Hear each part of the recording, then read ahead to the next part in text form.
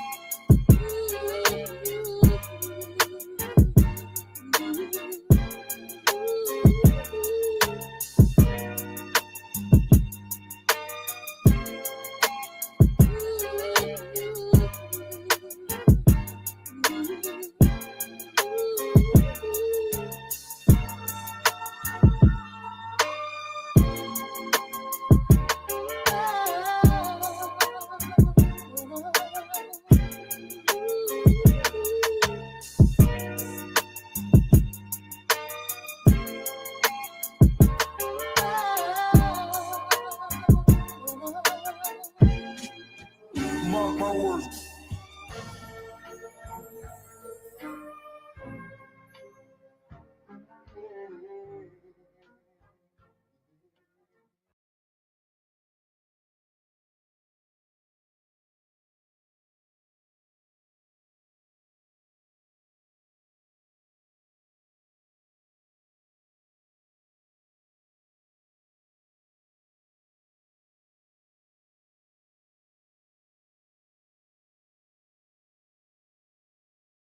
They are pooping in the Central Park pool. They are pooping in the Central Park pool. And from what I understand, these are great big poops. These are not poops from a child.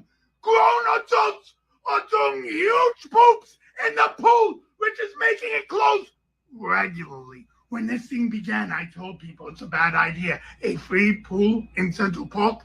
This pool will be 10% urine. That's what I told people. But I didn't imagine that these animals would be pooping in the pool on a regular basis. Adults, do you poop and leave? Do you poop and stay? There's poop on your leg. What? This is why we can't have nice things. This is why we can't have nice things.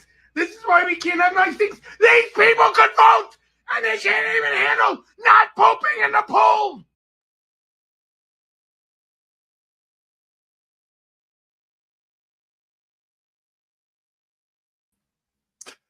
So yeah, as I was saying, they all got to go back.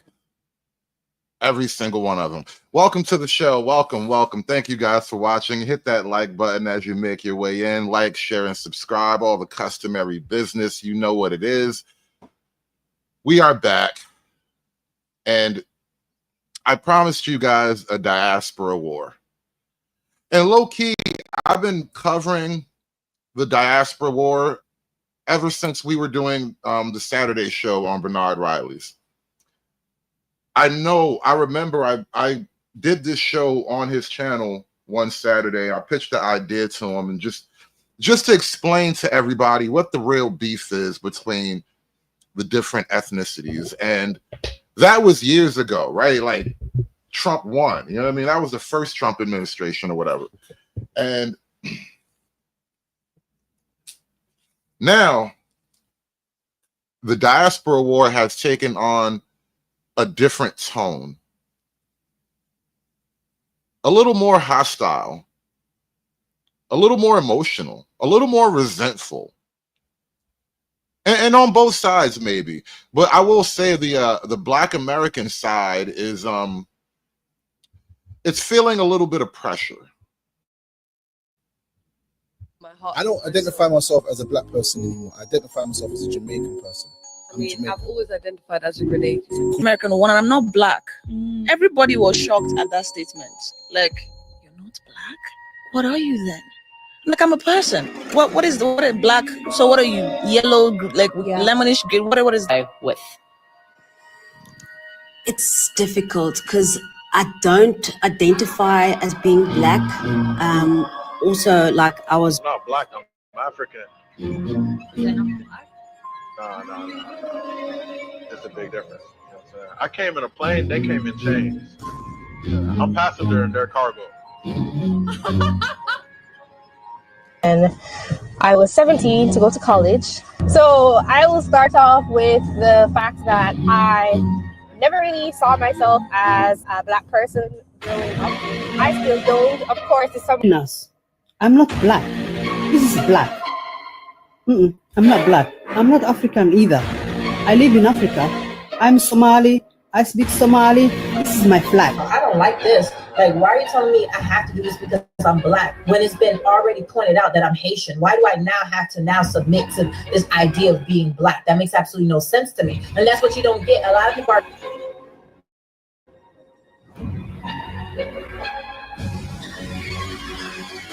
black. I have never and will never identify myself as black. And I'll elaborate as to why I'm saying this, because this is needed in your, so you can pretty much understand that just because I look like you, that does not mean I identify myself as such. So for instance, sweetheart, I am Congolese. The word is colorblind. I'm not a black man. Look at my face. Yeah. I'm more like brown. And I'm not black. Let me say that again. I am not black. Okay? Hear me out. Growing up, my mom absolutely hated when we refer to ourselves as black. She's like, you're not black, you're Nigerian.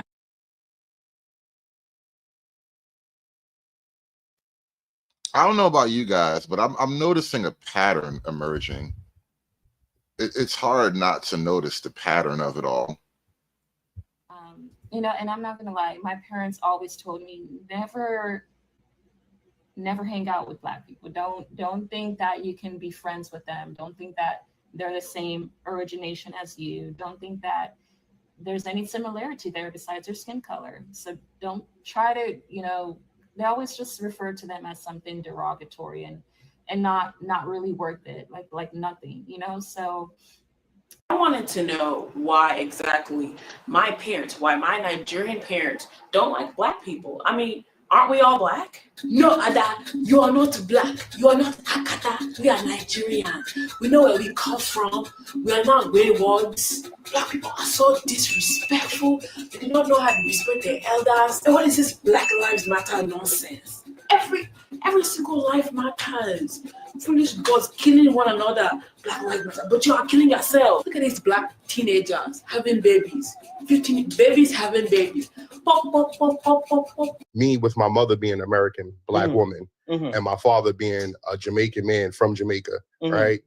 I can say that my father's side of the family looked at Black Americans a certain way. Mm-hmm. And they already had in their mind, whether they said it on social media or not, oh, Yankee this, Yankee that. That's been a real thing. We could sit here and make it seem like it's an illusion, but Like my parents are both from Grenada. They came here in the like 80s and 90s. So what he was saying about how they think that Black people are lazy does like resonate with me because I've heard that a lot. Speak a certain way, if you just have the right degrees, if you're just kind of, distance yourself in a way from Black Americans, you'll be safe, you'll be fine. Just love everybody. And growing up, being raised to be very proud of being Haitian American, there was also for me, as there were for many other Caribbean people or just any other, I would say, immigrant individuals from immigrant populations, this again, what I talked about, the racial distancing, don't be like the Black Americans. That was very common that you would hear that. And it's not surprising for me to hear other people talk about when they were growing up, this idea.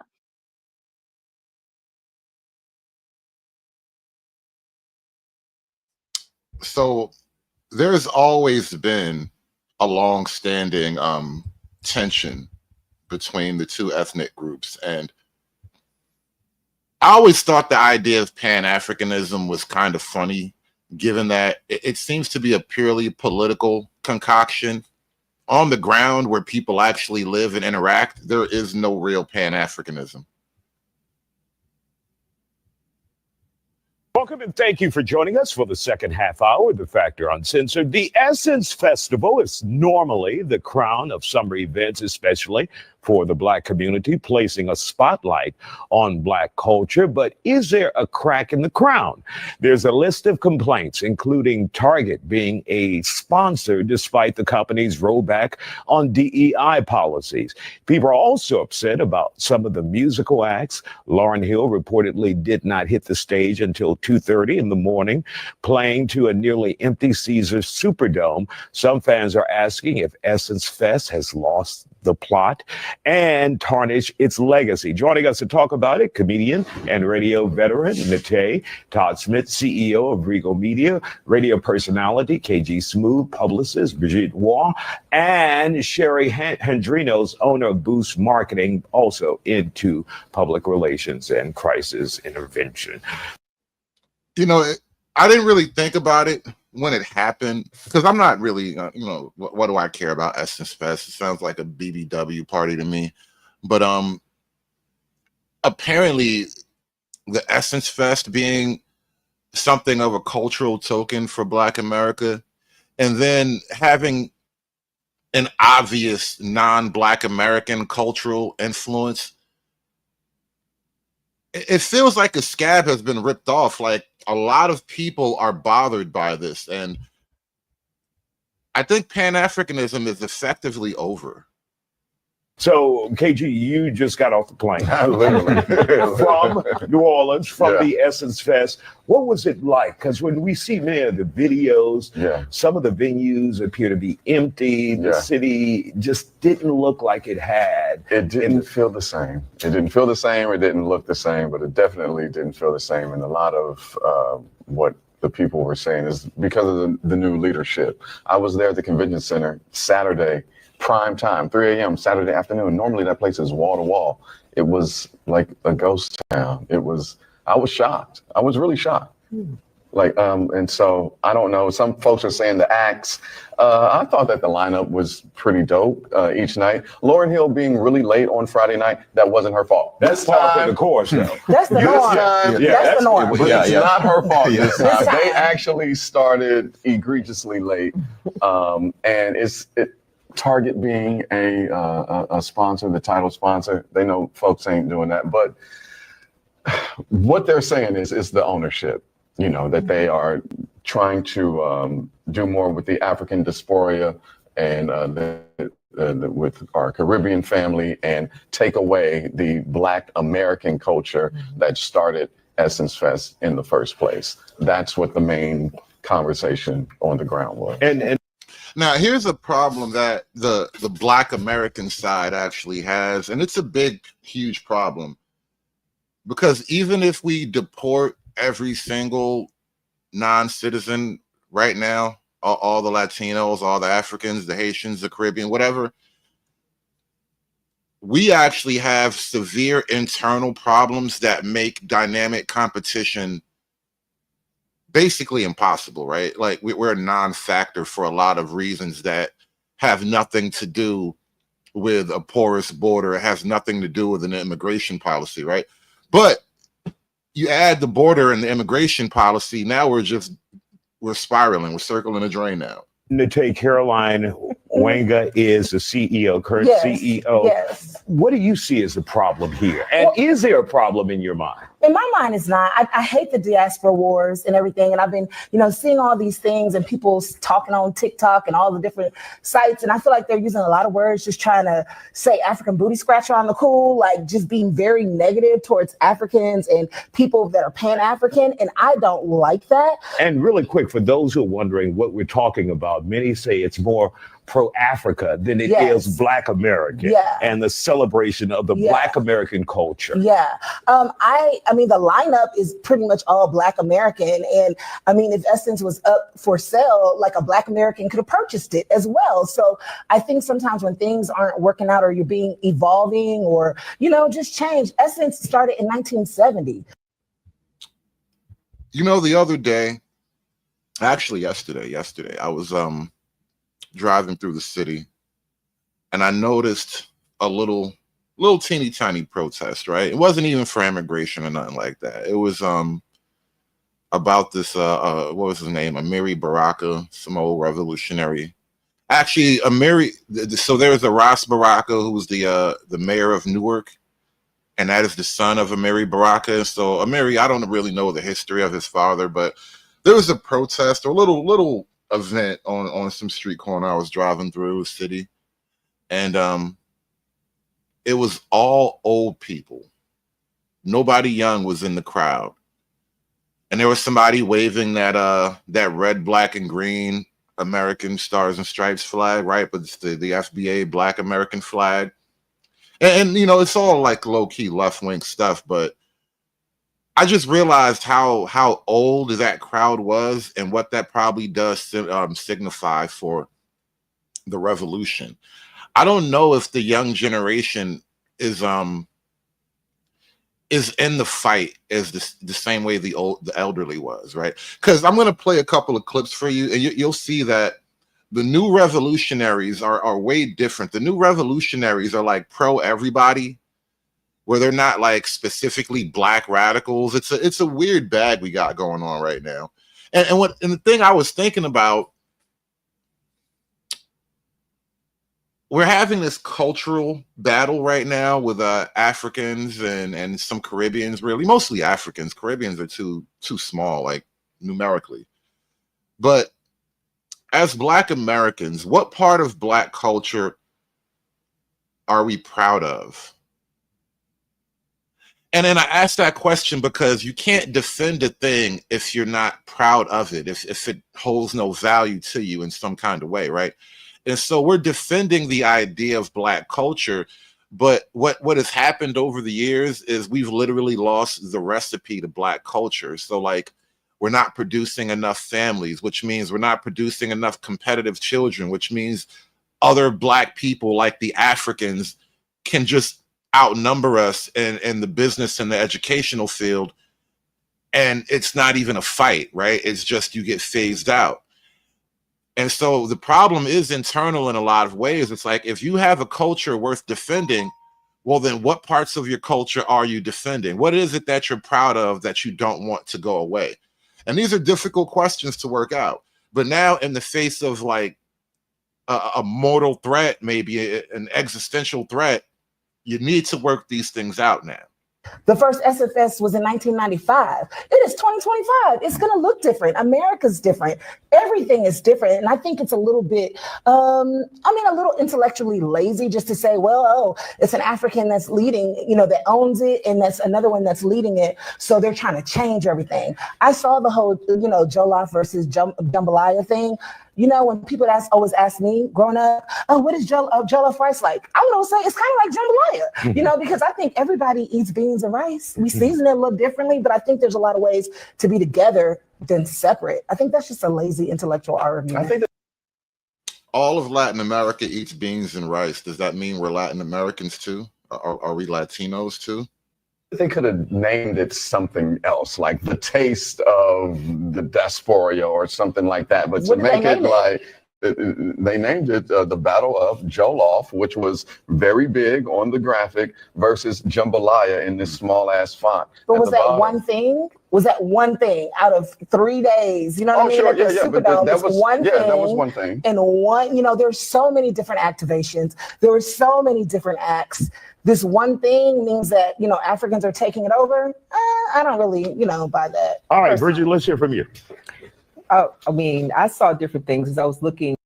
Hey, shout out to the Midwest Request with the $2 super chat. Both sides tell me I'm not either. So what am I? That's a difficult one. My response to that is all men must choose. At doing my own research, and it looked like it's a matter of opinion. Some people say they had a great time. Some people said that it sucked. And the main thing that everyone said, though, is that Target being the title sponsor was a problem for them because we're boycotting Target. And a lot of people on TikTok and Instagram were like, hashtag boycott Target, and how that wasn't right because it's like they connected it to Caroline because it's like she used to be the head of DEI at Target. Yeah. Mm-hmm. And then now they're the title sponsor at Essence. This Caroline lady, she has an interesting tale to tell. We'll pull her up next. That's for the culture, which is for Black Americans, if you will. And there's been a long time that there's been this confrontation, let's say, with Black Americans and with actual Africans, because it's always been said that Africans don't like Black Americans because we're lazy or, different things of that nature. So it just depends. I think part of that comes from that underlying current that's still there against, with Black Americans and Africans as a whole. So. And Dwight, that's a great point. The American title is not the same as FBA. And that's kind of where I look at it. I like where FBA is going. I don't join the FBA movement for political reasons. Like there are things baked into the cake that I don't really care for. But I see it as a direction that I see it as a good direction for Black America to move in, to be more ethnically American, uniquely ethnically American. Now, I would kind of drop the FBA thing because I just like to see myself as an American, right? I don't necessarily want to have too many hyphenations in my identity, right? I'm an American. Me being Black is kind of negligible for most matters, right? I'm an American. If I leave this country, I'm an American. And for a lot of these foreign Black people, they have a second identity, right? Their identity is naturally hyphenated. So you have a fallback identity. I have no fallback. Like I was telling this before, and to the Midwest Request super chat earlier, like my father's from the Caribbean, my mom's from Brooklyn. Like I asked my grandmother about her slave relatives because I did the math. And my grandma was born in 1929. You had to have slave relatives around, and damn, she did, right? And so I really don't know much of the Caribbean, but I am of America. And so, all men must choose. And I'm both feet on the ground here. I can't go back to my father's country if shit hits the fan. It's not a plan. It's not an option. It's not a vision. It's not a dream for me. All right. My fallback is in the mountains. If it hits the fan, we're holding up in the mountains and we're making a lot of crazy white friends. All right. That's the plan. I'm not apocalypting with you niggas. Go back to Africa when the apocalypse hits. KMS with the 5-ball. He says the diaspora is called out for being bad guests, and they are now trying to backpedal. Let me start over. The diaspora is being called out for being bad guests, and they're now trying to backpedal. Well, it wasn't me, perhaps, but definitely someone you brought. That is kind of, yeah. You cool, but your cousins and them, nigga, threaten me with a spear, bro. That shit's crazy. I hate that they're disparaging us with that. We'll continue in just a second, Bridget. We'll be right back with our guest. And so this is Caroline Wenger, and she is in charge of the Essence Fest. And listen to this right here. This is a great tale. I love tales from history. You know, not a lot of people really understand history. I had the opportunity to join a group of people that went to Ghana for the Full Circle Festival. I had talked with my dad about being excited about going because I knew my Kenyan heritage. I'd known it from the beginning. My dad told me all those stories, right? It was undisrupted by the slave trade on the Eastern Coast. I was excited to go to Ghana because the remnants on the coast there of the transatlantic slave trade were something I didn't see in Kenya. And I was excited to see that. So I was talking to him about that, and he paused and he said, well, the goddamn slavery. There was another slave trade that happened on the eastern coast of Africa that doesn't have a lot of history behind it because it took slaves to Asia, but they weren't allowed to procreate. And so it didn't last as long. He said, so our heritage did interact with slavery in Kenya. And I was like, well, Dad, you said it wasn't disrupted. And he says, well, the Wangas did what they had to do to survive, which meant participate in the enslavement of other Kenyans. Wow. The African woman in charge of Essence Fest comes from a slave trading family. They did what they had to do to survive in Kenya.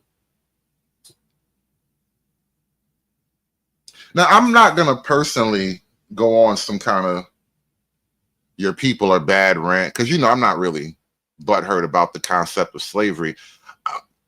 I'm just saying, I bet you niggas didn't know that the lady in charge of your Black Essence Fest down in slavery capital, Louisiana, is you know, she got slavery blood too, but, you know, she was on the other side of the whip. Isn't that ironic? Her slavery blood is on the other side of the whip. It's wild. In New Orleans, they celebrated Jollof over jambalaya. They cast Africans to play Harriet Tubman and MLK. But when a foundational Black American cast was announced for Children of Blood and Bone, a fantasy rooted in Nigerian culture, African Twitter exploded with outrage. So it's okay when they play our ancestors, but we can't even play their imaginary ones? They call our food slave food. But ignore that soul food was born out of survival, creativity, and ethnogenesis. Indigenous, then African, then European.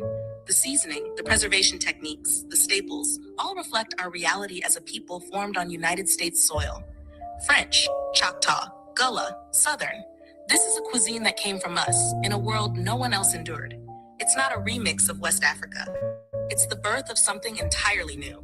They copy our slang, our drip, our dances, then turn around and call us culturalists. This is what destiny swapping looks like. You know, on that point, though, and some of this is a big self-own.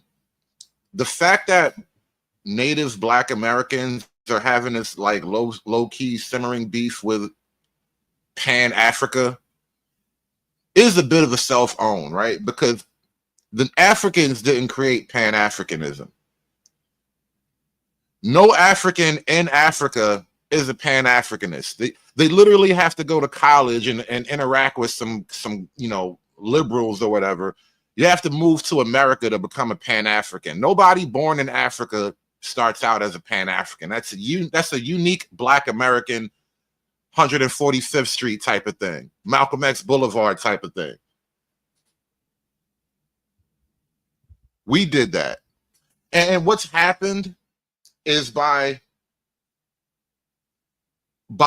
because Black America has been glazing African mythology so hard, we've been filleting the idea of our African ancestors so hard, it has created how do you call this? A haughtiness in the African themselves, right?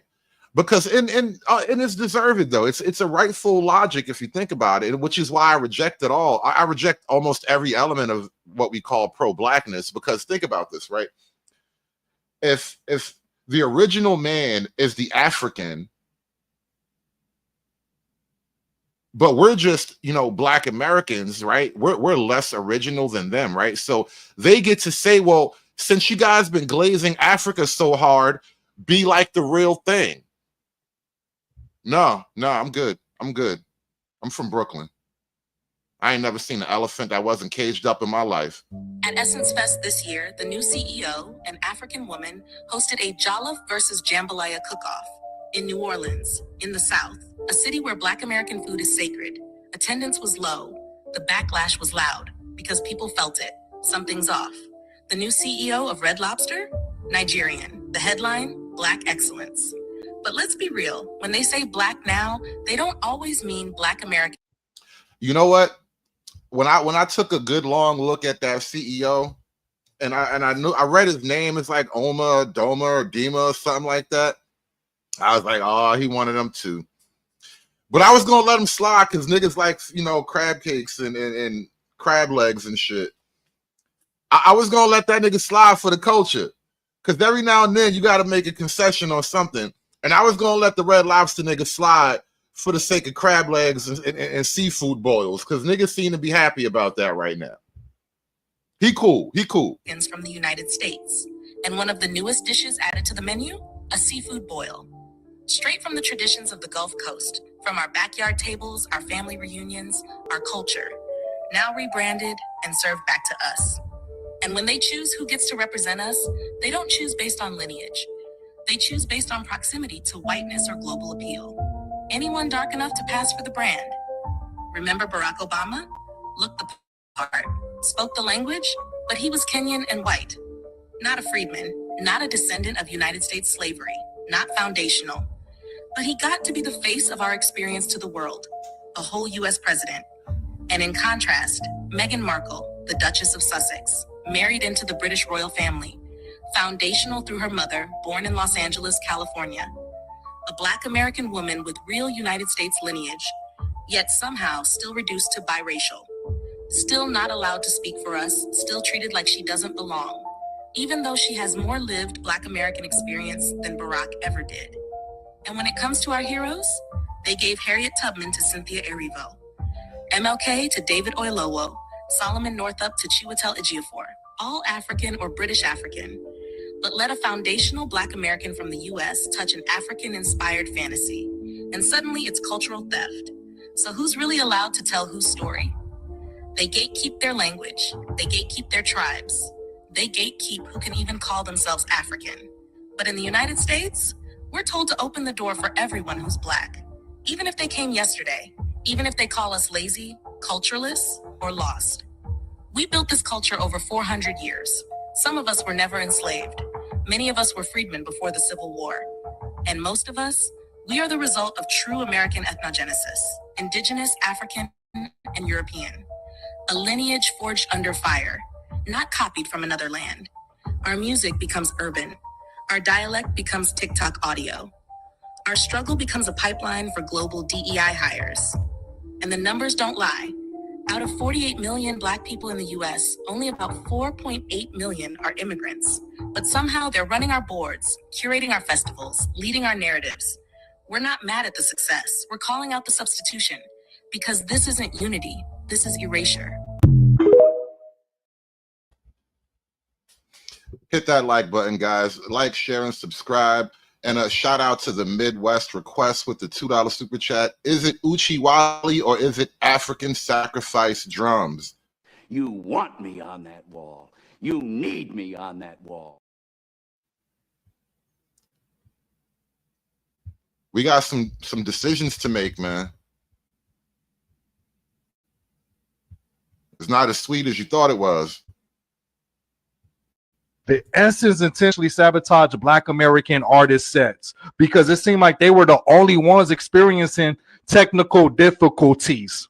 From Glorilla to Master P, from Stephanie Mills to Lauryn Hill, they all experience technical difficulties while performing. Check out Glow. Moments later. But when it came to the Bantu artists, there was no technical difficulties. Nobody ended up sending Essence a letter about professionalism or the set could have been better or that they need improvement. Everything was smooth sailing for the Bantu, for the African and Caribbean artists.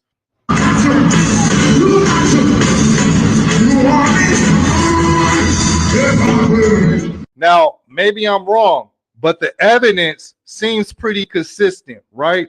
It seems pretty consistent. Hey, I don't know. Apparently, this Essence Fest thing, though, it kicked off some drama, and Black folk was already pro ICE, right? We was low key celebrating watching niggas get thrown in the van and hauled off to a foreign country. ICE have now started deporting people to Africa for detainment. 8 men in the custody of ICE were told that they were being moved to an ICE detainment center in Louisiana from Texas, only to their shock to find out that they later arrived in Djibouti. The men were held for weeks in shipping containers, shackles on their hands and their legs. This weekend, they were expelled to South Sudan, another country they have no ties to. This deception is highlighting the lengths at which U.S. under Trump's advisement will go to start deporting people. We're apparently going to send all of our spare Mexicans to Africa because fuck Africa, I guess. That it's in the policy plan. Somebody literally wrote that down. Fuck Africa. Like, this is crazy. Djibouti, nasty work, bro. Of all the countries, you don't want to get sent to Djibouti. And their legs. This weekend, they were expelled to South Sudan, another country they have no ties to. This deception is highlighting the lengths at which U.S. under Trump's advisement will go to start deporting people to third-party countries under this entire ICE immigration lockdown. Lawyers for the 3 men said that once they resisted, they were told, "You're going to Louisiana. Don't worry, we're not going to deport you anywhere else." And imagine boarding a plane in Texas, thinking you're going on an hour or 2-hour flight max to Louisiana, and you end up in Djibouti. We know that this administration has said that they're going to start deporting people to countries they have no ties to, which will then make them migrants 2 times over, or immigrants 2 times over, because if I immigrate to America, why would you make me an immigrant in Djibouti? Because we can. Literally, because we can. Are you going to stop it? I dare you stand in front of one of those planes to Djibouti. They have rights! They have rights! So fucking what, man? Y'all, I'm so happy. Black Americans, I am so happy. One thing I can say that came out of this here Essence Festival, she thought that she was going to be bridging the gap when really she just woke more Black Americans up to the fact that them motherfuckers is trying to colonize us. I have seen so many videos of BAs using the right language, using the right word. It is colonization, okay? And because history is my thing, y'all, I know the pattern of colonization. I know exactly how colonization works. And what Africans are doing is colonizing. They're trying to colonize Black Americans. And I know people from African countries are going to come and they're going to say, no, that's not what we're doing. Yes, that is what y'all are doing. Okay? It's just like when Didn't I tell y'all on the last show? They sold us to the white man. The white man set us free. So now they come in here to recapture us again. This is a long, long plan. This is a long-term plan. We finally hit the end game. The snow folk encounter indigenous people of any place that they've ever gone that are different to them. And they say, what's wrong with you? You're not living right. You're not living right. You're not doing right. You're not talking right, right? So what you need to be is more like me. That's why everybody aspires to whiteness. That's why everybody has to assimilate into whiteness. A lot of people from African countries want us to assimilate into them. Okay? And they think that if it's not like them, you know, and because we are black, right? If it's not like them, they're just they think that we're like savages, we're undeveloped, we're uncivilized, like all of that different shit, when really we're just who we are. And then the fact of, if you listen, like you let them talk long enough, and we've all had many conversations with them, they find it absolutely preposterous and mind-boggling that Black Americans like being Black American, and that Black Americans are happy just the way that we are. This is why they oftentimes try to convince us that we couldn't possibly be happy. But what about your roots? But what about where you come from? Or you don't know where you come from, or you don't have a language, you don't have any African language. Don't you feel empty inside? Like, no, bitch. I feel just fine. Like, I don't feel lost. I don't feel disconnected. I don't feel nothing. The fuck? Like, Black Americans have community. I've always felt like I belong. Even times when I didn't feel like I belong, I still felt like I belong, right? It has its ups, its downs, its good, its bads. Every community has that. Sometimes we get along, sometimes we don't. Every community has that, okay? Some families are absolutely perfect, some aren't. Every community has that. But not every community has Black American culture. Not every community has the Black American experience. And this is why I say, and so many of us say, I would choose to be Black American in every lifetime. Because we the shit. We are the shit. And yes, it's frustrating, it's aggravating, because we got to gatekeep people always trying to take our shit. All of the different stuff that comes with it, not to mention the racism. I rate that. Okay.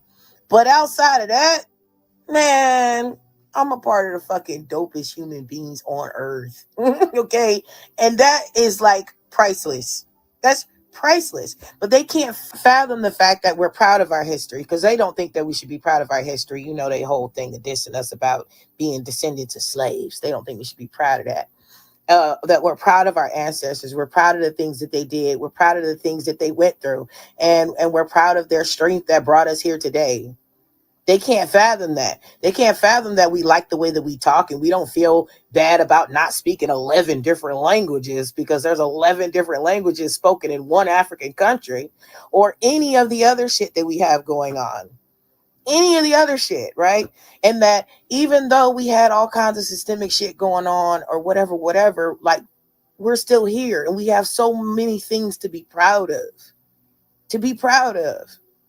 And so I love the fact that the Essence Festival just really brought that out. And I just love the fact that all of the different events that are going on is really making Black Americans, you know, straighten out some narratives and assert ourselves and stand up for ourselves and say, hey, bitch, this ain't motherfucking Thanksgiving, ho. You not finna fucking colonize us. Take that shit back across the ocean.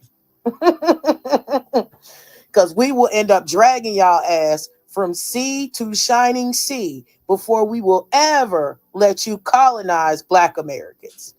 Have a good day, y'all.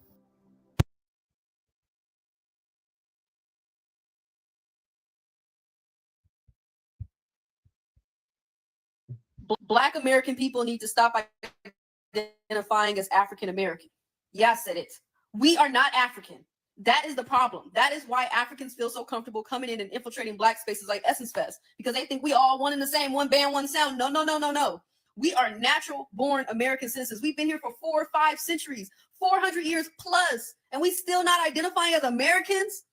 We're not Africans. That's why they come over here and they feel so comfortable with disrespecting us, because they think they super Africans, right? And we the little peon Africans, because they got the direct source of the motherland and they know where they come from and they roots and all that stuff. Of course you do. One generation ago, you got here yesterday.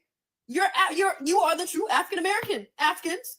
Y'all come here from Ghana, from Senegal, from wherever, Ethiopia, whatever. Y'all come here and you get your citizenship or plant your roots, whatever. You're Africans Americans. Y'all are African Americans like Elon Musk, right? I'm black. Y'all aren't black. Black is an American distinction. You look like black, but that just make you a liar. You are African. African Americans. Black Americans are not Africans. I don't have no Africans in my family. Period. I'm from California. My dad is from California. My grandma's from Wichita, Kansas. My great-grandma's from Wichita, Kansas. I can go back generations of Americans. That is where the confusion is coming from. And then people come from different countries and they come in our home, our house. This is our house. Yeah, the other half of our house might try to make us uncomfortable. The whites, they want to make us uncomfortable in our house. We all share in the same house. But at the end of the day, this is still our house. The visitors are coming here and treating us like we less than. We can change the narrative. I like what she just said there. Listen, we can have problems with our white people, but these are our white people. You go back to Africa and you work out your problems with your white people where you from, all right? Don't come over here messing with us, all right? Because we got our problems. You coming in here infiltrating family business. Next thing I know, you own the whole family business. No. It's not how that's going to work. These are our white people, and we'll fight them by ourselves. We don't need your help. It's our storyline. We keep letting other people write our storyline and then get mad at the story. There's too many of us to not be creating our own narrative. Let's change the narrative, okay? Take back the pride in what it means to be a Black American. Start highlighting our successes as a group of people, our successes, our contributions to America as a whole. Highlight that instead of hyper fixating on slavery.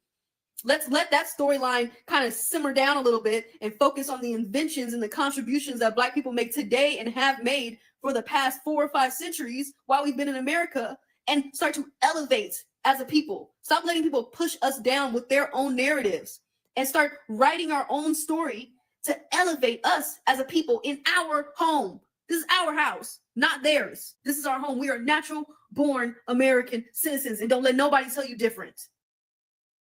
No more hyphens. No more hyphens. We're at war. It's time to drop the hyphens. And do me a favor, y'all, because I think whatever monetization possibilities I had up to this point, this stream is definitely going to get demonetized when I hit this next video for y'all. But I just want you to know it's time to drop the hyphen. All right, it's up now. We got a lot bigger things to carry than a hyphen. You don't understand what's going on. So do me a favor, man. Like, share, and subscribe. And don't forget, man. I do need that money. Give me the money for all that I would do. Give me the money. I need that money. If you really want to put a spotlight on what the fuck going on in y'all cultures, what the fuck y'all doing today, you don't want to just climb up this motherfucking tree. The last thing in your motherfucking mind should be the LGBT, especially coming from Caribbean islands that sit over there and been over in front of children. You don't want to talk about the motherfucking LGBT. You got 30-year-old women that want to give niggas lap dances. You don't want to talk about the LGBT. You don't want to talk about how the fuck y'all literally abuse, mistreat, and misuse your daughters, your children. You sell them off. The woke blacks are mad that the foreign blacks aren't gay. The woke blacks are pro-LGBT, and the foreign blacks are really not with that. And so they're having a little beef right now. This is a weird, I don't understand this battle. This is like a weird spaghetti of blackness. Like it's all tangled up. To the highest bidder. You want to talk about culture and what's in our music videos and what's on our TVs? What's in your house? What's in your home? Your child is not safe in your home. And here you are trying to point the fingers to African Americans. Are you out of your mind? Like I said, if you are Pan-African, anybody and everybody Black will be liberated. That is the start of Pan-Africanism. You cannot change it. You cannot change it. Either we're all free or nobody is free. And that's why the fuck we sit the way we sit now as a community. If it didn't happen in the continent, then why were y'all unaliving people? Why were you beating children? Why were you doing that? If it didn't happen, why did you beat children? Why did you unalive people? If it was just something that didn't happen, you're a Black woman. You always talking about the LGBT as a Black woman, but it's a Black man up here yelling and talking to Black women like they crazy. Are you out of your fucking mind? You ain't checked him not once, but you worry about the LGBT. It's a nigga over here threatening Black women. Fuck out of here. Yeah, they're weak-minded people. I just want to, no, I want Jennifer. And shout out to Angry Man with the $10 super chat. Like the video, y'all. Thank y'all for pulling up today. Thank you, Angry Snowman, for smashing that super chat button. Hulk! Smash!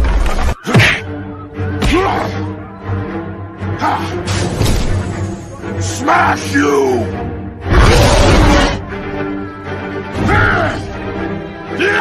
You make Hulk angry. You not like Hulk angry. Hulk no like fighting girls.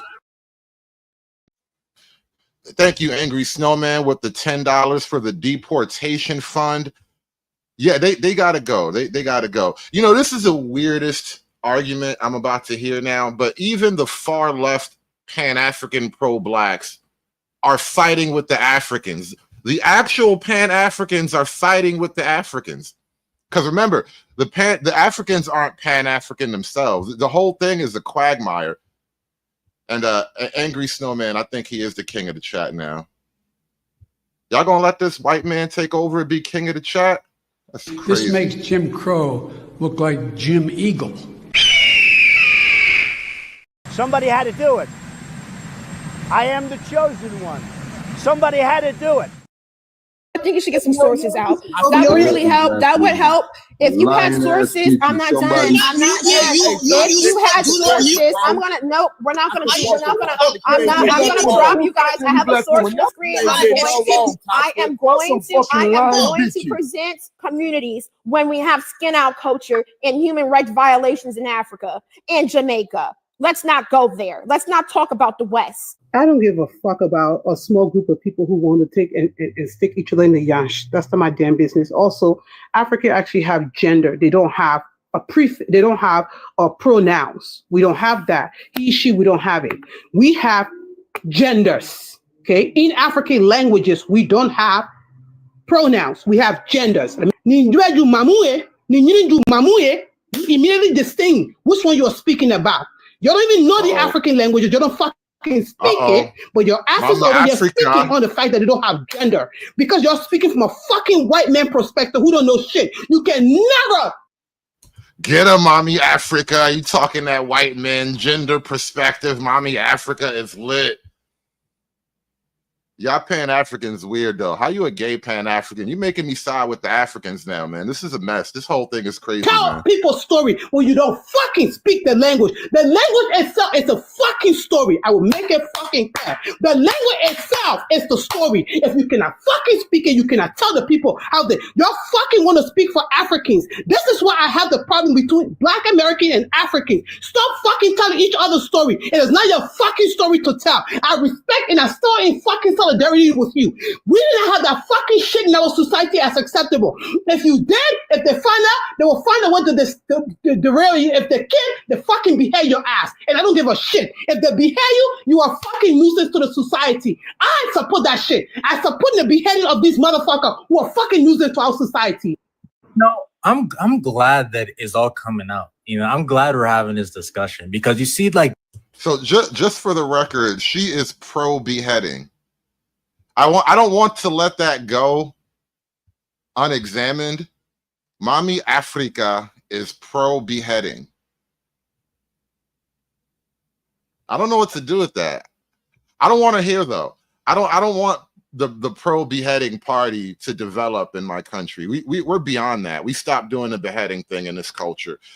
And shout out to Jamar with the 20 ball just to take the chat back, smashing that super chat. You are the king now.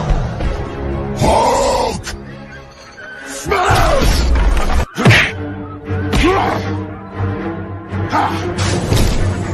Smash you!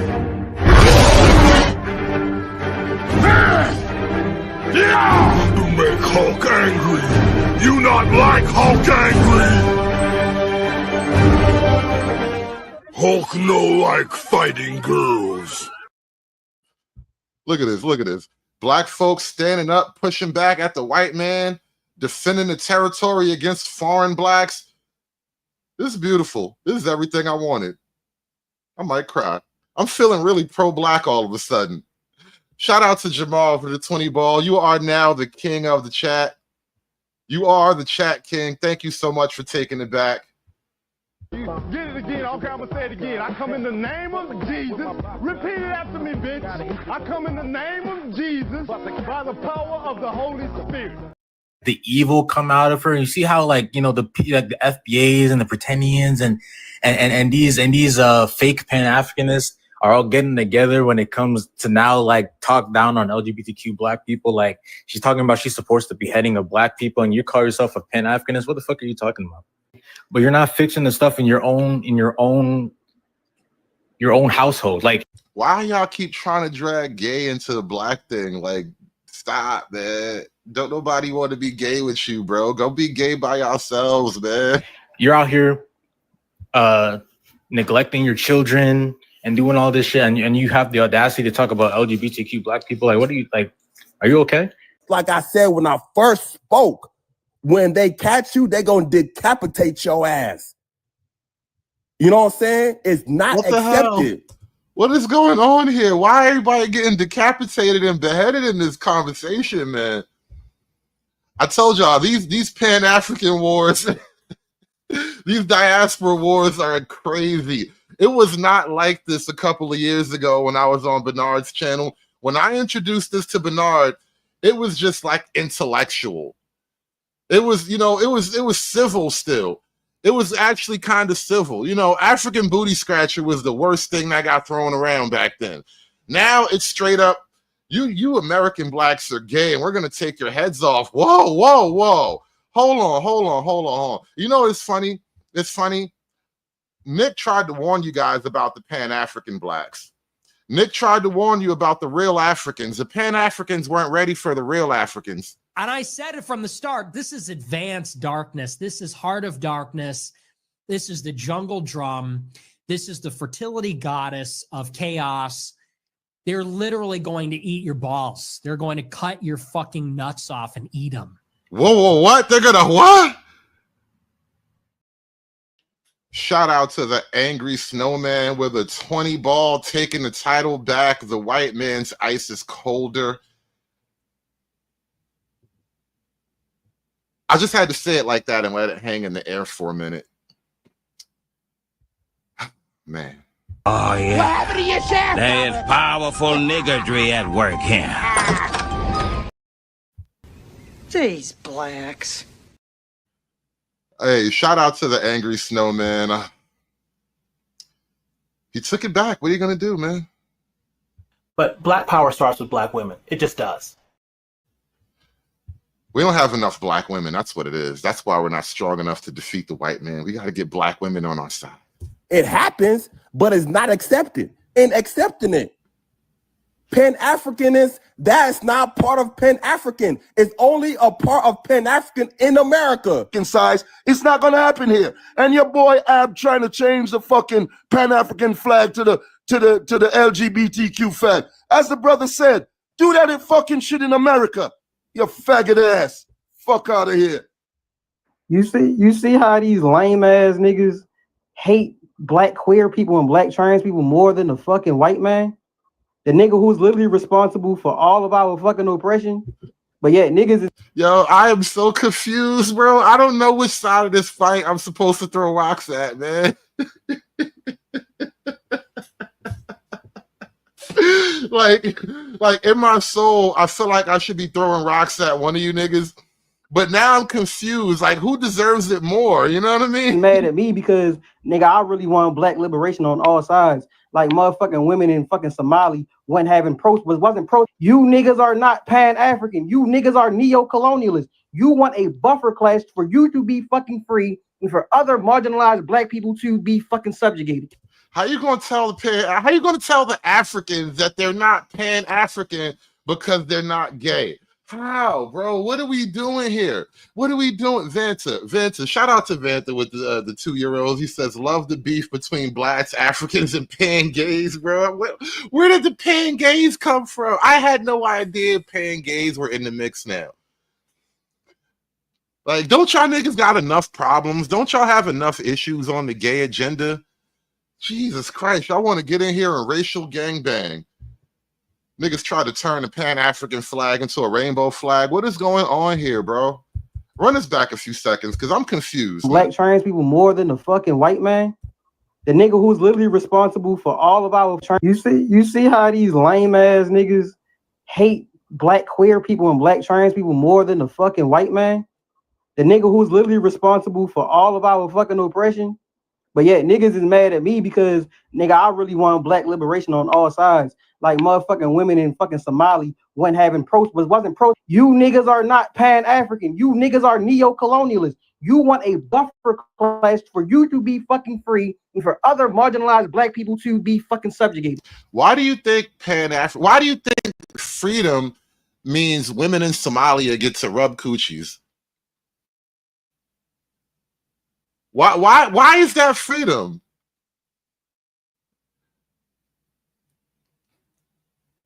Am I supposed to really put my life on the line, sacrifice my future so that women in Somalia can rub coochies, so that the boys of Mozambique can finally come out of the bushes?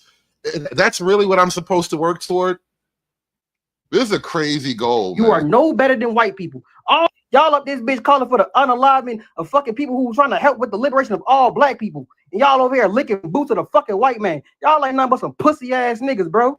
That's niggas. You niggas not real Pan-Africans. I'm a real Pan-African, Doug. Real Pan. Of the black LGBT. Call for the tabulation of them damn white people that's up in Africa right now, trying to give y'all a second dose of colonization. What is you talking about? Put them niggas up there and chop off they motherfucking head. They're really bad. She said, why you want to chop off the gay nigga's head? Go chop off the slave master head. What are you looking at me for? I'm just an innocent gay nigga. I ain't never do nothing to nobody else. What the hell's going on? Yo, this is the most confused group of niggas I ever came across in my life. In all of my years of internet surfing, this got to be the most confusing group of niggas, man.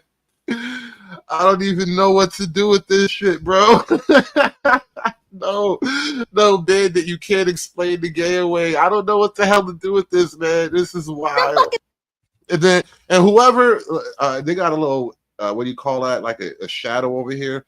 The Amber White Show. So apparently the Amber White Show put this together. So the graphics added to the audio. This whole thing is just chef kiss. It's perfect. Chinese people buy y'all shit the fuck out. Chop off they motherfucking head. I ain't seen you niggas chop off nobody's head. Them niggas went over there and built an all fucking Asian fucking restaurant, nigga, and it took you a week to burn it down, bitch. Fuck is you talking about? Fuck is you talking about? Y'all niggas will fight everybody but white people. Y'all want I want to cut off the you and this big egg-headed asshole.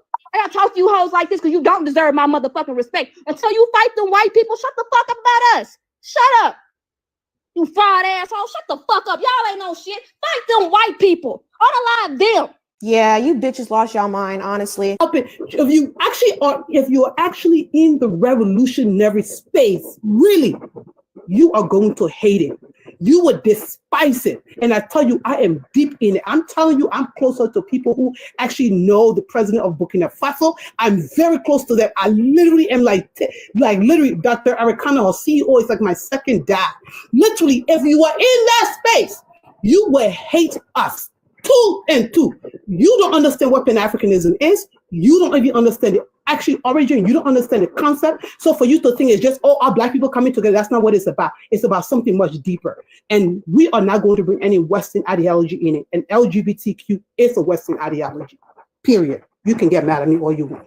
It's the fact that y'all literally are blatantly making excuses for why you're unaliving other black people.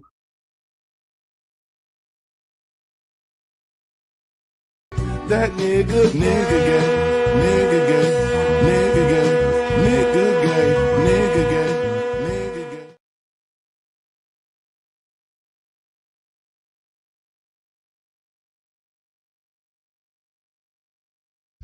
This is wild stuff, bro. This is wild. They really don't play like that in Africa, bro. They are not with the Rainbow Revolution, all right? I'm sorry. You are not going to penetrate Africa with the Rainbow Revolution. They will chop it off. The chop, chop. He mad. Because He really you don't mad. accept them and you don't want them to exist. You're genocidal maniacs. You are fucking terrible people. This is not the principles of Pan-Africanism at all. Yes, it is though. They don't really believe in that stuff in Africa. How you gonna tell the Africans how to be Pan-African, bro? And you see what I mean? Americans invent Pan-Africanism, but how you gonna tell Africans how to be African? Like, it really doesn't work, bro. You can't tell Africans how to be African. And this nigga up here talking about he trying to convince the Africans that the gays have rights. Nigga, imagine that. They have rights. They have rights. So fucking what, man? At all. You're calling for the unalivement of other black people. You're a fucking sick individual, bro. Like, you don't understand how fucking sick that sounds? All because, like, you hate other black people so bad. I'm pretty sure y'all willing to team up with white people. It's not y'all. That's not what Pan-Africanism is about. Pan-Africanism is the national liberation of all black people. And you want to fucking call for the unalivement of that? You see how dumb that really sounds when you think about it? The national liberation of all black people around the world. So, like, are all black people supposed to form one supernation? Are we going to nationalize the whole African continent? You see how dumb of a dream it is? This is why when when you hear black people say things about, we got to be free. Free from what? Like, nigga, you an American. This is the last bastion of freedom. Everywhere else, it gets dramatically less free as soon as you get on a plane. Soon as you walk into Mexico, soon as you slide into Canada, gets a little bit less free, like noticeably. No better than these fucking crack ass motherfuckers who colonized us and enslaved us. You ain't no motherfucking better. You walk with their souls, but you wear black skin. You walk in their souls, but you wear black skin. You motherfuckers are sick and twisted. And this is advice to all my black LGBTQIA people. Get them motherfucking straps. As soon as you see these motherfuckers coming, it's fire first and ask questions. When you tell your LGBTQIA people to get them straps, that feels like an unnecessary double entendre and a double threat. Sick and twisted. And this is advice to all my black LGBTQIA people. Get them motherfucking straps. As soon as you see these motherfuckers coming, it's fire first and ask questions later. Don't even hesitate. Fuck the argument. Fuck the goddamn sources. When you see these motherfucking hateful ass so the gay black revolutionaries got open beef with African Pan-Africans. Let me say that out loud again so I can try to understand it. The gay black revolutionaries have open war beef with the African Pan-Africans. These blacks. Transphobic and homophobic motherfuckers, you fire that bitch first. Follow the white team man everywhere they go, but yet LGBTQT plus is Western. Yeah, literally suck the penises of the white team man 24/7. Your ill-fated leader, Ibrahim Traore, is one of the biggest homophobes and has committed mass genocides not only against homosexual people, but children. Lay these motherfuckers down. I don't like y'all playing with the fucking safety of my motherfucking people. You're out your fucking mind. Can't nobody sit on no motherfucking panel and threaten my motherfucking folks. You're crazy for no sake of no goddamn Pan-Africanism. You're out your fucking nappy-headed ass mind, nigga. These niggas do not give a fuck about us. These niggas just sat up here and literally degraded our culture, degraded us as people. Stop playing with these folks. Stop playing with these fucking people. In the process of revolution, we have to take out the people within who are very dangerous. So I don't know what people think that in revolution we're going to carry everybody. Some people have to be lesbian, some people have to be, and some people, and I'm not here to, I'm not here for the diaspora. I'm actually going back home. This is getting so dark. This is getting really, really dark. Wow. Actually trying to help my people, liberate themselves. I don't give a shit about the West. Whatever you do here, you can keep your shit here. You can be here. I don't give a fuck.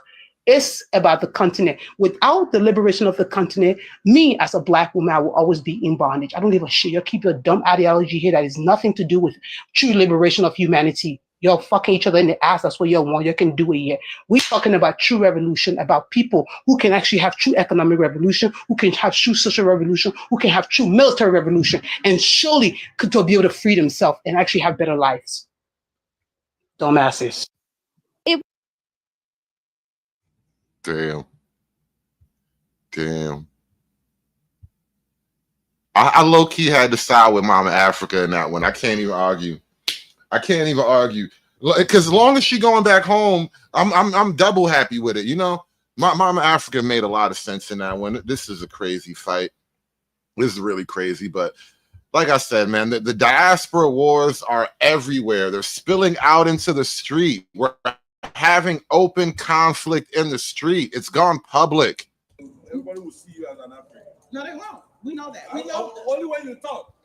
No, not even that. Because I walk and talk like a Black American. Walk. But if you don't talk. I said I walk. Okay. Goddamn right. Check out my hat, yo. I walk like a ball player. No matter where you go, you are who you are, player. And you could try to change, but that's just the top layer. Man, you was who you was before you got here. We've been here. We know, we recognize foreigners. We've been here. No, they won't. We know that. We know. Only when you talk. No, not even that. Because I walk and talk like a Black American. Walk. But if you don't talk. I said I walk. Okay. Like a Black American. Walk, let me see. What did he walk? You know, I was thinking that walk is walk. No, I don't know there's a difference. Yeah, we have swagger here. Nobody swaggers in Africa. If you see a nigga in Africa swaggering, it's because he rich and they got cable. I don't walk in flip-flops. Okay? I don't walk in flip-flops. I don't walk with dirty feet. I don't look dusty. I don't even walk like an African. Okay? I don't live in a hut. I sit on the toilet. Okay? Hold on. I walk and talk like a Black American from this soil. Okay? Yeah. Everybody will see you as an African. No, they won't. Now, I want to take you to an incident. This isn't really an African Black thing. This is just a Black versus an immigrant thing here. Some young lady got into a scuffle somewhere in New York City, it looks like, and things got a little interesting here. Hit that like button, y'all.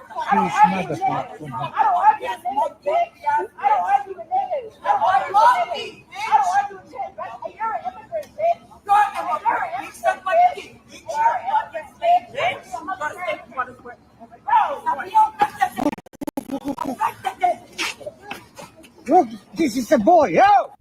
Now, I've been noticing this for a while lately. And not to pick on the women in this moment, but we are at a moment in time where Black women are largely alone in the world. And there's a lot of hostilities encroaching in on the Black community. And it's not a good time to be alone in the world as a woman, is all I'm saying.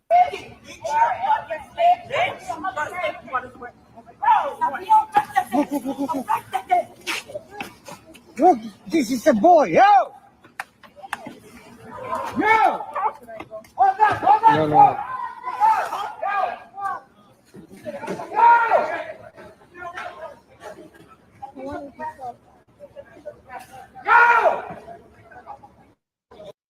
So we got a young, hardworking Keisha getting jumped in the middle of the day.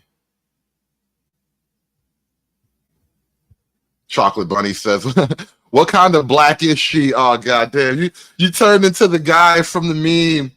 What kind of American are you? Oh, shoot. Shout out to Chocolate Bunny. Chocolate Bunny finally reached her meme final form. She turned into the guy from the meme. What kind of black are you? I'm not fighting head first over an immigrant. I feel you. That is your right, and that's not a bad posture to take as a black American. Now, I don't know. I don't claim to have background information on it. I'm just sort of watching the scene play out. Now, she's calling them immigrants, so I would venture a guess that she's, you know, black enough. But who knows? Who knows? These are all, you're not internet videos, B. We don't know nothing. Get the fuck off! Get the fuck off my yard. Get the fuck off! No, get off!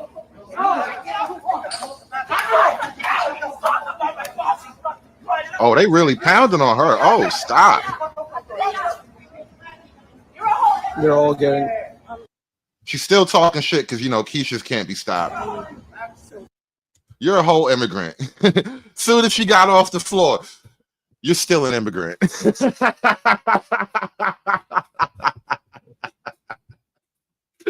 I'm not even mad at that.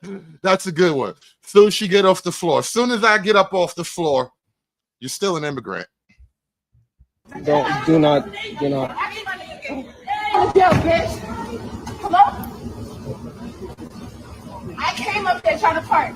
He blocked the parking off with 3 trash cans.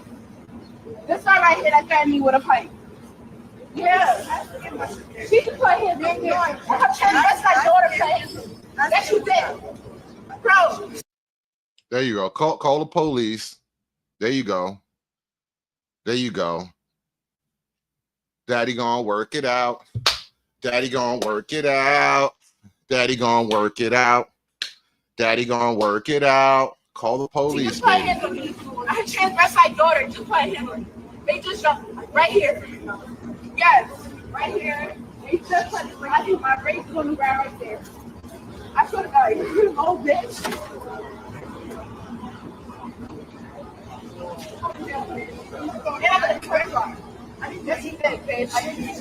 Yeah. I'm not. What the fuck? I'll get a real nigga to beat him up. I'll get a real nigga to beat him.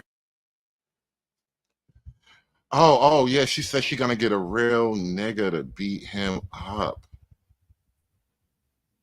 Yes, she said she gonna get him a real nigga to Act 2. Shit. I don't need your goddamn equality. I don't want any of your goddamn handout. What I want is for black people to be left alone. You think I want to be here on a Friday? My daughter's in Cold Spring, California, in a pool, and I gotta be standing on a porch in this hot ass sun because you don't want to pick on black people. Was that Hawk Newsom? That looked like that Hawk Newsom dude. I'm not sure though. I can't be sure. I can't be sure. You know what? I should go to TikTok real quick and see if I can dig up some more on that. Let me track down what's that? Felonies are forever. Really? That's the TikTok handle you got? Okay, that's what we're working with. No problem. Let's look up felonies are forever on TikTok.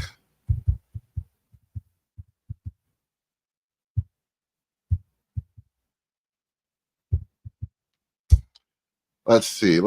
Oh, and yeah, there it is. Let's get a little bit more. Let's get a little more on this one here. Shit. I don't need your goddamn equality. I don't want any. Never mind. Shit. Is that all we got? Is this all the footage you got? Come on now. Come on now. Shit. I don't need your. Why is this all the same shit? You niggas went out there to make. I ain't got enough time, but I don't know if y'all saw that viral video of the black girl getting beat up by 2 men and a woman in Queens. Yeah. Yeah, she ain't alone. So we popped out. We're going to raise the volume in this motherfucking neighborhood. You know what I'm saying? Because they thought shit was sweet. And that's how we give it up. Hold on, give me a second. Let me show y'all. Now I'm in camera mode, but y'all already know how I do.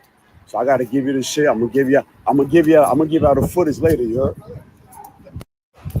Yeah, I ain't got enough time, but I don't know if y'all saw that viral video of the black Posted on girl. TikTok or what? Like, come on, let me see something. All right, so let's nip a few things in the bud, right? For the people that's saying that that woman called them an immigrant first, you're wrong. They called her out her name, they called her a monkey, and she retaliated and said and called them an immigrant. That's what then it made them lash out and they jumped her. For those of you saying, well, we don't do this for black on black crime, blah, blah, blah, blah, blah. That's a false equivalency. Under no circumstances, right, should that woman have been jumped by two men and a woman or jumped by anybody. And to say that she was literally assaulted by diversity. Immigrant transgenders, all right?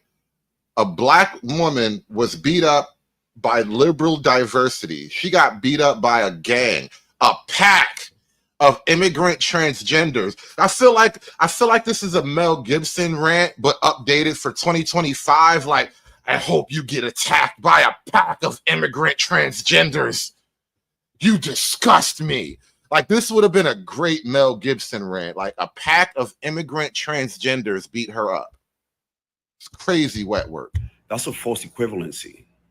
Under no circumstances, right, should that woman have been jumped by two men and a woman or jumped by anybody. And to say that she doesn't deserve justice because the black community has issues within its own community, like every community has, like there's white on white crime, right? Makes you part of the problem. For those saying, well, you know, y'all went out there and protested and stood in front of that person's balcony and it's too late, the harm was already done. We didn't see you out there. You wasn't out there to protect them. Not for nothing, man. I don't really respect all this protesting, man. If y'all was really about it, nobody would have protested anything. Somebody would have sat in a car and waited for homeboy to walk out the building and walked up to him and beat him out of his dress, you know, respectfully. If you were really serious about, you know, protest and retaliation and all that, then you would have put knuckles to jaws, right? All this flag waving is for chicks, bro. I don't understand y'all niggas no more. But I'm from a different age. I'm from a different time, you know. We had to carve our name on the wall with rocks and stuff. You know, things were different when I was young. And you still in the comments talking shit. So you're also part of the problem. We don't respect people like you. And we can't. And let me read this super chat. Shout out to the Midwest Request with the $2 super chat. Keisha used to be a social nuclear strike, right? I don't know how much pull the idea of Keisha has anymore. Obviously, she got some pull, right? They came out for her, and that's good. That's good. But you need to have a man, and within the context of having a man, maybe he has friends and they have women, and y'all all can have a network and a group that y'all all look out for one another. I'm just saying, you know, the old-fashioned natural way. And shout out to True Hype with the $2 super chat. He says, a pack of wild ninjas in heels. Yes, yes. It was a pack of immigrant transvestites, man. Mel Gibson couldn't have come up with a worse threat than a pack of transvestite immigrants, bro. Make me nervous, you know? Show up for everybody. You know why? Simply because there's not enough of us that's going to stand on business. So for those of you who are saying, oh, y'all didn't even have a turnout, blah, blah, blah.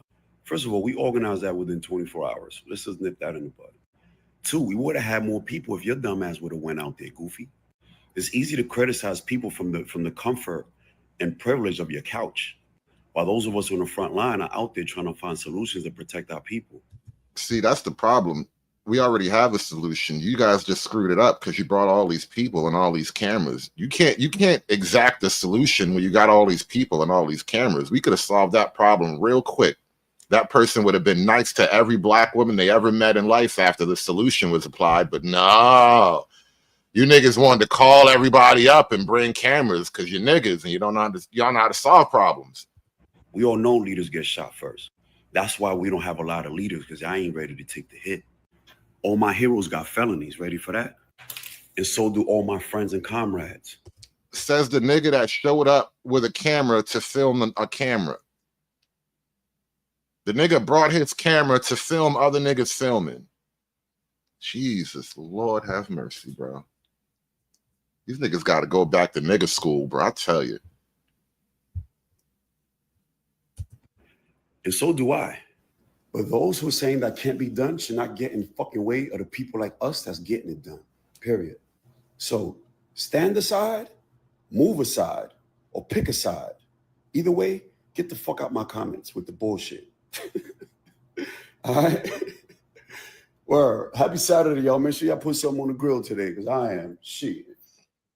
You supposed to throw one of them transgenders on the grill. That's what you're supposed to been doing. Tell you, man. These niggas just want to be famous. That's really what it is.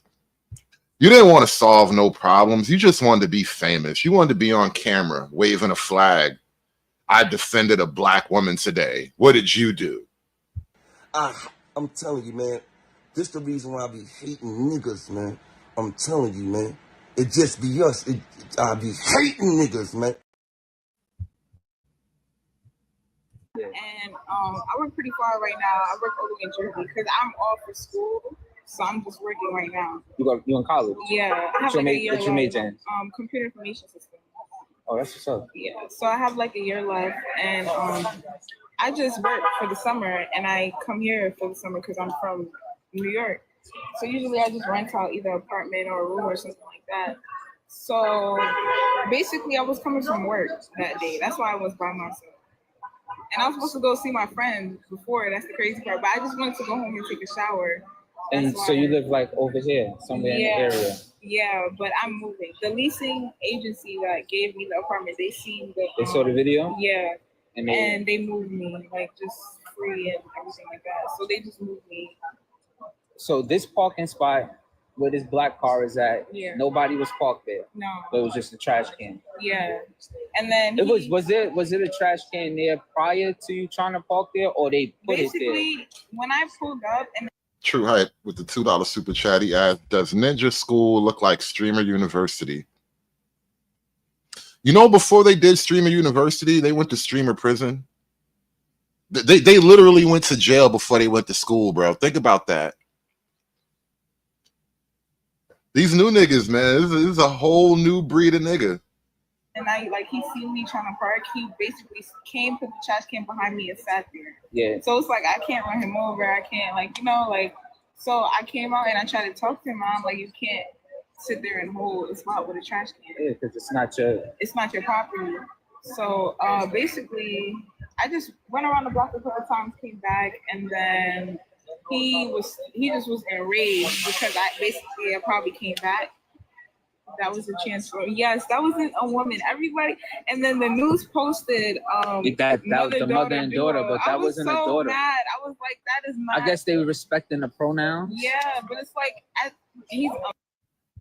How can two niggas be described as a mother and a daughter? This is what I mean when I say she got jumped by diversity. And the news described it as a mom and a daughter. You telling me she got beat up by a mother and a daughter? And then the news posted that was the mother and daughter, but that wasn't a daughter. Mad. I was like, that is not. I guess they were respecting the. That is a transgender gang. All right, they are a transgender criminal operation. What do you mean a mother and a daughter? Pronouns? Yeah, but it's like he's biologically a man. He shouldn't be putting his hand on a woman, any woman. So they basically tried to say, "Oh, you called him an immigrant first." No, he called you a monkey. You said, "I'm not arguing with a transgender." Yes. First, I said I'm not arguing with a transgender because I don't fight. I'm not gonna fight a man. I'm like 130 pounds. What do I look like fighting a man? He was like 6 feet, like all the way right here, and they took like 3 men to get me down to the floor. Yeah. Thank you. Hold on. Oh, it's still pinned. Yeah, I'm trying to see. I need to repin it. Deja, can you repost her Cash App and I'll repin it. I'll pin it for you. And how long did the Hold up. Midwest Request with the $2 super chat. He says, don't switch up or I'll leave you like Trump. You think I'm going to become suddenly pro Keisha? I'm hurt. I'm hurt. You think I'm gonna become pro Keisha? That's wild. Nigga, please.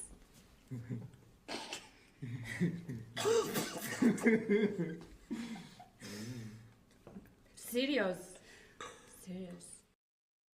How long did it take for police to come?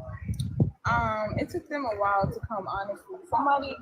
Well, this is like a white and Spanish mixed neighborhood, so it was already people outside just standing around. So somebody had already called the police, probably because the bus was blocked off. Nobody could have came, anything like that. But the police came like right after they jumped me. They didn't like, it was a whole argument going on for like probably like 20, 30 minutes, and they came like right after they jumped me. You know what I found crazy is that the guy that's an actual guy, I guess he thought that, he must have thought people forgot about him. Yeah. Because like the news said mother daughter duo. But what about the other guy? Yeah. Did y'all forget about him? Yeah. Diversity is nasty business, man. Diversity is really nasty business, man. Shout out to Angry Snowman with the $2. He says they called her a monkey, LMA ho. Blah, ha ha ha ha ha ha ha ha ha ha. Yeah, bro. Yeah. This is a wild day, man. There's a lot going on in diaspora wars right now. Black America, we getting assaulted at all sides, man. All immigrants of all varieties are threatening the black community. It's crazy work, man. It's real crazy work. And Dirty Folk says gays can hit women, but if dirty folk become the face of DV, if we walk down aisle 5, life's not fair. # domestic folks, man. I like that. That's a nice title, domestic folks, man. You got to think about fleshing that one out. I forgot about it. But they definitely caught him, and they gave him the belt. Yeah, I know. I've seen PTA. it. They're gonna get everything they deserve. Trust me. Oh, so somebody got the thing. Oh, they did the thing? Oh, okay. All right. We can all rest easy. They did the thing. They definitely caught him, and they gave him the belt. Yeah, I know. I've seen PTA. it. They're gonna get everything they deserve. Trust me. I'm pretty sure he said BTA, which stands for beat that ass, which sounds about right. Forgot. Yeah. Did y'all forget about him? Yeah. There's no way y'all forgot about him. But they definitely caught him, and they gave him the belt. Yeah, I know. I've seen PTA. it. They're gonna get everything they deserve. Trust me. Oh shit. Thank you. Anyway, back to the Essence Fest. Many people missed the point on the Essence Festival. It did fail because it went too Pan-African. And this has nothing to do with xenophobia. This has everything to do with when you lose your audience, right? Essence started off as Black American identity, a celebration of our culture and all things that's us, right? The nostalgia of that culture and that representation. And in times where people feel like that representation is being torn away, right? That identity makes you feel safe when there are spaces that remind you, right, that it's made for you and it's open for you. You got to remember, Richard Lou Dennis is the one who bought Essence. Richard Lou Dennis is from Liberia. So, of course, he's going to want to celebrate his culture. He's going to put people in charge that's going to represent his culture. So when we say the culture, right, we're talking about Black American culture and the expressions that come from the history, right, of our art, our memory, our language. But he's talking about a larger diaspora, right? He's talking about the Africa continent, which they're focusing on having them an African Renaissance, right? And this can make a lot of people feel displaced and disconnected, especially during this time to basically hit tone deaf. You know what I'm talking about? So when people are having these conversations about the fact that they're pushing it towards more Pan-African. Because he just said something that was like an oxymoron. Point on the Essence Festival. It did What is an African it went to Pan-African. Right? And this has nothing to do with that come from the history, right, of our art, our memory, our language, about Essence. Richard Lou Dennis is from Liberia. He says something about an African Renaissance. I'm like, wait, That sounds weirdly European to be happening in Africa. Trying to run that through my brain. So of course he's going to want to celebrate his culture. He's going to put people in charge that's going to represent his culture. So when we say the culture, right, we're talking about Black American culture and the expressions that come from the history, right, of our art, our memory, our language. But he's talking about a larger diaspora, right? He's talking about the Africa continent, which they're focusing on having them an African Renaissance, right? And this can make a lot of people feel displaced and disconnected, especially during this time to basically hit tone deaf. You know what I'm talking about? So when people are having these conversations about the fact that they're pushing it towards more Pan-Africanism, right, and going away from that Black identity, that is essentially like saying that, you know, it got away from DEI for them, right? And they didn't feel like it was a space for them. A lot of these experiences, a lot of these festivals, their attendance is down right now. And that's because when your values are challenged, right? And in this time right now, a lot of these corporations, they're very big, they're getting a lot of money, and their values are being challenged. And not a lot of them are going to meet that challenge and stand up for it, because they don't stand what you stand for. They want to make sure that they have something that they can profit off of. And of course, if your identity is connected to the reason you purchase something, then of course you're going to utilize that so that you can make sure that you express yourself and what you believe in and what you stand for. So no, it's not xenophobic to have a conversation about Essence Felon, especially at a time when it was supposed to fail, because people felt disconnected because they stopped making it for you. They made it for everybody. And once you do that, you water it down. So this has nothing to do with hate on our African brothers, but it has everything to do with Black people are feeling in America. And that's displaced and disconnected. That's why the Renaissance Tour is for us and is by us. And I make no mistakes and I make no apologies that this is the new cultural renaissance to celebrate us at a time where people want to act like we don't exist because they hate the fact that we got too much power. And we know it. Peace. You know the problem with this sort of thing? Just like the other day I was driving around, I think it was downtown Newark, and it was some kind of little fest. You know, it was music, and I think I saw a bouncy house and little tables and booths set up with, you know, trinkets and all that, right? But everything that I could see in the quick drive-by, it was like booth after booth of African trinkets and regalia. And when you go to these like Black festivals, Black American festivals have a large pseudo-African aesthetic to it. And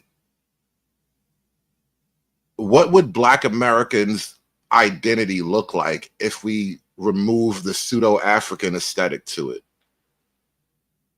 Because a lot of Black folk really identify with some kind of false fiction of Africa that we've concocted to make ourselves feel some kind of connection to a motherland that rejected us. But what do we look like without you people? And I'm not even trying to say you people is some kind of pejorative, but like, what is the Black American identity without the pseudo-African reach back? Because we are somebody without you. And I think that is a thing that needs to be worked out and fleshed out. For example, this is something that I have no bearing on a thing like this. I am totally lost when it comes to this. I've never experienced this in my life. In all of my years of Blackness, I have never touched this corner of Blackness. And listen, I'm international Black. I literally have an African brother because my pops was an international nigga. And so like I've got Blackness from all over, but I've never touched this kind of Blackness.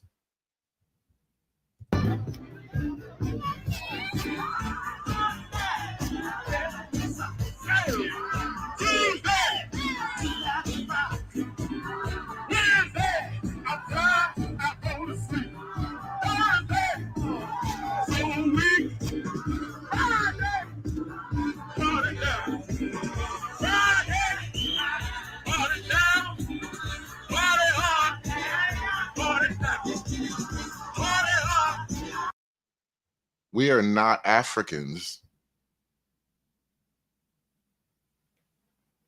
We just are not Africans. That is not an African cultural revival. That is something that is made in America. Yes, sir.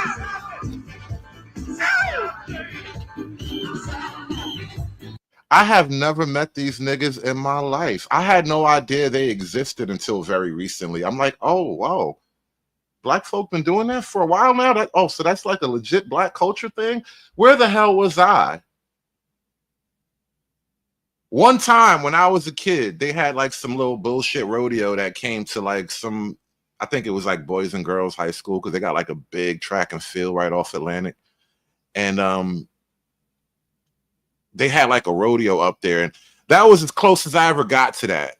I've never been a part of anything like this. Like, okay, so maybe this is what it looks like without the fake African aesthetic.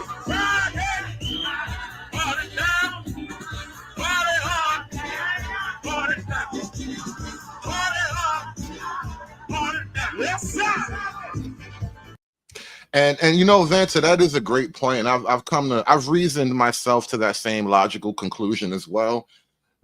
This is like whites with their line dancing. Blacks are more closer to the white American customs than African.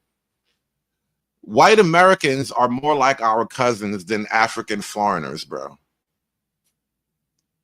That is a national reality. Melanin aside, we have more in common with a random white guy than we do with a random African.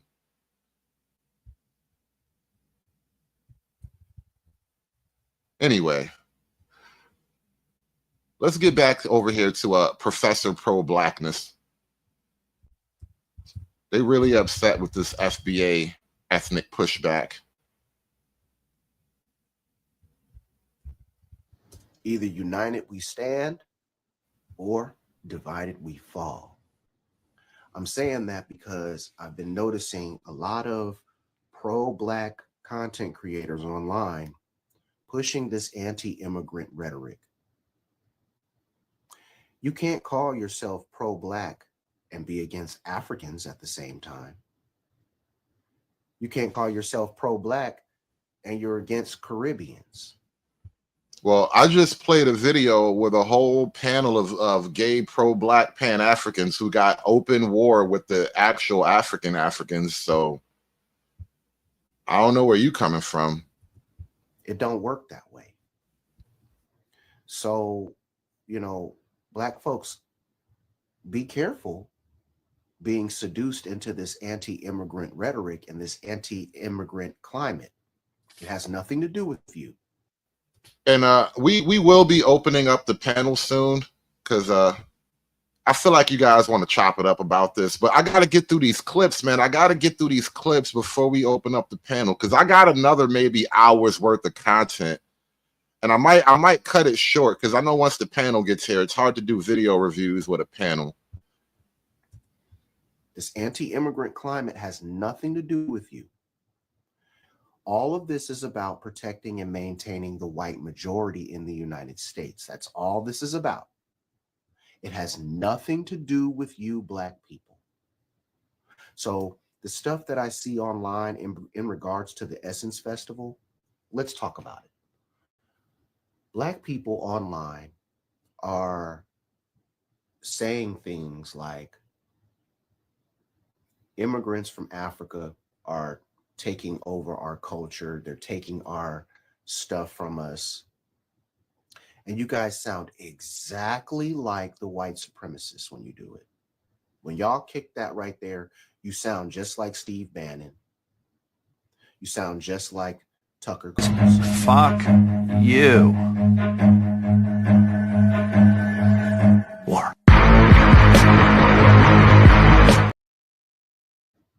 Black people that own the Essence company now, and these are Africans that own this. I'm seeing you Black people online talk about how you're going to boycott it. You're going to do it like Target. You guys have all the smoke when it comes to Africans and Caribbeans joining us having a part of something that's black over here. You guys got all the smoke for them. Dirty folk, that's not a closet corner.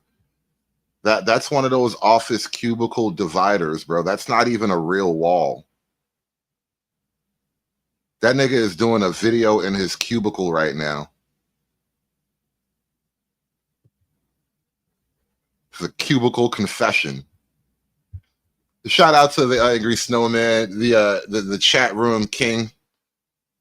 This anti-immigrant movement is about you.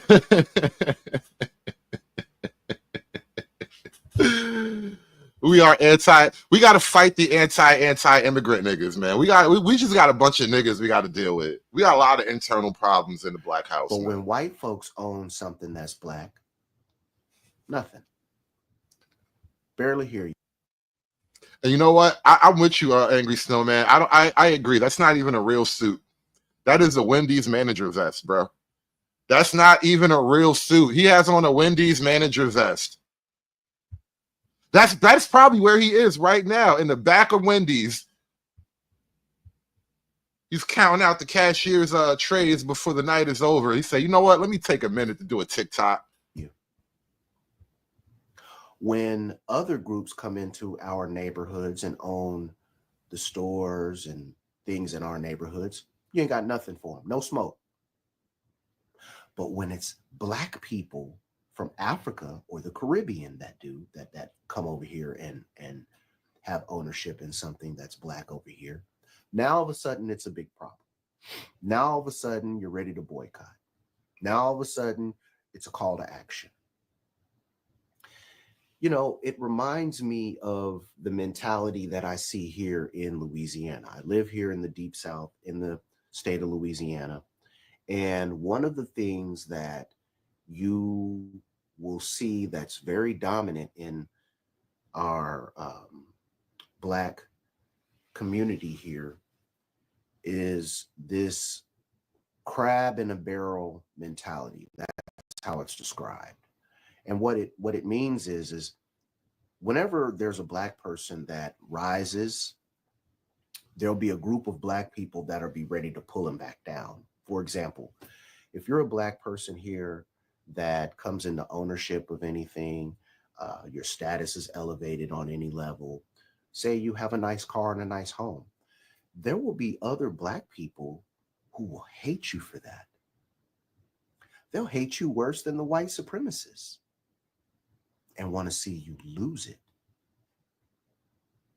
I'm seeing that same mentality projected onto my African brothers and sisters, projected onto my Haitian brothers and sisters. I'm seeing that same mentality, that crab in a barrel mentality.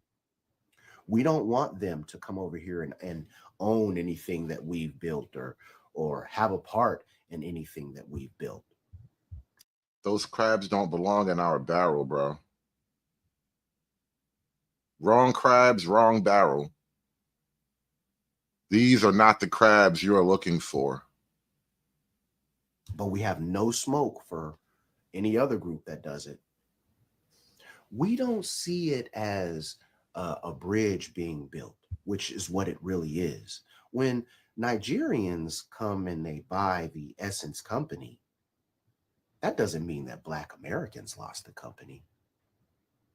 It's a good thing that somebody in our diaspora owns that company, especially from an African nation. Because what it does is it builds a bridge. Black people in America need to have these bridges built so that we can get closer to the diaspora, not further apart. Not. Why though? Why? Generally speaking, we have what they want, which is a place in America. Why should we share something so valuable and we get essentially nothing in exchange? You know, I'm all about negotiations and exchanges. We can sit down at the table if that's how you want to do it, but it's not like we're getting anything out of it. Like, I don't benefit because some Nigerian owns Essence, right? like I care about Essence anyway, right? But my mom used to care about Essence magazine. Like, how does she benefit because a Nigerian bought Essence, right? You're gonna convince my mom to be more Nigerian? Now I care, right? Now I don't need this in my life. Separating ourselves away. I made a video about how white supremacists are using reparations to. And you know what? He really is like low key tripping, because this is not about the Caribbean for the most part. Because generally speaking, there are some attitudes where, you know, they have their clannishness, but the numbers don't really create enough of a problem that it becomes like a widespread cultural thing, like what we're getting right now with the Black Americans and the Black Africans, right? The Africans come in large numbers, like they're like the global Mexicans technically, because the Africans are all over the world. They're in Australia, they're all over Europe. I did streams about the global niggas. They're in Ireland right now. Like we got Mexicans because Mexico is like on our border and it's easy to get here, but the Africans, they're everywhere. And so, yeah, maybe we don't want more Africans. Like maybe we don't like this weird weaponization of immigration, you know? Put a wedge in between Black people in America and in the diaspora. And there's people that are willing to sell out Black people for money, and they're using these people to push their agenda, to push their narratives. Black people in America, you're only 14% of the population. You're only 14% of the population. You have no power. Damn, son. Weakness and betrayal everywhere I turn. But Black power starts with Black women. It just does. There's weakness and betrayal everywhere you look, man. Everywhere you go, weakness and betrayal. I'm telling you, man, this the reason why I be hating niggas, man. I'm telling you, man. It just be us. I be hating niggas, man. You're weak here. You're a minority here. You have no political power. You have no economic power. We don't have any ability to control our destinies. We don't have any ability to protect ourselves. We are just here, trying to exist, trying to survive, dealing with microaggressions all day, dealing with this American oppression, this capitalism that we live under, that's double whammying us on top of the white supremacy. You live under that. And somehow we lost our way. And I'm very upset with the content creators, Black content creators who are educated, who are smart, that are leading us away from Pan-Africanism. I don't know if you guys have been bought. I don't know if you guys are lost. I'm not sure what it is just yet. But you're doing us a disservice, really, by leading us away from the diaspora. Black people in America need to be building bridges with Black people across the world. We are looked up to by Black people across the world. They look to us for political direction, inspiration, motivation, ideas, etc. Don't buy into this anti-immigrant rhetoric about how Africans don't like us. If that's the case, that they look to us, then that means we have the dominant position. And you don't maintain the dominant position unless you throw your weight around occasionally. You got to actually flex your muscles, unless they go flat. And we have to start throwing our weight around before we lose it. About how Caribbeans don't like us. That's not true. That's not true. Now, yes, there are some that are ignorant out there. I'm not saying that there aren't any Africans or Caribbeans who are ignorant, that say ignorant things. There are ignorant American Blacks as well. Okay, but that's just the reality of the situation. We here in America, Black Americans, have the ability to control the Black narrative worldwide. We've done it for a long time, and we continue to do it now.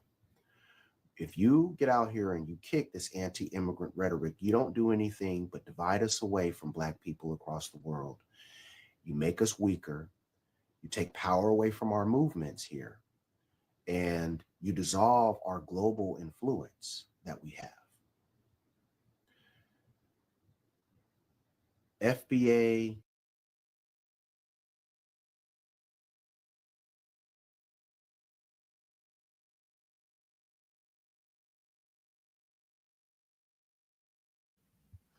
Hood, Chocolate Bunny, thank you for this. She says, Hood, I don't mean to name drop. And I'm not like that. I don't get the taboo with telling me exactly who you're talking about.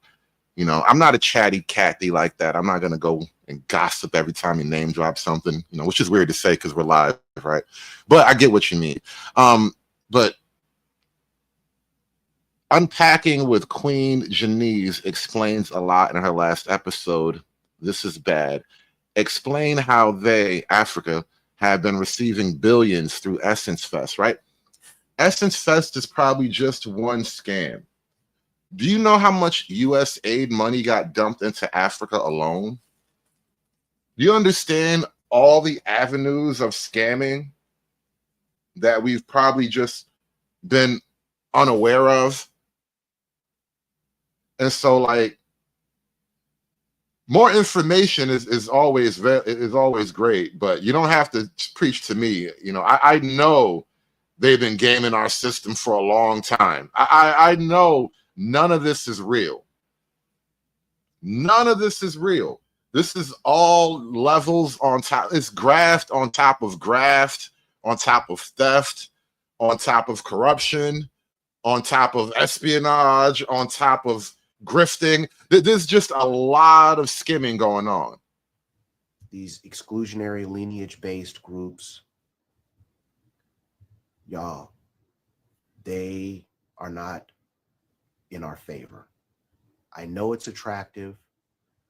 They appeal to our desire to want to be tribal and to want to break ourselves up into little special groups. Black people love to do that.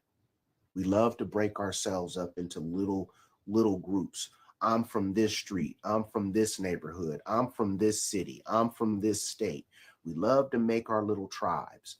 Well, people that are wealthy who back the agenda of Project 2025 and anti-immigration stance, who want to preserve and maintain the white majority in America, they want us to also embrace the nationalistic American nationalism, which isn't going to play in your favor. It's not going to play in our favor. But the reason why they want us to, you know, and this is a weird, not weird, let me not say that, but there is an anti-American agenda at play. The very adoption of the Pan-African identity is a rejection of the American identity, right? And the problem I take with that is that if we accept the slave narrative and, you know, 12 years a slave, all my life I had to fight, then that means we are throwing away their sacrifice. That means that by becoming a Pan-African, our ancestors were slaving and working for nothing. And I don't like the idea of that. If they had to be slaves, the least we can do is be Americans now. At least their generations can get something out of their pain, right? At least we can live in the best country in the world. We get to be the best blacks out of all the other niggas in the world, right? Because y'all had to be slaves. And Pan-Africanism is a complete rejection of that sacrifice. And so within Pan-Africanism, there is an anti-Americanism there. And so the problem for us as Black Americans, there is no bridge back home. There is no fallback country. There's no place but here. This is literally all we got. And it's actually a pretty great deal. You know, of all the countries we could have been born in, I would rather be born in Newark than anywhere in Africa. I would rather be born in Brownsville than anywhere in Africa. I'd rather be born in Opalaka than anywhere in Africa. I'd rather be born in Compton than anywhere in Africa. I'd rather be born in Anchorage than anywhere in Africa. We could be cold weather, below zero, crip banging. I would rather be there than anywhere in Africa. That's all I'm saying. It's pretty cool if you think about it. To embrace it. Shout out to the slaves, by the way. Shout out to the slaves. Couldn't do it without y'all.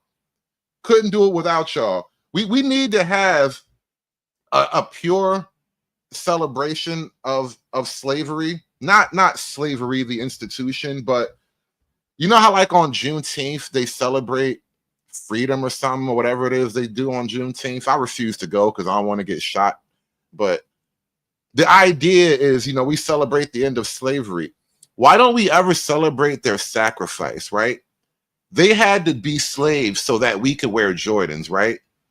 They crawled so Michael Jordan could dunk from the free throw line. Why don't we celebrate that? We really don't celebrate that if you think about it. It's called Labor Day. I don't think it's called Labor Day. I want it to be called Slave Day. I want it to be called Slave Day, okay? Michael Jordan couldn't dunk from the free throw line if Toby didn't carry that tree. If Toby didn't get his foot cut off, Michael Jordan couldn't dunk from the free throw line. All I'm saying, couldn't be here without y'all. Y'all were pretty dope if we think about it. Y'all guys are actually pretty awesome if we think about it. They beat the African right out of y'all, and look what you made. You made us. Y'all are fucking awesome. Is because if white folks are just being the ones who are against immigration, if they're the ones exclusively against it, it appears for being what it is, basically white supremacy.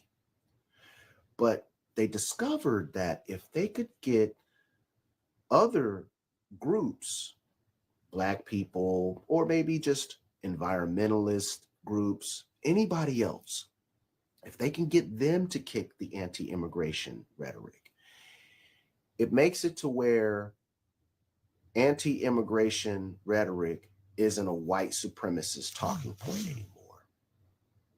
It makes it more of a general thing. Over the last 10 to 15 years, white supremacists have perfected mainstreaming white supremacy. They've gotten so good at it that Black Americans who used to be... You know what? I'm really over this nigga. And you talk too slow. You talk too slow, nigga. Just finish out your shift and punch out, nigga. Take your vest off. Hang your vest up on the rack. We're good. I want to jump over to the Joe Budden podcast because the Diaspora Wars have hit the Joe Budden podcast, y'all. There's no escaping the Diaspora War. The conflict is everywhere. There's a war going on outside no Black escapes from. Let me throw an image up because these niggas be real sensitive with their copyrights, man. These niggas be on some real hoe shit with their copyrights, man. I tell you. Shout out to you against that, but you been on that lately? I said, I asked you that. I said, where did that come from? I don't know. You just did your pops talk to you? What the hell happened? Nigga, Joe just came back like, you know what? Black Americans were not getting our respect out of nowhere. I've been here for like 3 years, and he wasn't on that. This past year, he was. You got to be on it. You got to be, if you on that, you got to be more vocal about it now because other things are visible and vocal. Got it. You said that. Like, there's too many people feeling comfortable getting on stake and some of these other right-wing spots just talking about, yeah, you fucking American blacks, you ain't got no culture, American black. It's becoming a thing, what they're saying about Black Americans. It is. But and It's visible here in America. Yeah, really. I'm seeing more of it.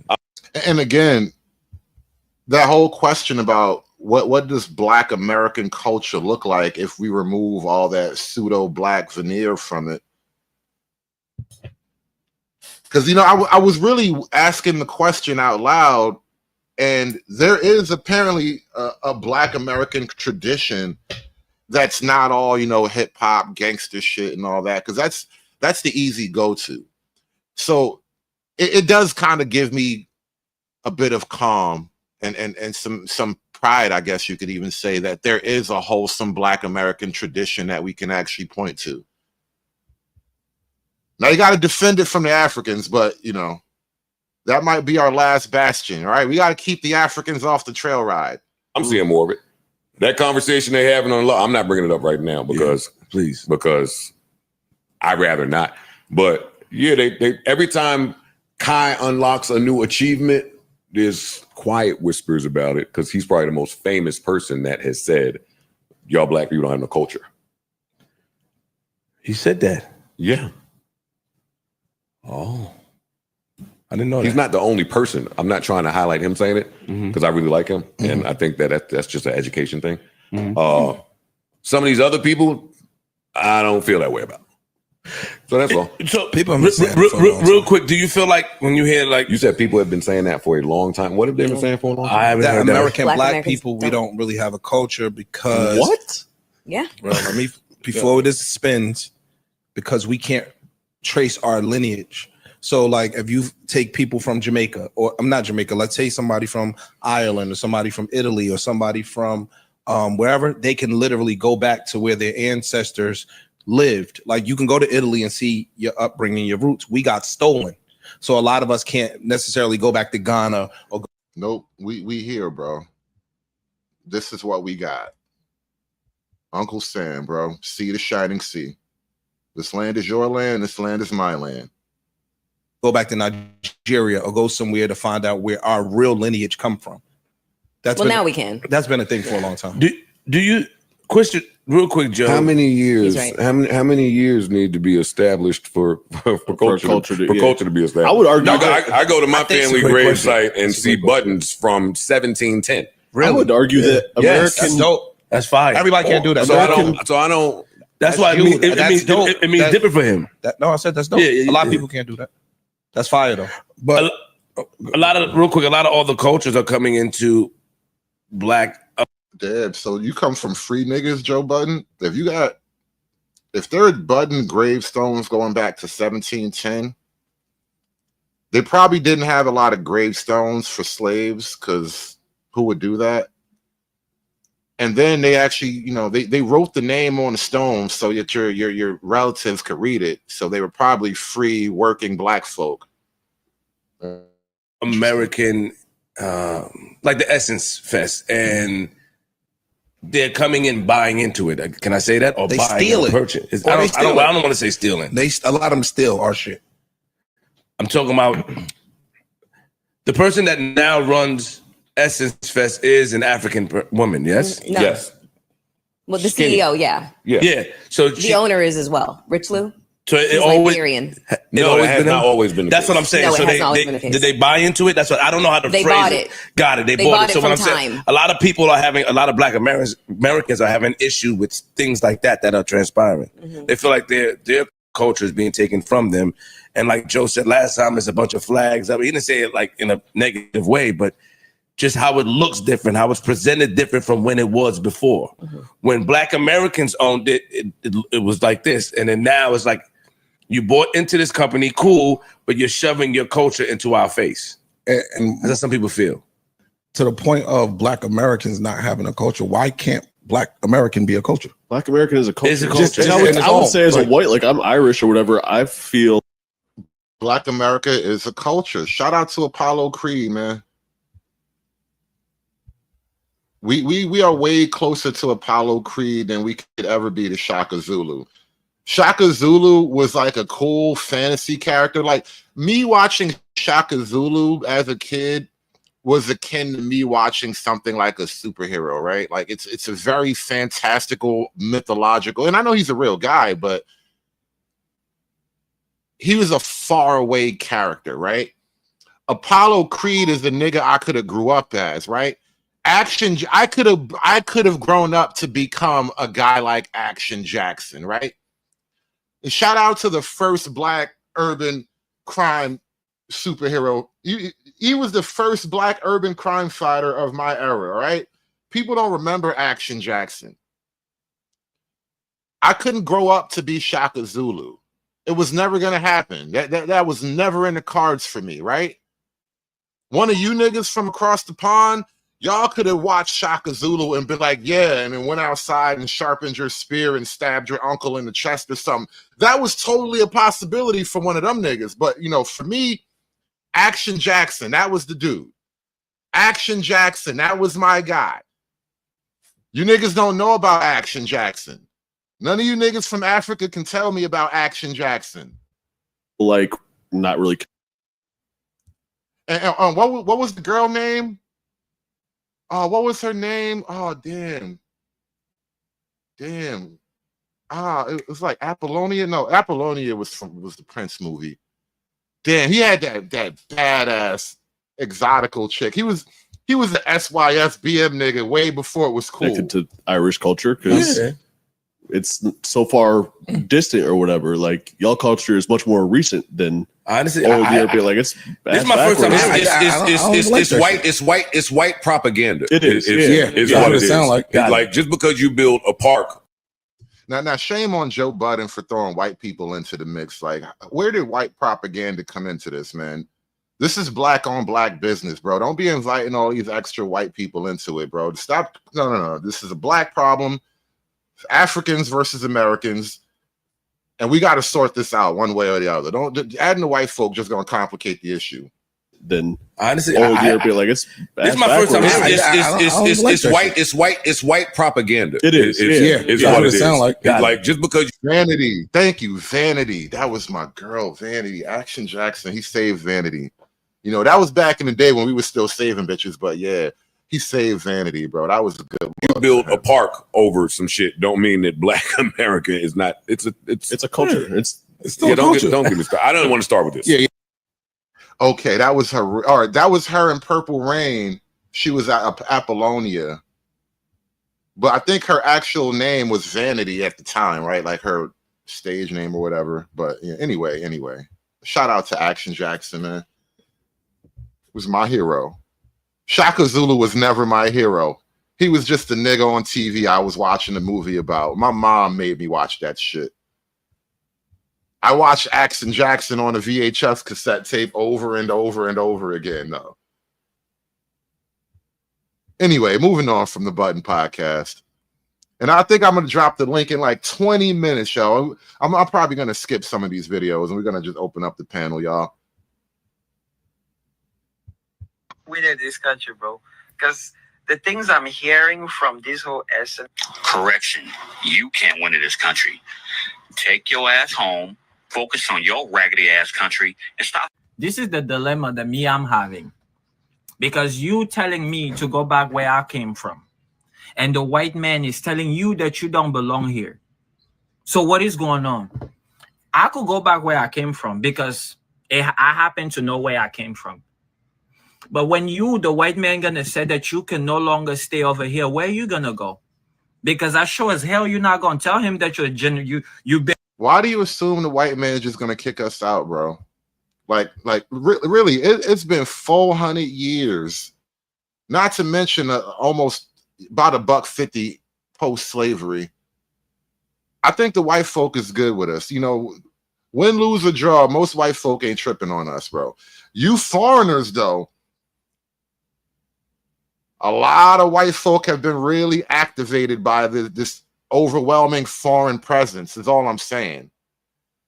Been here for generations. He's not gonna believe that, because he's gonna show you the paperwork that he brought you over here.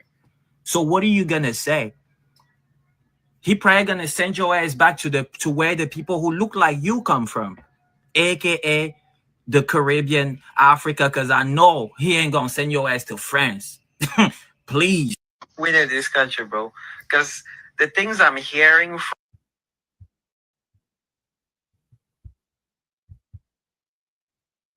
Breaking news to African Americans: you cannot stand alone as a nation. Okay, that nation is taken. Whoa, whoa, whoa, whoa! Starting this one over. Taking it from the top. Taking this one from the top. Americans, you cannot stand alone as a nation. Okay, that nation is taken. It's called Africa. The Essence Festival exposed a lot within the Black community for me personally, because while I was making a video about the cancel culture of Black people, there was a silent war going on within the Black community, and it's between the African Americans and the Africans. Essence Fest isn't about all of the Black people in the diaspora. It's about Black Americans, all right? Who are you? You are African before you are Americans. The Americans don't want you. They don't care about your history because... You see what I mean about calling ourselves African Americans? I'm done. I'm done. I'm done. I refuse to check that box. You better have a box that says Black and a box that says African. I'm done. We got to separate. No more hyphens. No more hyphens. They not like us. When Black people are in a room, any non-Black person cannot tell who's African or who's African American just like by looking at us. Look at the population of the entire continent of Africa. You decide to remove yourself from the continent and stand alone. I remind you that when it comes to global platforms, Africans are actually winning. Like, I'm sure you know how to use Google. Africans are knocking it out. Like, you are literally fighting the winning team. When you look like the winning team, wouldn't it make sense for you to just join the winning team? And you are not the winning team. Again, global Mexicans, man. You guys are being forced onto the rest of the world. I hate to remind you of that, but you're being used to crush the Western countries. You're a bullet in somebody else's gun, and you want to be respected because you go pow. No. That's not how that works. You stand against Africans when you're supposed to be standing against your oppressors. Like, you say, I'm African American. Yeah, but the Americans don't want you. So you might as well just join the wagon. If the Americans don't want the Blacks, what makes you think that they want you? And why should the Blacks want you for that matter? Shout out to True Hype with the 5-ball. He says, Africa is not a nation. And how come the African nations don't stand together? Honestly, I don't even want to tell you why. Give me the money. Give me the money for I would do. Give me the money. You know the thing about the quote African nations, and this is the irony. I hate to bust your bubble, Miss African lady, but the very shape of your country was drawn by a white man's hand.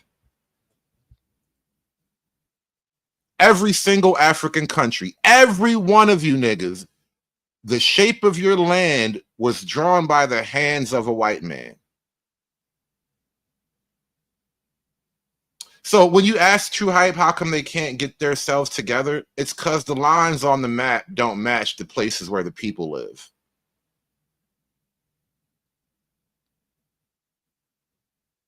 Not to mention a religious conflict and all that, but every African country was created by a white person. There were no proper quote unquote nations until the white man colonized Africa. So even now, in all of your haughty Africanness, you're still the child of a white man's doing. Africa is on as a nation. The narrative that's been painted like, oh, Africans act like they're better. We are not better. We are just more cultured. We have strict rules. The guardrails that we have been raised with is not soft. The freedom you have as African Americans, Africans don't have it. We still answer to our elders. African children are raised deeply into culture. Culture comes with respect, standard, morals, and a lot of things. African Americans, on the other hand, are very free people. You have the most freedom I've seen on the planet, apart from Caucasian, right? So it's not like Africans are acting like they're better than you. Africans are just more cautious than you because we can't afford to mess up. Because we are being cautious, you think we are being arrogant. Our parents are still paying for our tuition. We are never too grown for our African parents. starting out your video by saying Black Americans can't stand alone sounds kind of arrogant to me. It's not anything to do with you. It's just the upbringing that we have. Africans in diaspora have spent so much money to live abroad. They cannot disappoint the elders. They cannot disappoint the family. They are working really hard to let their... Dad, can you imagine the look on your elder's face when we send you back home? Can you just imagine the look on Baba's face when you come walking back to the village? Ah, so much shame. Great shame to the family. Emotional damage. You want some therapy? I feel bad for how bad Baba's gonna feel when you come walking back into the village. Family members know we have made you proud, okay? The competition is within us. It doesn't have anything to do with any other person. The only cancellation we are afraid of is the one from our family. Do you understand? So when I see a lot of people say, oh, Africans act this way, Africans are proud, it's not intentional. It has nothing to do with you. Why is there a Jollof versus Jambalaya competition at Essence Fest? That's not needed. The way we fight over nonsense as Black people just pisses me off. Why are we fighting over jambalaya and jollof at Essence Festival? It's a Black Nation festival. It's not though. It's really not though. Can't we just have something that's ours and only ours? Like, you got a whole continent. You got zebras and giraffes and all kind of mankeys and shit. Can we have something that just belongs to us? So, like, really? No, it's not a Black American thing. It's a Black Nation thing. No. You're not Black. You're African. Regardless of where the nation is located, as long as Black people are there, we are the nation. Why are we trying so hard to cause a division within the Black race? There's just one Black race. There goes the Africans again. Let me tell you something. You cannot wash off the color of your skin. Even if you are bright skin, your hair is still thick. Your body physique is different, okay? Your DNA shows that you're pretty much African. Yo, stop trying to claim our light-skinned niggas. Stop trying to claim our biracials, all right? The light-skinned niggas and the biracials are ours too. They're Americans too. Trying to claim all our niggas, bro. Not for nothing. You sold them niggas. That's how they got all light-skinned at it. You're the reason why they got all light-skinned at it, because you sold them niggas. Now you're trying to reclaim them and shit. Sick of you niggas, I tell you. God damn. What's wrong with you? What's wrong with y'all? You niggas are crazy. Hey, facts too. They're the ones who skin bleach. We get light skin the right way. Y'all niggas be trying to rig the game, do all this rubbing shit on your body, looking like ghosts and shit. That skin bleaching thing is crazy when you see them in person, bro. They don't even look like real people anymore. Don't even get me started on your hatred of your own self. Skin bleaching is not a Black American phenomenon. We just fuck white bitches. I think it's different, bro. Real different. Stop trying so hard to disconnect yourself from Africa as a continent. Be a part of the winning team. Continue to build and fight with the winning team. Trying to stand alone makes no sense. You are not going to win. You're going to be loud, make a lot of noise. But when it comes to top position globally, you always find Black people there. And they're mostly Africans. If there's one continent that every other person is worried about, it's the African continent. Whether they like it or not, they have to make room for leadership, and Africa will be on it. So you might as well just stop fighting. Americans away from things that are for Black Americans. What happened to for us by us? What has Don't tell me a Nigerian bought FUBU. Don't tell me a Nigerian owns FUBU, bro. If I look up FUBU now and Damon Johns, whatever that nigga name is, if he sold that to a Nigerian, bro, I'm quitting the game. I'm done. If I look up FUBU right now and they don't got nothing but factories in Nairobi selling jeans to South Africa, bro, it's over. African American, what has it ever done for you? Because the Caucasian look at you and be like, you're Black. Once they see Black, they see monkey.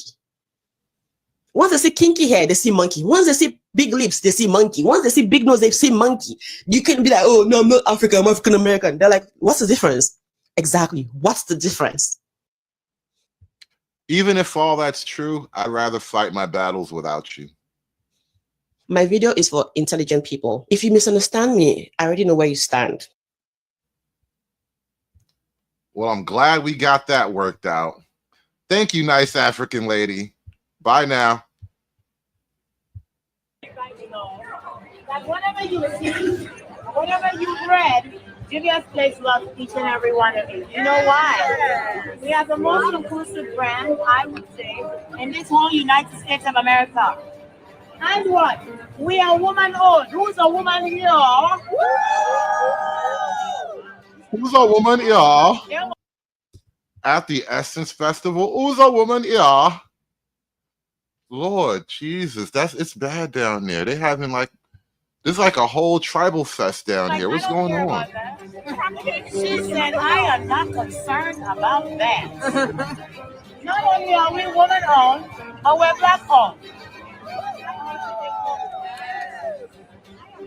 No love.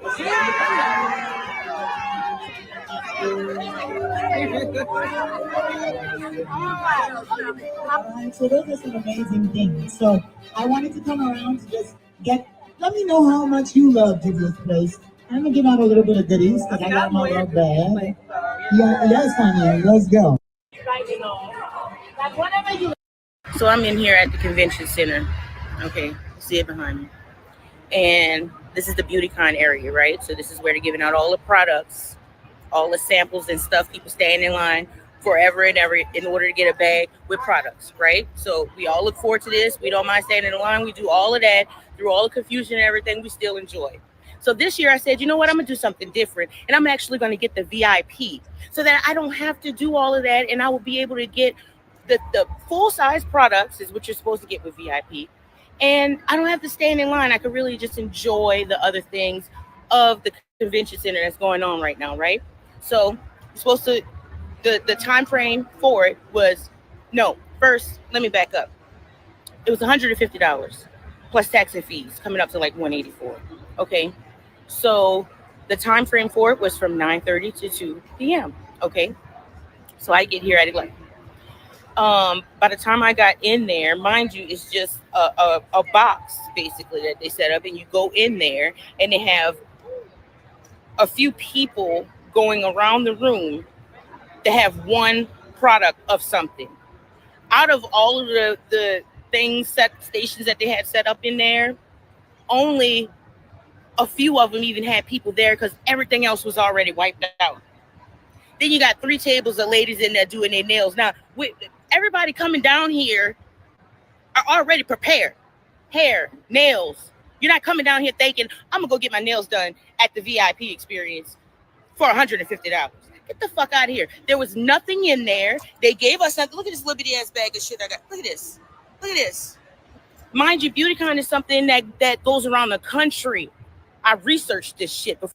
Essence Fest just turned into a Nigerian scam. That's crazy. Before I paid my fucking money. Like this year with Essence, like y'all really on one. I'm disputing this fucking charge on my card. Please believe. This is some bullshit. How you playing on people? I promise you're gonna see way more women, way more people making videos just like me because I'm pissed off, bitch. I'm like, where the fucking manager in this motherfucker? Cause how? $180 for this? They got the people that was standing in line and got bags bigger than me, bitch. Are you serious? Essence, are you fucking dumb?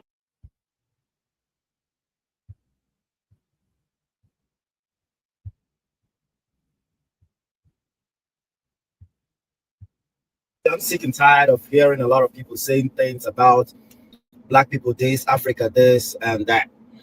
Let's get some facts straight. If you hate Africa so much, that's fine. Don't try to find out where your ancestors are from. It's okay. You're born here. Accept that. We accept that too. But we never force our narratives on you that are over here or people who claim to be born over here. That's fine. But you guys find it so okay and normal to talk nonsense and say stupid things about Africans or the people that migrated from Africa to the United States like it's the end of the world for them. Listen, let me tell you something you don't understand. Just because we come over here to adventure into things does not make us less of who we are. You should be actually grateful for the fact that Africans come over to the United States or to the other countries to help liberate you guys from the things you don't even know. Okay? It's just like in the Bible, like when God told Adam and Eve not to eat the forbidden fruit. I'll put it this way. We are the forbidden fruit. There's a lot of things you guys didn't know existed until we started coming here. If we didn't come here, some of you wouldn't even have that mindset to be trying to endeavor in different type of businesses. I'm not saying you guys haven't been. You know, in New Jack City, there's a famous moment, a famous scene where the two brothers, they want to go do business with a couple of Nigerians. And the Nigerian said, no, we can't do business with a Akata. That's where most Black Americans probably learned of the Akata thing, from watching that movie, right? Because you know how, you know, movies sort of national culture thing. And anyway, the Nigerian guy was like, no, we don't want to do business. We can't do business with a Akata. And Wesley Snipes' character, he says, what is this Akata? What do you keep calling me a Akata? And he's like, you know, blacks, Americans, slaves. I forgot exactly what he broke it down as, but he's like, you know, you slaves, American slaves. Yes, Sugar Hill. Yeah, Sugar Hill. Sorry about that. But yeah, so they're in a restaurant, in a nice restaurant too, right? And he hits him with the Akata line, and so they get to fighting in a restaurant. And it's weird, we've come all the way now to this point where this nigga got the nerve to say that we came over here and helped y'all. We taught y'all. If it wasn't for us, you niggas would just be regular. Bro, the nerve, the unmitigated gall, the nerve of these niggas. And then you wonder why we celebrate when you guys getting deported right now. Can't wait till ICE runs uptown, shut down some of y'all shops. I know y'all up there scamming crazy. Anyway, I told you we were going to open up the chat room, and the link is now in the chat. Please feel free to take the link, y'all. Been doing that for a while, but at the same time, we are the evolution of you, not the other way around. Because the whites are over there still playing that card on your head all the time. But guess what? We show in within a year, we get in houses. Don't come over here and gaslight us about how awful the white man is when the white man literally help y'all niggas set up shop. The white man come over here, give y'all all this money and give you access to all this shit. And you want to gaslight me about how awful the white man is so I can keep focusing on the white man. This is the bullshit. Buying cars, feeding numerous family members, starting businesses. Should I continue? There's a lot of African businesses out there that employ Black Americans. Regardless of their backgrounds, they still give them jobs. But some of you are over here easily bashing people that you don't even know about. Some of you find it easy to say, oh, you African booty scratcher, you this, you that. What about you if we have to choose to call you a certain name? You'll be so depressed easily. Go on, let it out, bro. Say the word, bro. Come on, let it out. Say the word. I know you want to say the word. It's right there on the tip of your tongue. You just go on, let it out. Just get it over with. I know you want to do it. I know you want to do it. Can a nigga live? Can a nigga live? Please. Hey, since I'm Chat King, I wore my crown today.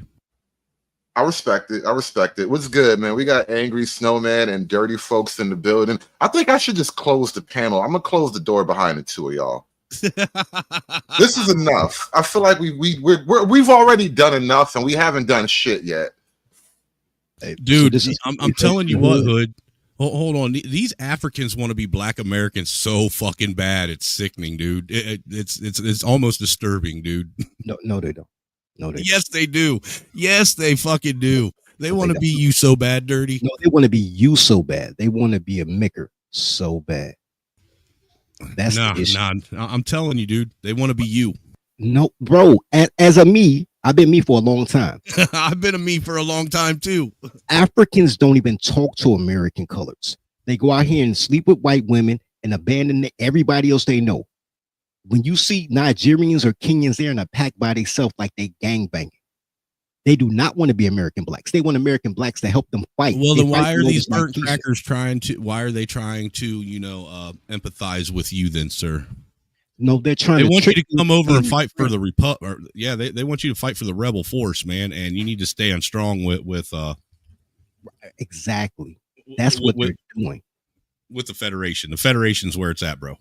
They're the cousin that never calls you unless she needs you to fight their boyfriend. Oh, damn, they're that dude that never gets a hold of you unless he needs $20 to go get some crack. Something like that. That they don't mess with American blacks. They want to be mickers, bro. They want to be seen like the Irish, like they're not quite good as regular white, but they in the white field. As a matter of fact, Nigerians are Africans. Why they sit here trying, dude? Then why are they so hard trying to sell that fucking pitch black is the same as charcoal black? Because they need help. They need help, dude. I don't want to quote. He's not. He should be in my top 5. Look. Okay, I'll give you that they want to be white. Okay, they want to be white America, but they're still envious of the Black American because you guys are envious. They have penis envy, like Keisha. Yes, they have penis envy. That's true. You said penis envy. That's crazy. I don't even want to go down that road. You said it, and I couldn't let it go without laughing at it. But let's move on, like you didn't say it. But they don't want to be. They want the Essence Fest moment, right? They want to be able to say, "I'm African, but I'm also black, but I'm also a woman. I'm everything. I'm Shaka Khan around here. Everybody should love me. I'm a globalist, and I'm gonna tell you that you need to be." That's a lot of fucking hats to have to wear, dude. That's a lot of hats, bro. I'm telling you, Tyler's play imaginary games. The whole tea table full of imaginary friends, bro. That's what they do. They're playing games, bro, because they don't want to get beat up. They don't have the numbers, and they don't have the cultural significance. Nobody likes them except hospitals. Kenyans are flooding hospitals. I don't know. They all got medical nursing degrees, but they not really anywhere. They not setting up the businesses that the little gay dude in the cubicle said they are. You know what I'm saying? Like nobody's stopping them either. They just not doing it. They have their own little communities, their own section off, right? And then they do their thing. They got their little Africa, and then they do their thing in little Africa, and nobody bothers them. Nobody, unless we want some weed or some Jamaican patties. You know what's crazy? Like I'm new to this city, right? And so Newark, New Jersey apparently has a deep history when it comes to like pro-blackness and the movements and all that stuff. Like it literally goes back to the 20s and stuff. Like it's OG, right? And so Newark has a huge African population.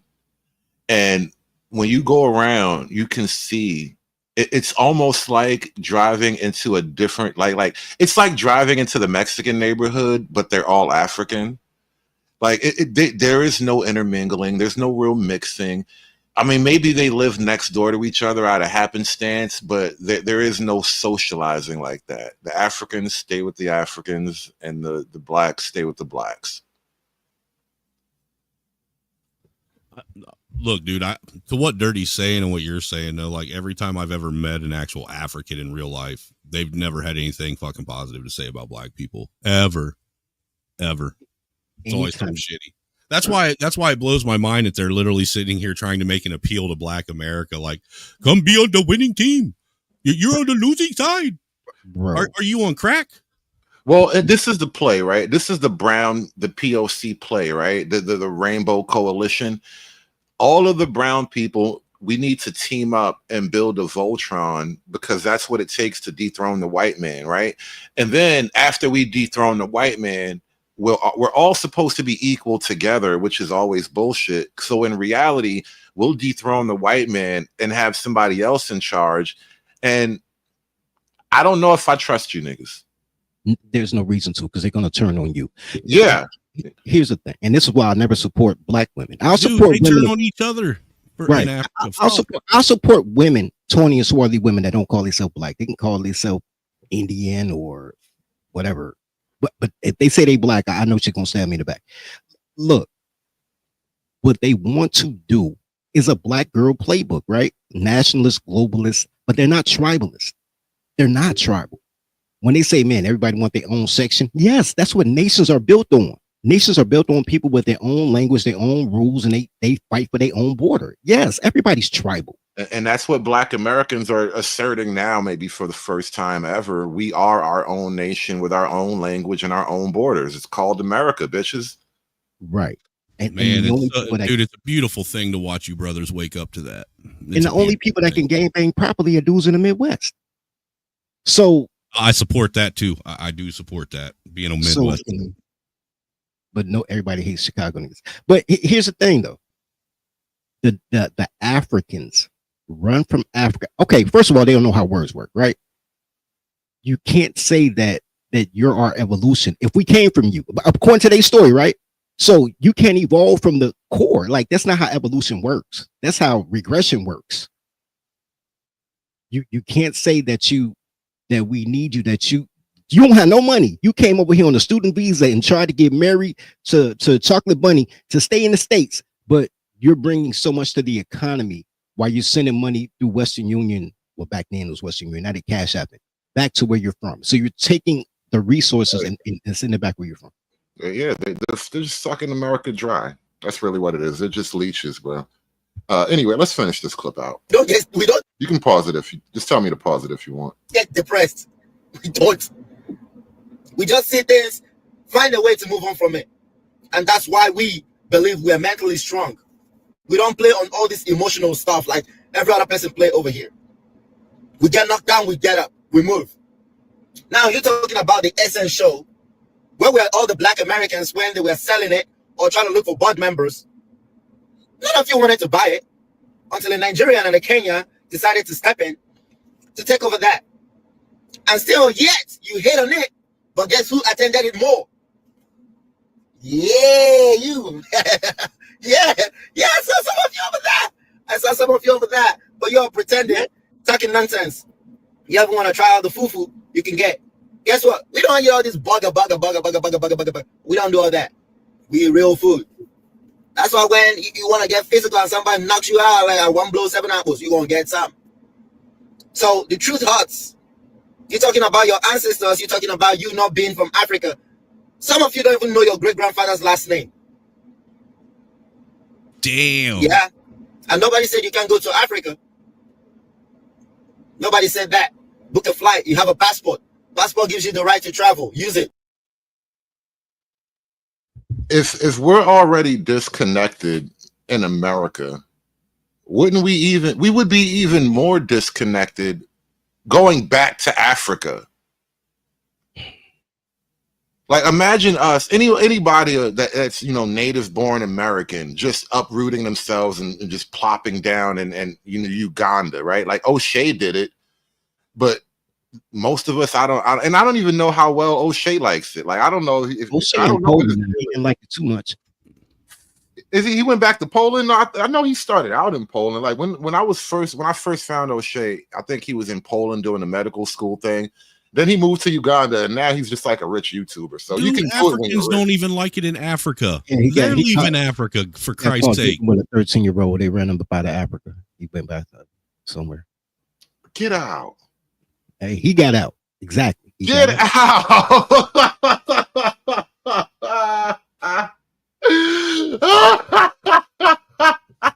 Hey, man, I don't make the news. I just report it, bro. Thank you for that. Oh God, that shit just touched my soul. That nigga really got ran off the block. Ran off the block. Damn, son. Niggas be talking all of this blackity black shit, man. Anyway, let's stay focused. Use it, explore. Because there's a saying, a man who travels is more knowledgeable than a man who stays at home. So don't be out there being sad. Pause it real quick. Be pitiful. He said a man that travels is more knowledgeable than a man that stays at More home. knowledgeable. Now, hey, look, I'm struggling to understand him, bro. But bro, with me. I'm gonna say he's correct, but here's the thing. Because he's absolutely right, right? You see all the things you didn't know you were missing when you go out of town, right? I get Dude, does he realize traveling around America is like traveling around fucking don't even worry about that European part. countries? Don't even worry about that It part. is, bro. You could spend a year driving around America and never see still the not same take But it you all know in, this from bro. driving semi, dude. I used to ride in a semi with my dad. America's Yeah. fucking huge. Yo, Huge. You know the hours I spent, and I haven't even left the state yet. Driving across PA is like a 4-hour run, bro. I agree, guys. I promise you I do. And y'all hear my That's even topic. using the turnpike. Let me land a plane. This is what I'm saying. The conversation they're having only works with men who have not traveled. Because any man who has traveled realizes once you get on that plane, and I've been getting on planes since you need a birth certificate. Before 9/11, when you had to get a passport, you could just go with a birth certificate. Once you hop on that plane, you're American. So all this, man, we the black people, and look at us, that only works with people who never leave the block. Mike, you gotta turn your TV off, bro. You got your background noise is crazy. Mike. Yeah, we don't need to hear dirty folks say that shit twice. 4 times, bro. I'm gonna mute you up for a minute. He got a reverb on a reverb. That was hot. But nah, that's all I'm saying, bro. Once you leave, you're American. You're not a French American when you go visit Paris. You're an American that went to Paris. Yeah. Yeah, I ain't going to Ireland, dude, and them.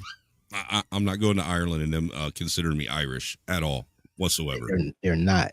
I mean, you drink beer, but you don't even drink beer. No, I don't even drink beer, dude. I'm like, doing sins against my birthright. Yeah, your so-called Irish blood doesn't really give you the pass like that. I mean, listen, actually, technically, right now, they just might need the numbers, so they might forgive your transgressions if you can, fight. I doubt it. I hear they're burning effigies of African boats right now. Ireland is getting hot, man. Ireland see, the is not thing like is the rest of the UK. Europe. I was going to say Europe doesn't even consider white Americans as European. Nor should they. I don't want to consider Europeans are gay, bro. So that's why I don't understand the whole argument about Africa and quote unquote black Americans. You're not African American shit, dude. You guys are all black American, just like I'm white American. 1991, bro. I had never heard no dumb shit like that until Jesse Jackson said it. Bro, all of this is new rebrand. You guys aren't African shit, dude. You guys are so far removed from fucking Africa, dude. Come on. Worse than that, bro. Even if you count only 20% of colors were actually slaves. Everybody else lived in Boston getting killed for tea and shit like that. Even if you ignore that, right? Bro, everybody had Indian in their family until 1988. Roots came out, and then all of a sudden, nobody else was an African booty scratcher. Now you're African American, and Mexicans are our friends. When did this happen? In my lifetime, this happened. Yeah, Mexicans actually, if you look at the Mexican, dude, if you ever look at the Mexican ghettos, it looks more like white ghettos. It really does. The Mexicans actually lobbied to be classified as Caucasian. It's weird how now we're And all so in it did together. Africans. Like literally the white man. Africans So too, really? for Africans, though, hood. Africans are That's crazy. legally white. I had a friend legally white. that showed me That should be a movie video. This is maybe 20 years ago. When the immigration comes, they have videos showing that Africans do not talk to the African Americans, and gave all the reasons they shouldn't talk to African Americans. Stay on your own shit, and you could be legally white. So all this, man, we together in this. No, we not. Yo, BD. Yo, can I say something? Yeah, your audio's clear now. What's going on?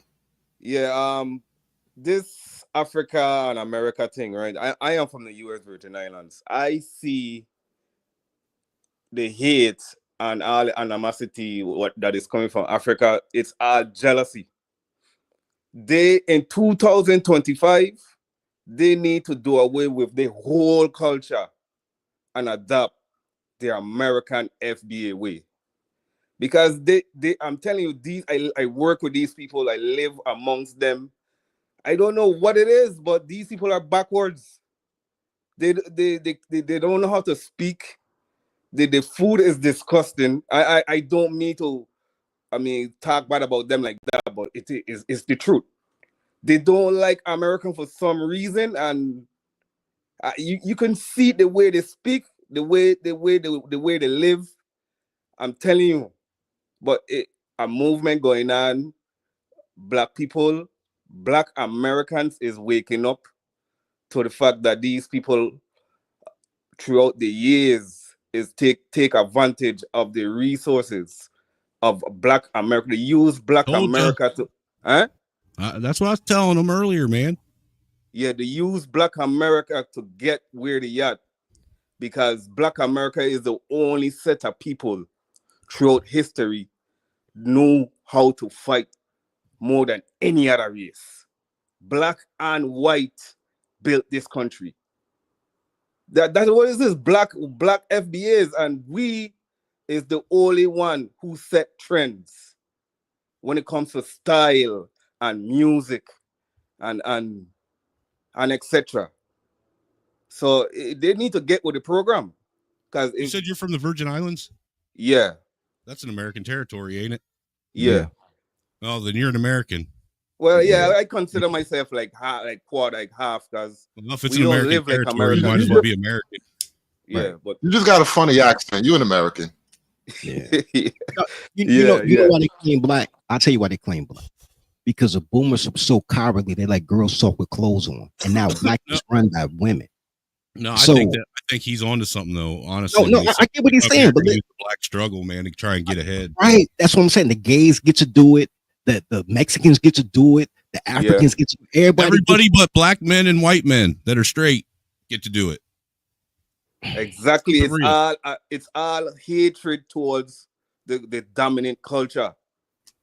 They're trying to put us against the white man, because it goes on to intelligence too. You know, the way we speak. You know, they don't like the pronunciation of our words. If we speak like a senator or a governor and pronounce our words the proper way, we're acting white. You know, but soon as we talk ghetto, You Uncle Tom. and with slang, we're being hip and but You know that only applies to men, right? Yeah, really, it's crazy. You either a nigga or a cracker. There's no in between. That's a safe place and to you land. have to assimilate to one or other culture, either white or black culture in America, and if you don't, Hey, you dude, have- that's you- why Black America needs to just accept the fact that Black America are colonizers too, just like white America. Accept it. That's what you Yeah, are. own that. Colonizer. Shout out to the Buffalo Soldier. I want to own it. I accept it, right? And shout out to Buffalo Soldiers, right?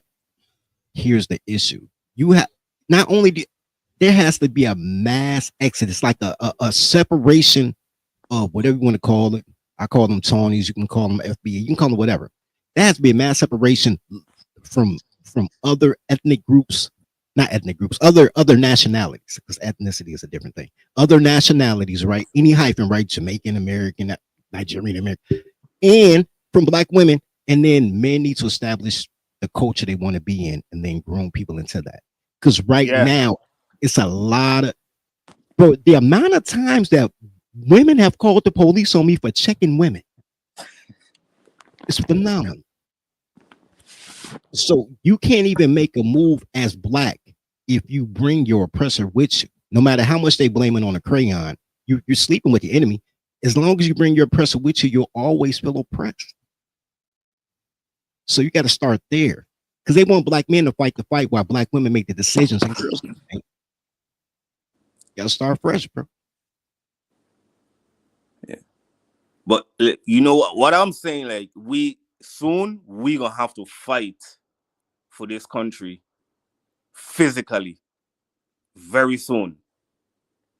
And if they don't, There, it seems like there's definitely a push in that direction for sure. I don't think so, bro. Because most of the problems that we have, you just close the door on.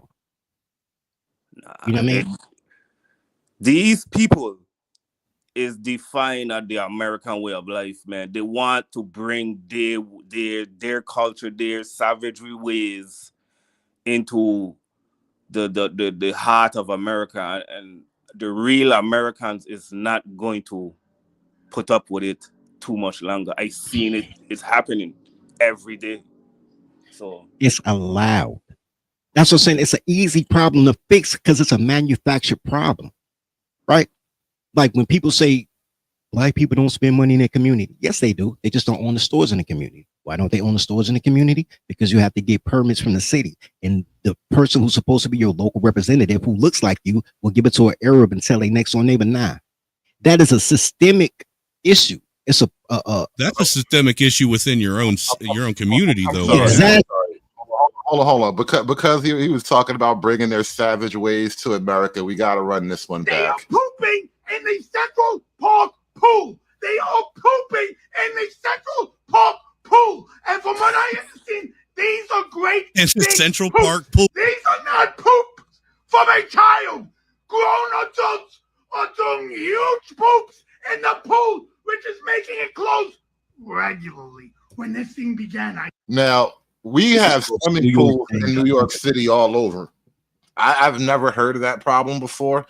Do you suppose it is the native New Yorkers pooping in the pool, or Absolutely, maybe that's always been a New York. That's been a part of New York history since New York's been around. They've always been shitting in the street, New York, sir. No, the street is not the pool, and I'm telling you, this is a foreigner thing.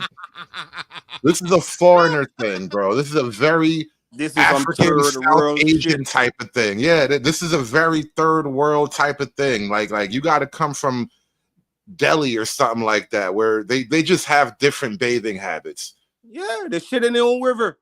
Right.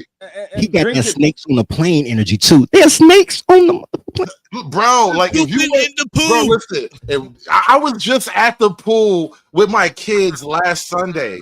Was it Sunday? Like a couple days ago, whatever day off I had. And I was at the pool with my kids, bro. And can you imagine being in the pool with your kids and a turd is floating by? Wait. Huh?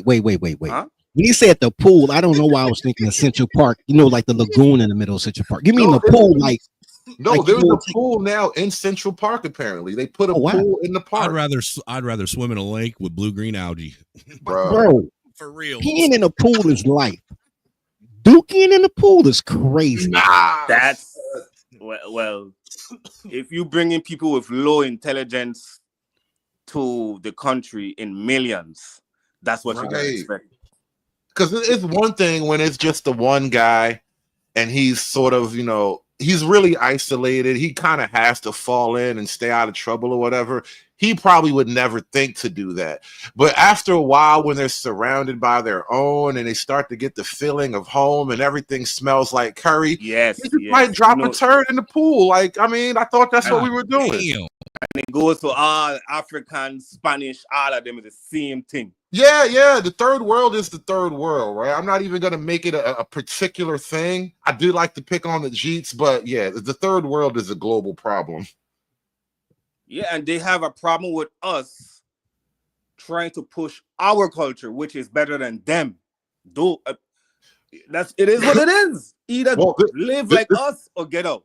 This is why I gave a strong defense of colonization as a concept, right? Because chaos and savagery is the norm.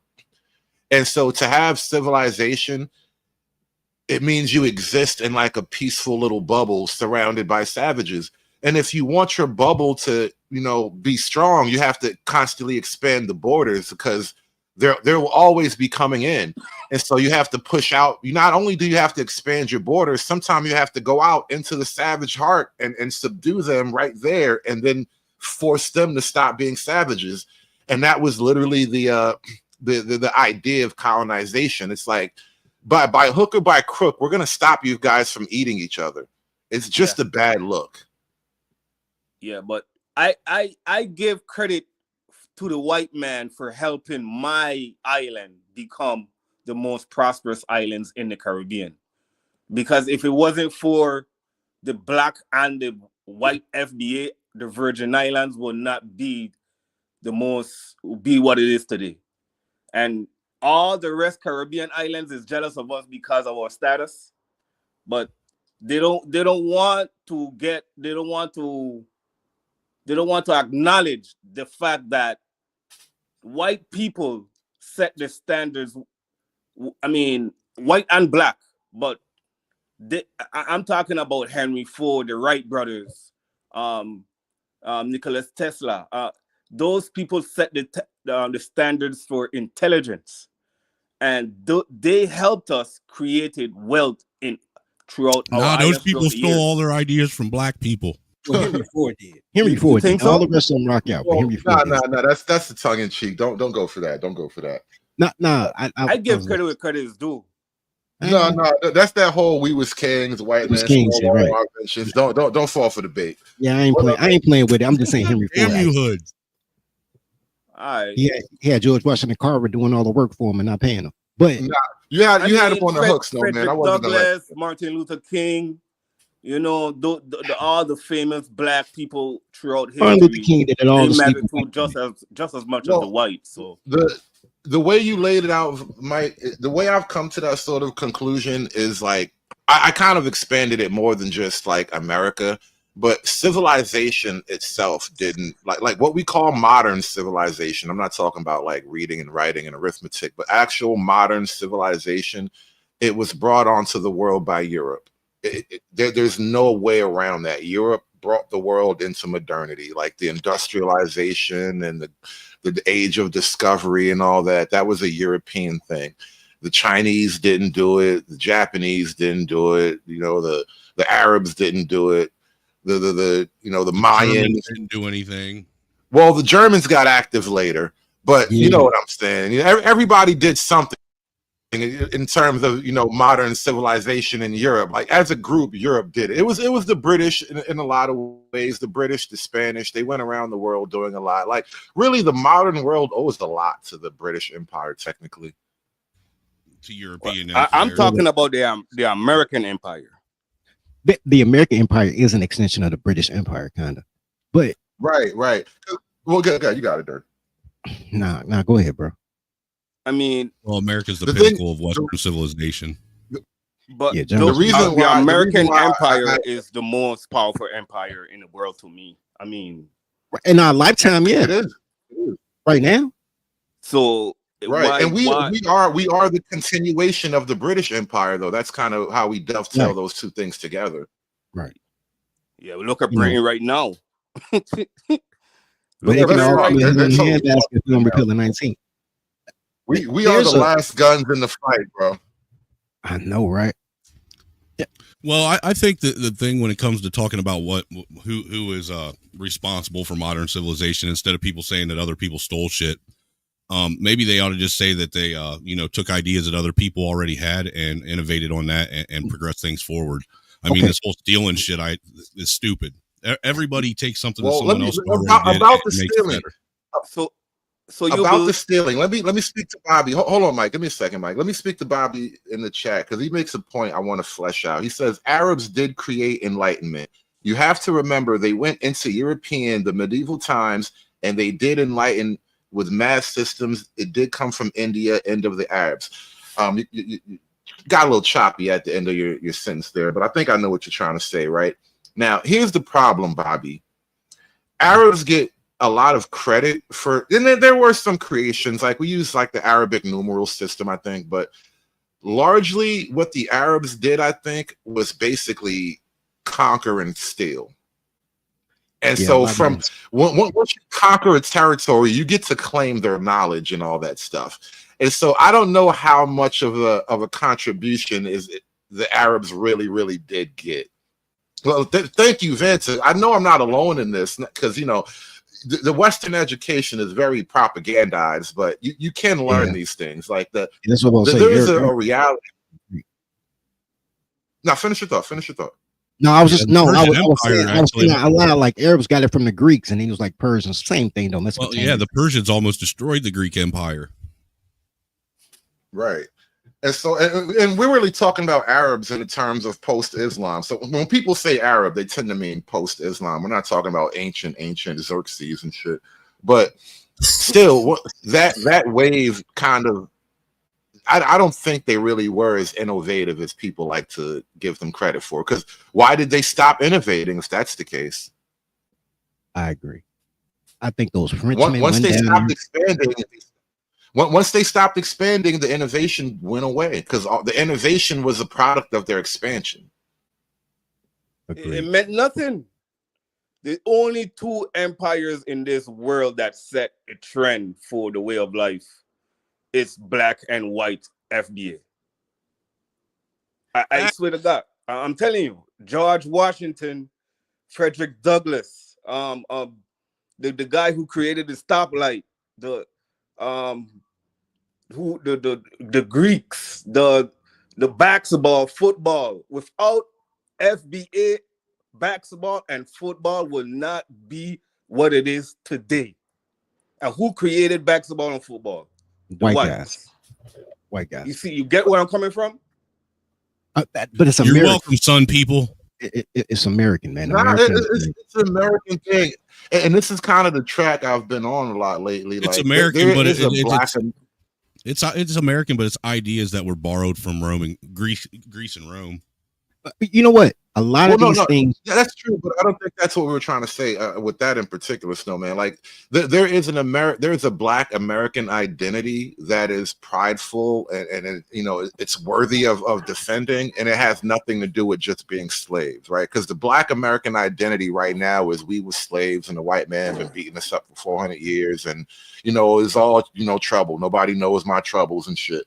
But that is not an identity that you can be motivated by, right? Like the Greeks had literal gods that they looked up to, but our gods were like slaves that ran away from slavery. Like that's not a proud identity. And so there is a black identity. There's a black American identity that's actually something you can be proud of. And so I think I like to look at it in that way. There's a video I played at the start of the show of some light-skinned black girl like, we don't need to constantly talk about the L's of slavery or whatever. Like there's a lot to be proud of within the context of being a black American. I agree with that. Here's the thing, man. Innovation is done by the have-nots, right? People with nothing make innovations out of something, right? We call football pigskin because they was chasing pigs. You get NASCAR from like white guys that was mudding. Like you get basketball from dudes. NASCAR comes from the bootlegging. That's where that comes from. Man, shout out to the Kennedys, right? No, not the Kennedys, dude. That comes from old school bootlegging, running moonshine and shit. Wasn't that Joe Kennedy? McCoy bootlegging. That's back during the Al Capone era and shit. That's where NASCAR. That's Pop Kennedy, bro. He was a legend. That's Kennedy. That's Kennedy. That's Joe Kennedy, old man Kennedy. Yeah, he was there. Yeah. So here's the thing with that, bro. The entire thing about quote unquote Black America is a failure to invest in your sons. One of the most there's a movie called Crush Groove, and I watched it as an adult and got mad all over again. The whole base of Crush Groove is Russell Simmons asking his dad to believe in me, and his dad crossing him. Now Russell got to deal with loan sharks and mobsters in order to create a record label. That's the premise of the movie. But what touched me is I said, yo, I see that all the time. I've seen that since the boomers. Like the stories I heard from my grandparents with silent generation. Like, yo, the lack of investment. So like I invent something, right? And I'm like, yo, guys, I invented something. Let's do this. And they like, man, that ain't gonna work, man. You can't do that. And then I have to find somebody. I gotta find Snowman. Like, yo, Snowman, believe in me. Like, all right, my little colored friend, here, take a couple of dollars, bro. I know you can make it. Pay me back later. And then Snowman gets money off me, right? And now they like, oh my God, the Irish are so cold. Why can't black people do it? Black people could do it. We came to you first, and you didn't invest in yours. But you want to take credit from it though, like a black man started, blah blah blah, that the Irish got rich from. It's a lack of investing in yourself in anything other than menstrual activities and crime. I think take a Yeah, it all unless you end up starts in to jail. you, yes, but I think I the mean, civil rights era it took a lot of that industrialness away, because the solution to the civil rights problem was welfare. And then we yeah. all know how the welfare culture, what it does to the human spirit. And so I think that was a fundamental part of Black America. Because like when we coming out of slavery, let me answer Chuckle's question as I make the statement too. Yes, Black Americans did benefit from slavery. Chuckle, you just got here perhaps because earlier in the show, I literally said shout out to the slaves. You know, y'all had to, the slaves had to crawl so Michael Jordan could jump from the free throw line, right? Like, shout out to them. They did it all so we could be here right now. Now, that being said, the slaves came out of slavery with, you know, skills and tools and whatnot. And a lot of them went right into being industrious. And this is how you get your first Black towns and all that stuff. Like, there was a little bit of benefit. And so coming out of that, you now I think it was more than a little bit. Yeah, I'm just saying, you know, I have to acknowledge the reality without being all triggered by the idea of slavery. You can't blame it on the welfare state either, hood. Because welfare was really for like Germans with the soup kitchens and all that. Welfare existed during Eisenhower or Roosevelt, whichever one was in a wheelchair. It wasn't that. It was women's choice, women having the opportunity to choose their own breeder. That stopped it. That's what happened during the civil rights generation. And we come back to penis saying, I need a man weaker than me that can provide for me. I need a slave, right? Back strong, man weak. That's where you get the tradition of slavery of a weak-minded, strong-backed man and matriarchy slavery. So you rule by a woman.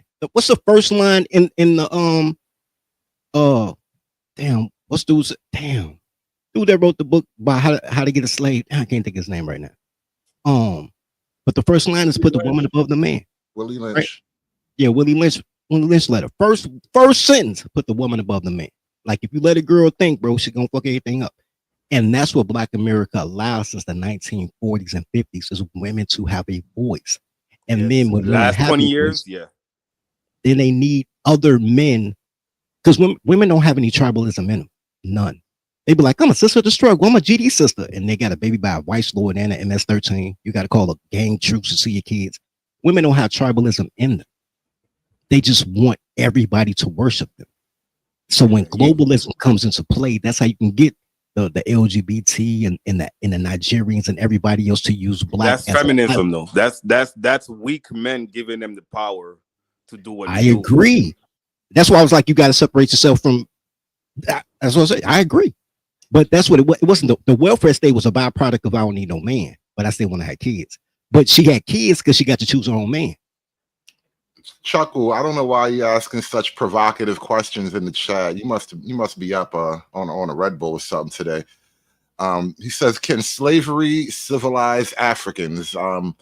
I wouldn't go as far. Obviously, slavery can do a lot. I keep telling you guys, don't underestimate the power of slavery. Like, if you think it, I'm stealing somebody's joke, but if you ever look at all the great wonders of history, you know, the pyramids and whatnot, all these giant castles, just throw a bunch of slaves at it.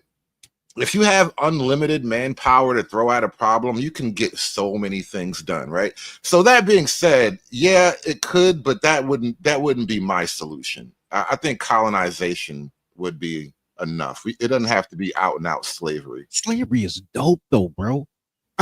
There's a video my cousin just showed me the other day, but I can't remember that. He didn't give me the link. He showed on his phone. There was a white guy that went to a slave plantation, ex-plantation during sharecropping, in the late 1870s or something like that. He wrote it like, you know, they show the pictures, but it's an audio. Like it wasn't a real video, but he was reading a letter, and he was like, "Yo, the slaves had more money than me." And he was like, "Man, because you was right about slave wages. Like slaves did get paid." I said, "Yeah." So think about getting paid marginal wages, right? But you don't pay for housing, you don't pay for food, you get to keep the surplus. Like, bro, it's a cool life. It's no different than living in the projects and getting a free crib and EBT cards. And if you make your kids sniff white out, they give you an SSI check. It's the same you want thing. something. Yeah. Hold on. Since we're talking about slavery, and I'm a smoker. I smoke the weed, and I just learned recently that there's a 50-50 chance that some of the weed I've smoked over the last few years has been grown and harvested by Mexican children. In California, Watching the news. How do you feel about California, they have Mexican child slaves picking my weed in California. that? How do you feel about pedo hydro, sir? How do you feel? I'm so morally conflicted.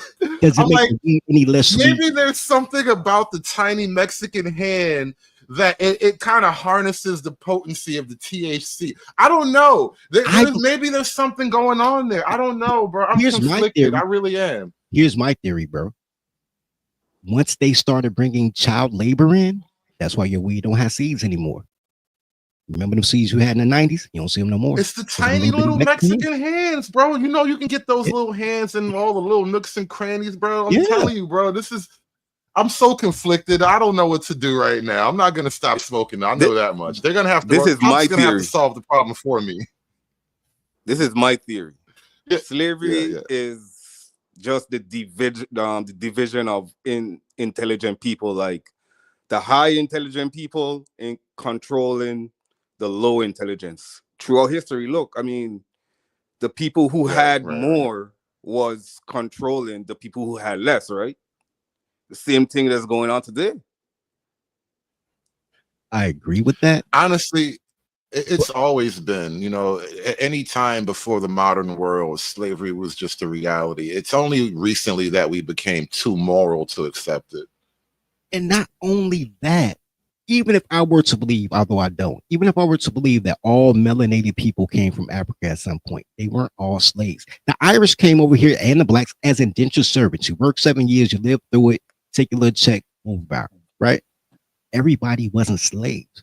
People volunteered to come to the new land. Like the whole The smarter you became, the less like you to become a slave. That's how I feel. Well, look at how sharecropping started, right? Where like the slaves didn't really want to get off the plantation, and so they kind of worked out a deal. And it got worse and worse for the farmers over time. But like that's kind of how it started. Like literally at the end of slavery, you had a bunch of people who didn't know what to do with themselves, and the easiest thing to do is to stay home. You know why? It ain't that bad. Home ain't that bad.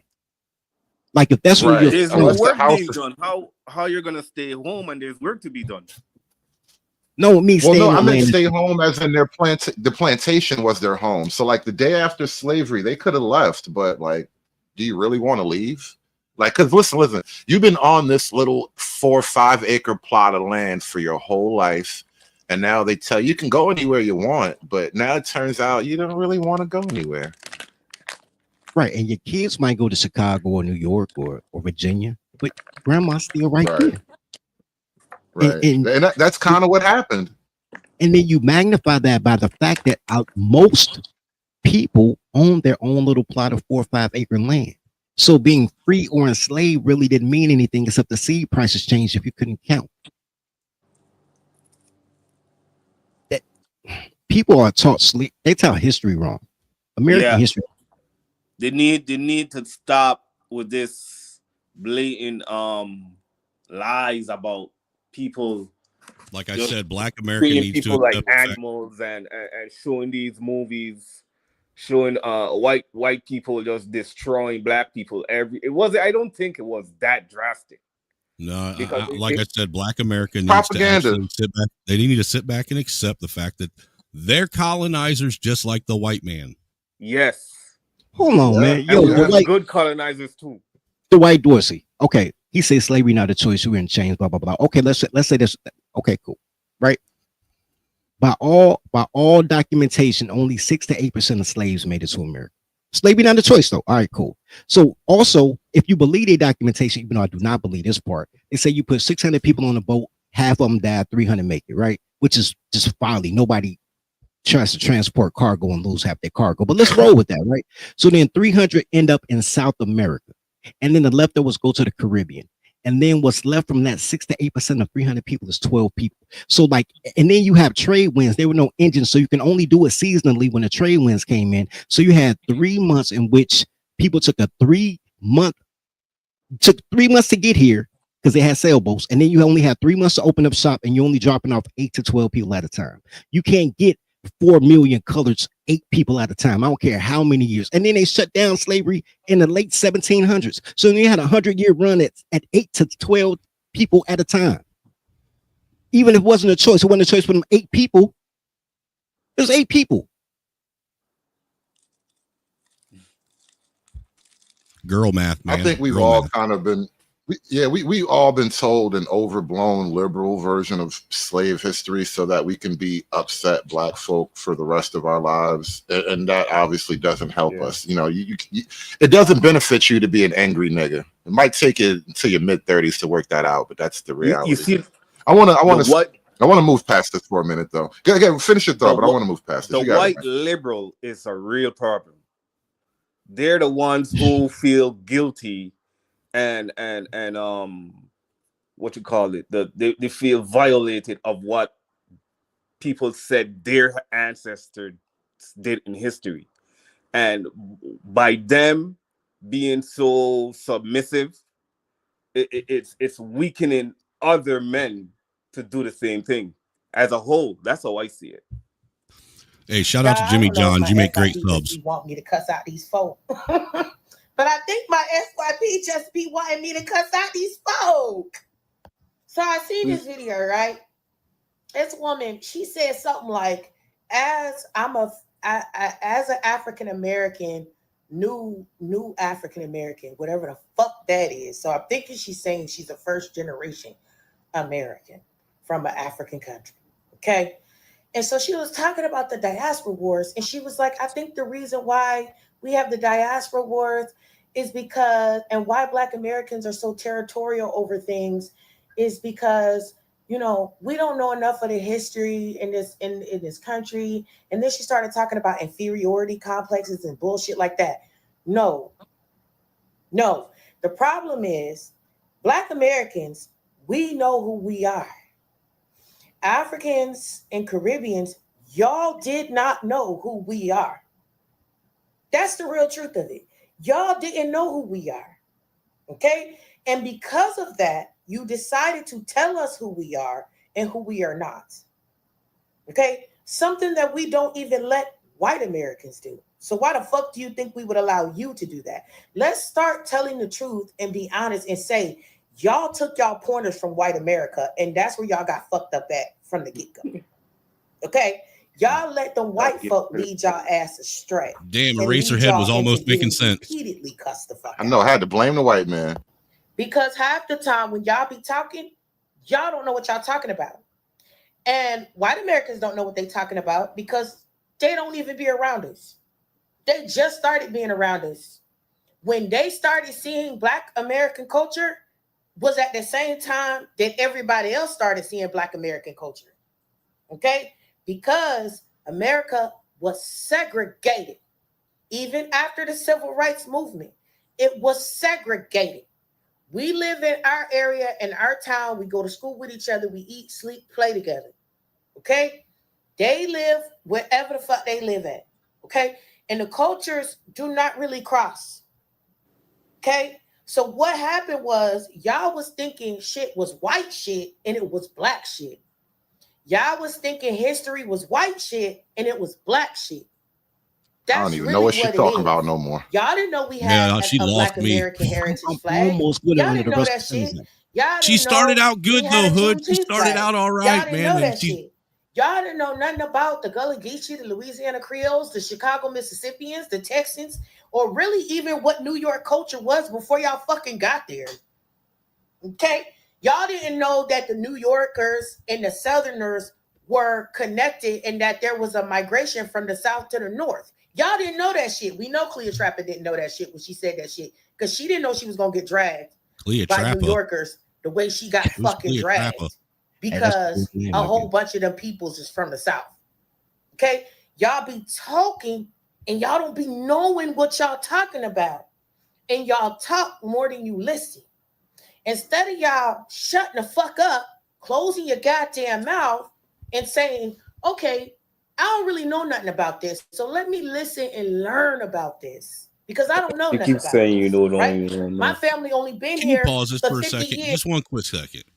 Is it I'm not tired of listening to her voice anyway. I'm over her anyway. Dude, is it not ironic that the ones that always sit and say that you need to just shut the fuck up and listen are always the ones that got their fucking mouth running and never shut the fuck up and listen? I'm just proud of the chat talking about she got clothes on, don't listen. Yeah. You know what? I'm gonna prostrate myself and beg for forgiveness. I shouldn't have let that chick talk so much. It's cool. Dude, as soon as she said white man, I knew it was going downhill. Yeah, she had flashes of competence. Like I know what she meant. Dude, at like, the very beginning, at the very beginning and of then her rant, toward the end, Chicago, Mississippi kind of hit. Dude, that was false advertisement at the first fucking 30 seconds. That's what it was. Right. That was a pump fake. That's what that was. That was a mean pump fake. All right, we're back on track I was now. scrolling like many of us do, and I came across something that disgusted me to no end. And it was seeing black ICE agents participate in the BS that's going on. Now, have your sentiments about Latinos not showing up at the polls like everyone needed them to.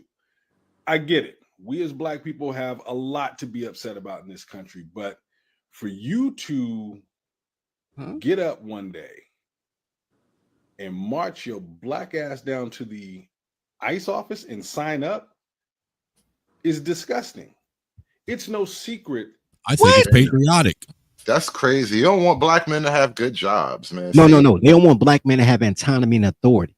Wow. They don't ever want to see a black man in a place of authority, bro. It's the wildest stuff. They are linking black Americans to these immigrants. That's the problem.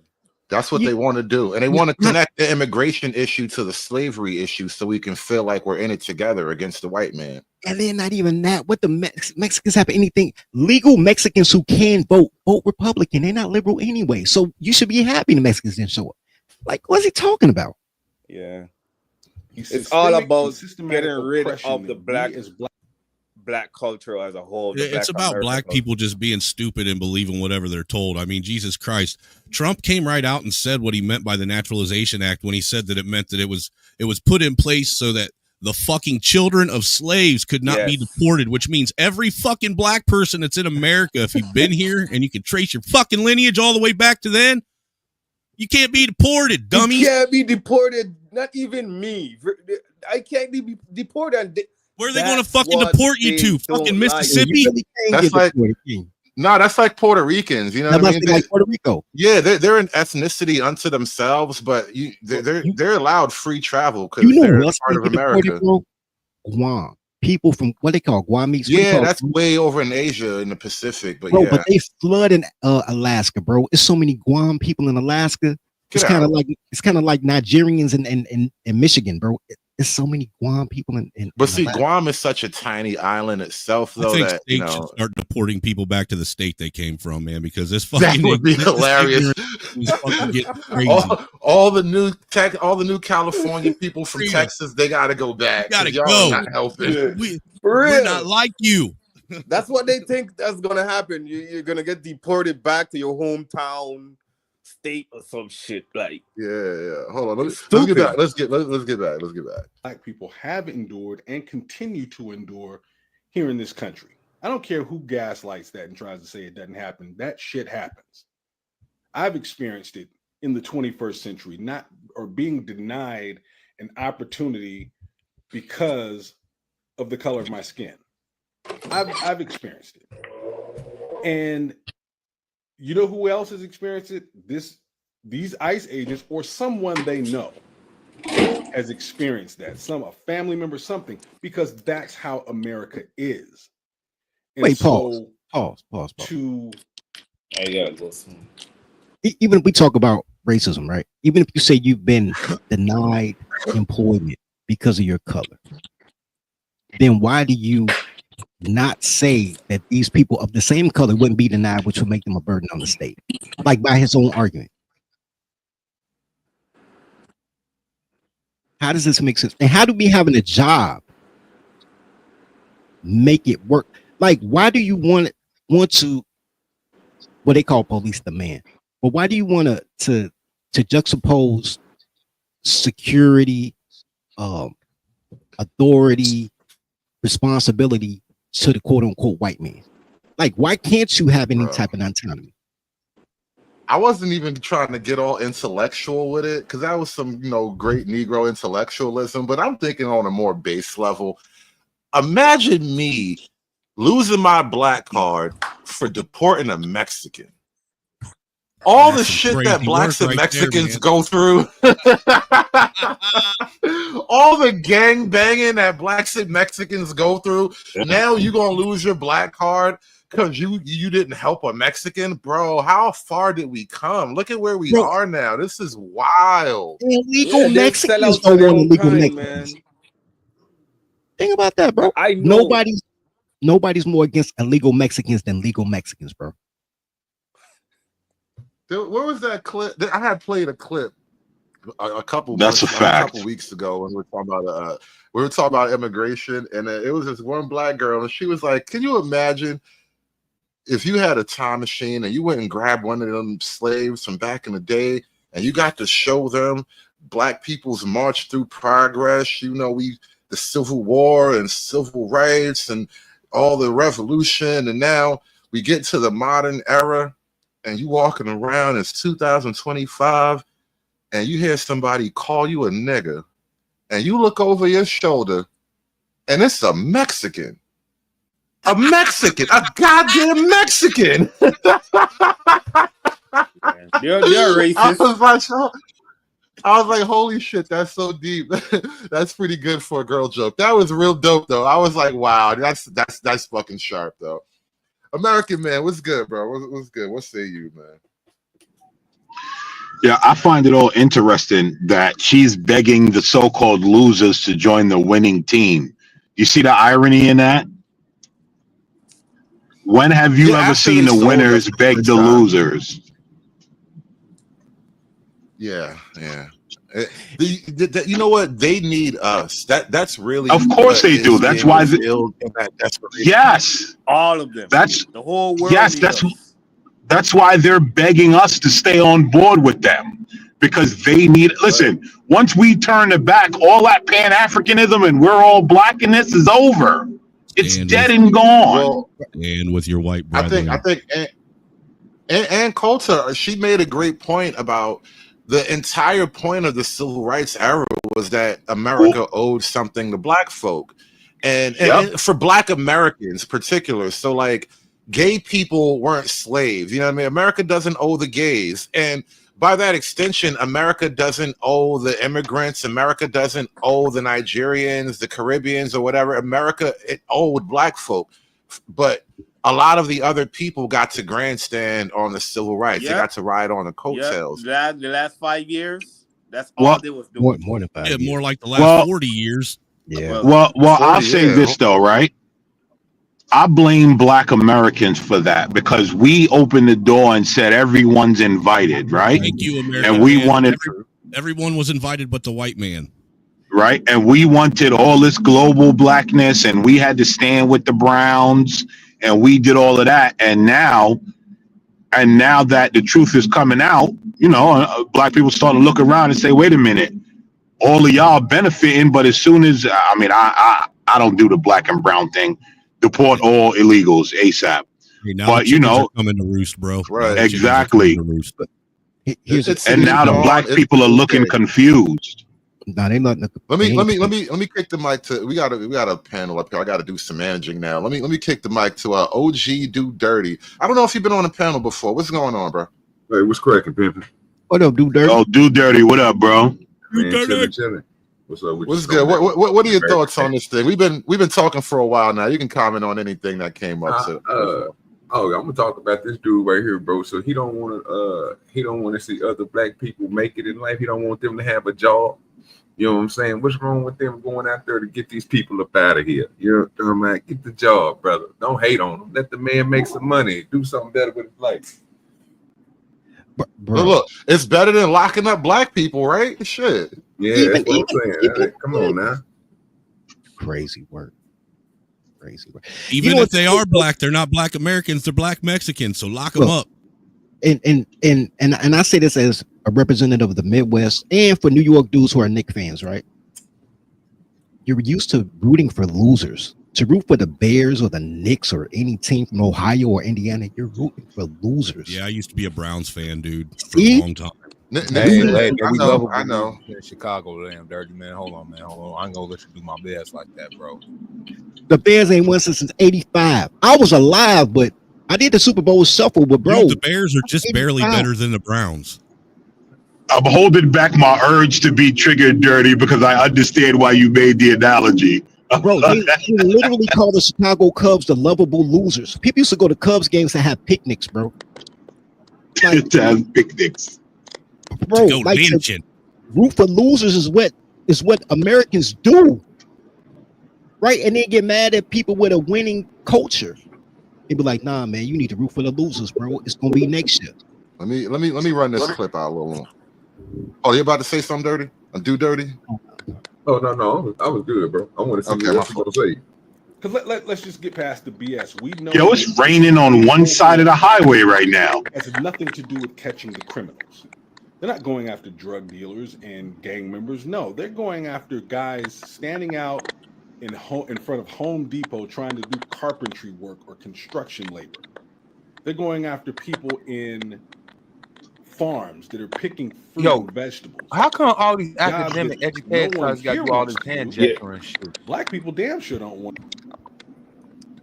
You actually learn that, and I think when you get media training or whatever, they teach you how to behave on camera and stuff. I've noticed a lot of commonalities and like the behaviors of certain people. Like they make videos, and I start to get the feeling like you all went to the same media school or something. None of us would ever end up on I mainstream media. actually went to media school though, sir. That's the crazy thing about it. And I also posed this other question, like I asked early in your great chat.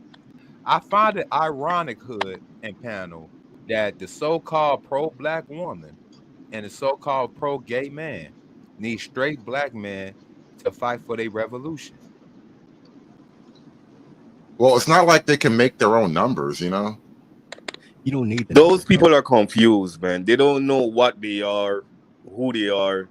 You know, we need to stop give those people platforms. It's toxic masculinity only when you're fighting for their rights and freedoms. In order to be pro-black, you must be pro-woman and pro-gay, because gay is the new black, and you cannot be black without the pro-black woman. That's what they told me. And even what he's saying, yeah, that's the narrative they're trying to push. It's true because that's what get paid for being black. I don't get a black check. But what he's saying, he's pushing a false narrative anyway. Like they're trying to get the Latinos in front of Home Depot. And then he says, black people don't want those jobs. Do you know how many black people I know in construction? The fact that people do paperwork, get they EIN number, and then they shop in Home Depot and they work in Depot, put a job application in so they can work in Home Depot. They don't have to be loitering in the parking lot. That's anti-black. And I noticed once the immigration raids kicked in, bro, a lot of these factories and these warehouses, bro, they got a little scarce, man, because the Latinos, they just had a lock on the factory warehouse trade. It's wild. Like you don't even need to speak English in this business, man. Dude, in the Midwest, they got the electrical trade, the welding trade, the construction trade. They got all kinds of trades locked up. You just don't understand. Yo, I'm in the trades, right? I hate working with these people. Absolutely hate it. It's dog shit work, and they're animals. I mean, I'm just gonna outright say it. They're animals, and they think they own the place. Do you see them using a fucking brick? How many times you see him using a brick torch to heat up tortillas on a fucking piece of OSB for lunch, American man? Dude, dude, the people, yo, one kid, right? Because now, ironically, our service side got a couple of, I'm going to be politically correct, got a couple of illegal, well, not illegal, but got a couple of immigrants. And the dude was trying to talk to us about plumbing, and we're all looking at this dude like, man, if you don't get away from us. And the dude made a comment. He was like, what? Have you ever seen a Mexican use a level? And I'm like, bro, that's why all your work is dog shit. Yeah, like, you're telling the truth. Yeah. When they Dude, do I've never roofing, seen them pull a after tape or 10 fucking years, they have snap a to put line on or a nothing. new roof. Well, let me finish this Yeah, out. dude, we did that shit for 400 years for free, so we ain't getting out there. So they're out there doing it. That's who they're going after, and that's usually some guy. Listen, I'm sure there are black teenage kids who would love to work on a weed farm. All right, they would love to harvest weed. They're just taking all the good jobs, bro. Good. This what Hey, happens. there's some white pushing all dudes that are in these- their No. 40s that would like to work on a good weed farm. No. No, Gentlemen sir. on the panel, this is what happens when you let the so-called communist, socialist ideologies run rampant into your so-called community. You notice how when you go ahead and hold on one second. You notice how when you take out trades and everything, everybody go ahead to these so-called high academia universities and colleges, they feel like they can look down upon so-called working class people, the same people that keep their plumbing going, their electricity running, all that stuff. That's what he's doing right now. Those are the black jobs they don't want you to get. Right. They want you to go ahead and be a cubicle little monkey that's tapping at the damn keyboard looking at a damn screen, and they think they're making progress. That's black progress. Working in a white man's cubicle, getting a white man's no. check. What the hell is that? It's even more diabolical than that. Who is scraping the scratching? Somebody got some weird background noise. Yeah. If you like doing stuff in the background, mute up when you're not talking because it does kind of come through real loud on the mic. Yeah. Or some woman who has come up here to make a better life for themselves. They're not harming anybody. I grew up around Latinos. They usually go to work and come home, play their music on the weekend. They ain't bothering nobody. So this isn't about catching You ain't criminals. never lived around Latinos. And Yo, why he did it Black like a ass, white woman? Mr. Black Ice Agent knows that. Cannot be living around to Latinos, not the one I live around. Yo, And not listen. It's one thing when it's just a small group of anybody, but once people come in giant numbers, everything starts to change, bro. Then you start to get your gang culture. You get that thing in what was it in Colorado where they take over apartment buildings and stuff like that. Those same guys who take over the apartment building will also be in front of Home Depot trying to work on your house, bro. I know it's crazy to think of it, right? That little guy with the hammer and all the tattoos on his chest, he's also a gang member. I know, it's wild. It was only a few of them in that apartment complex in Colorado Hood. It wasn't that big a deal. Right. It was only I know, right? It was only a few gangbangers, a few MS-13. Nothing to worry about. They only took over one building. I mean, not even one building, just one floor. Man like him, man, I wonder, man, like what kind of where they was raised, bro. I mean, where they came from. I don't wonder. Are you black for real? I don't wonder either. I know where they were raised. And that was Tren de Agua, Mr. American, man. That was Tren de Agua, not MS-13. Look, here's the issue, right? Whether it's Triviago, there's a difference. I was going to say, be honest. Tell me all Mexicans don't look the same to you. Hey, Latin King, Satan Disciple, it don't matter. They all not the same, Holmes. It don't matter. Look, here's what it is, bro. Everybody else can name a nationality. The fact that you can call yourself Nigerian or Kenyan or from the VI or Canadian, that is a nationality. And take pride in it. Take pride in the culture and your nasty ass food. And take pride in it. I just think it's a shame that this black man trying to shame other black men for going out and making an honest living. That's the issue, Snow. You're given a crayon. You're just black. Now you feel the burden of fighting for everything. But I don't even go to family reunions. I ain't fighting for cousins. So you're sitting here saying, yo, your tribe is a crayon. Everybody with this crayon, your tribe. Oh, what makes a billion of them is your tribe and not. And then they're inside infiltrating for their nationality, as they should, or their religious belief, which they should, or their sexuality, which they should not, but they do. There's no pride. There's no pride there because there's no. You have more people pride in their gang than you do in their race. Who's driving? Somebody Yeah, I was just driving. about to say the same thing, bro. Oh, my bad. Always the black man trying to mess everything up. Yo, hold on. We got a lot of heads on this panel, and Streamlabs did something weird with their layout. It is really hard for me to operate when I get a bunch of people back here.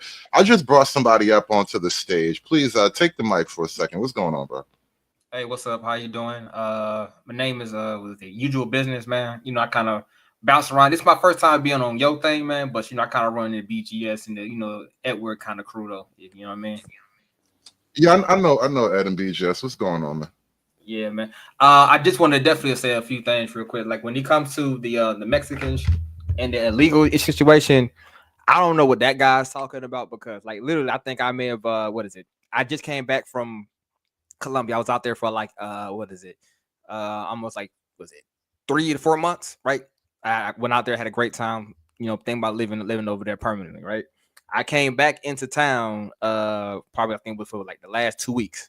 I had to go get me a small job, so I went to one of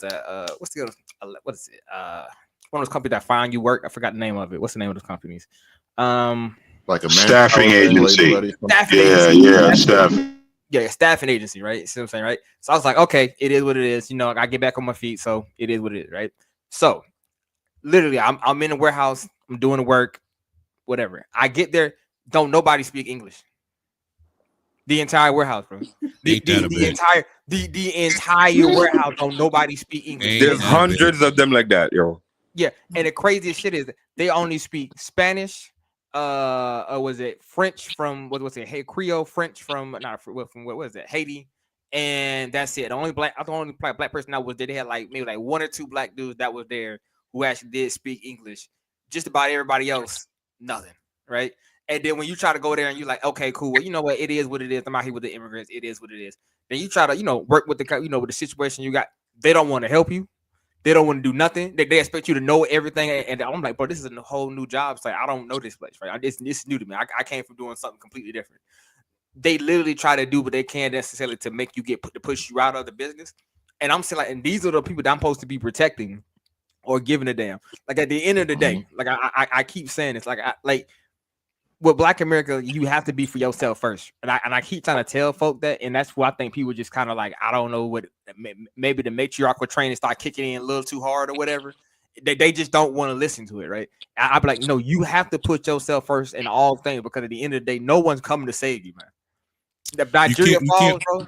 Sir, you can't black supremacy properly if you're letting your women tell you how to live your life. I agree with that. Yeah, and you can't. I was going to say, because at the end of the day, bro, when you're dealing with Nigerians, bro, Nigerians are Nigerian first. They tribe immediately first. That's how they run. Everybody else does the same thing. If you go down to Mexico, I spent time if you were Oaxacan Mexican, bro, that means something down there, right? You know what I mean? If you're a different kind of Mexican, that means something, right? So like, even if amongst themselves, they still have their internal little biases and whatever, right? But even though they all still come from Mexico. So the craziest part, when I try to tell people that this is how you need to move, you have literally people who will literally fight you, like the guy in the that was just on the panel, not on the panel, but on the screen, did it and that. Like, I'm like, dude, that's not our problem, bro. If you're an illegal, at the end of the day, if you're illegal, my job is not to fight for you, bro. You know what else is crazy, bro? While people are trying to question history and rewrite it and talk about how slavery was bad and all that. But they're talking about African slavery, being in chains. I've been in Cook County Jail. I know how I feel to be shackled head to with a pole next to people. I've been there trying to go to court. I get it. They don't, you know what they never talk about? How 80% of American slaves are still American because they bred here. Yeah. We had breeding slaves. Haiti had to keep replenishing slaves because the sugar market was so crazy. They didn't have the reproduction. I mean, America bred their slaves. So you still American.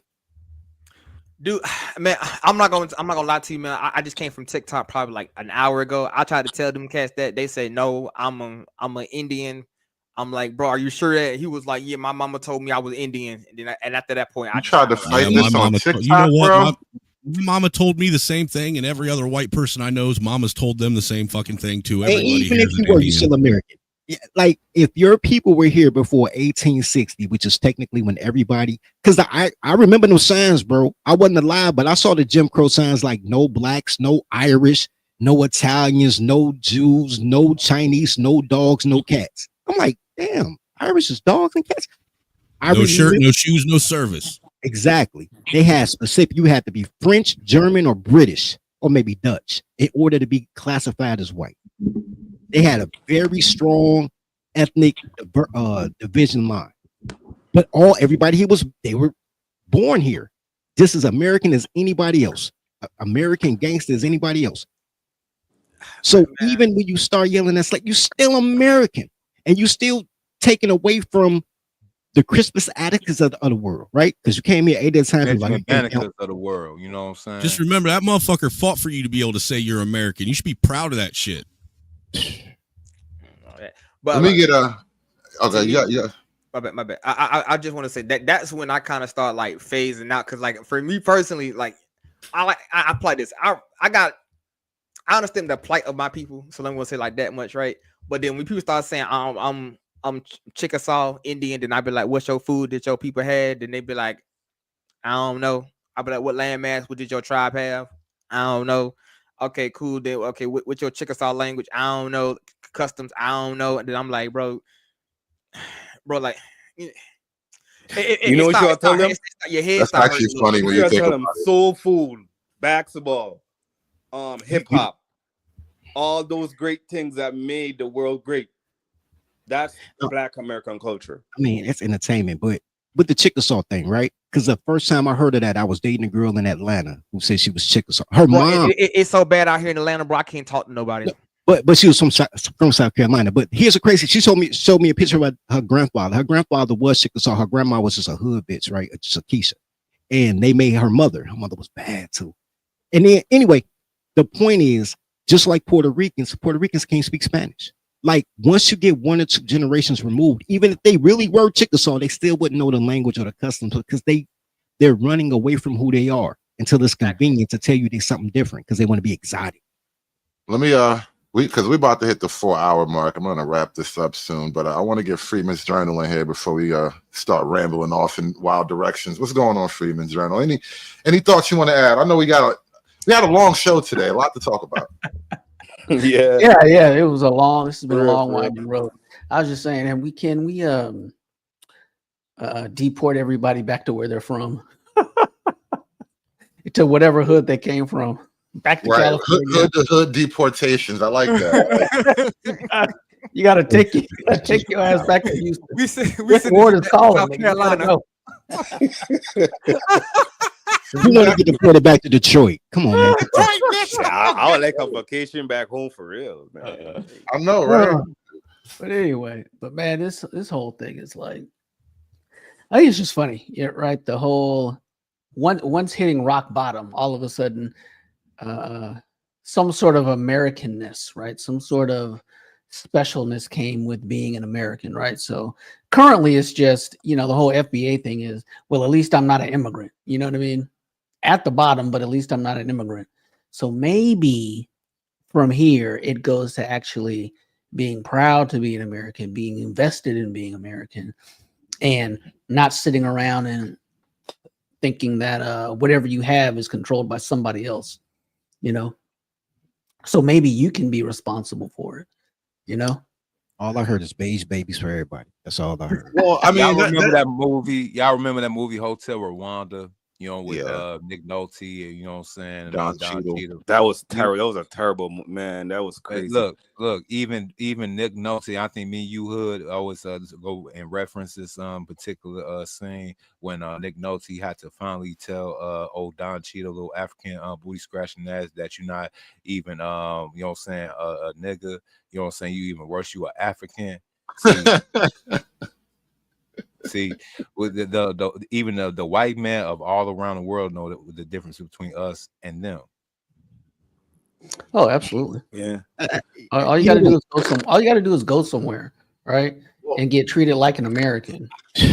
I think whether or not we think we're better than them, I think it's irrelevant, because we are better than them to a degree. We are better than them, but it's irrelevant in this capacity. Let's not go that No, what I'm saying is it's irrelevant in this capacity, whenever you go to a foreign country, they're supposed to think that their ways are the best ways. I was Like, gonna say that, yeah. and you literally went there to experience their ways, right? And so, and I call it national chauvinism. Like, it's okay to want to, you want to project your country. You know, you want people, if people come to your country, you want them to do as we do. You don't want them to come to your country and then do as they did back home and try to make your country their home like it was back there.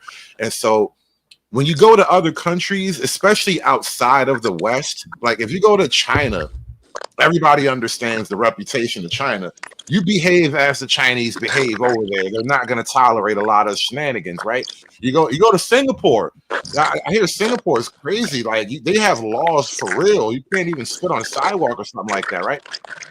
Somebody's got to mute up. You got to.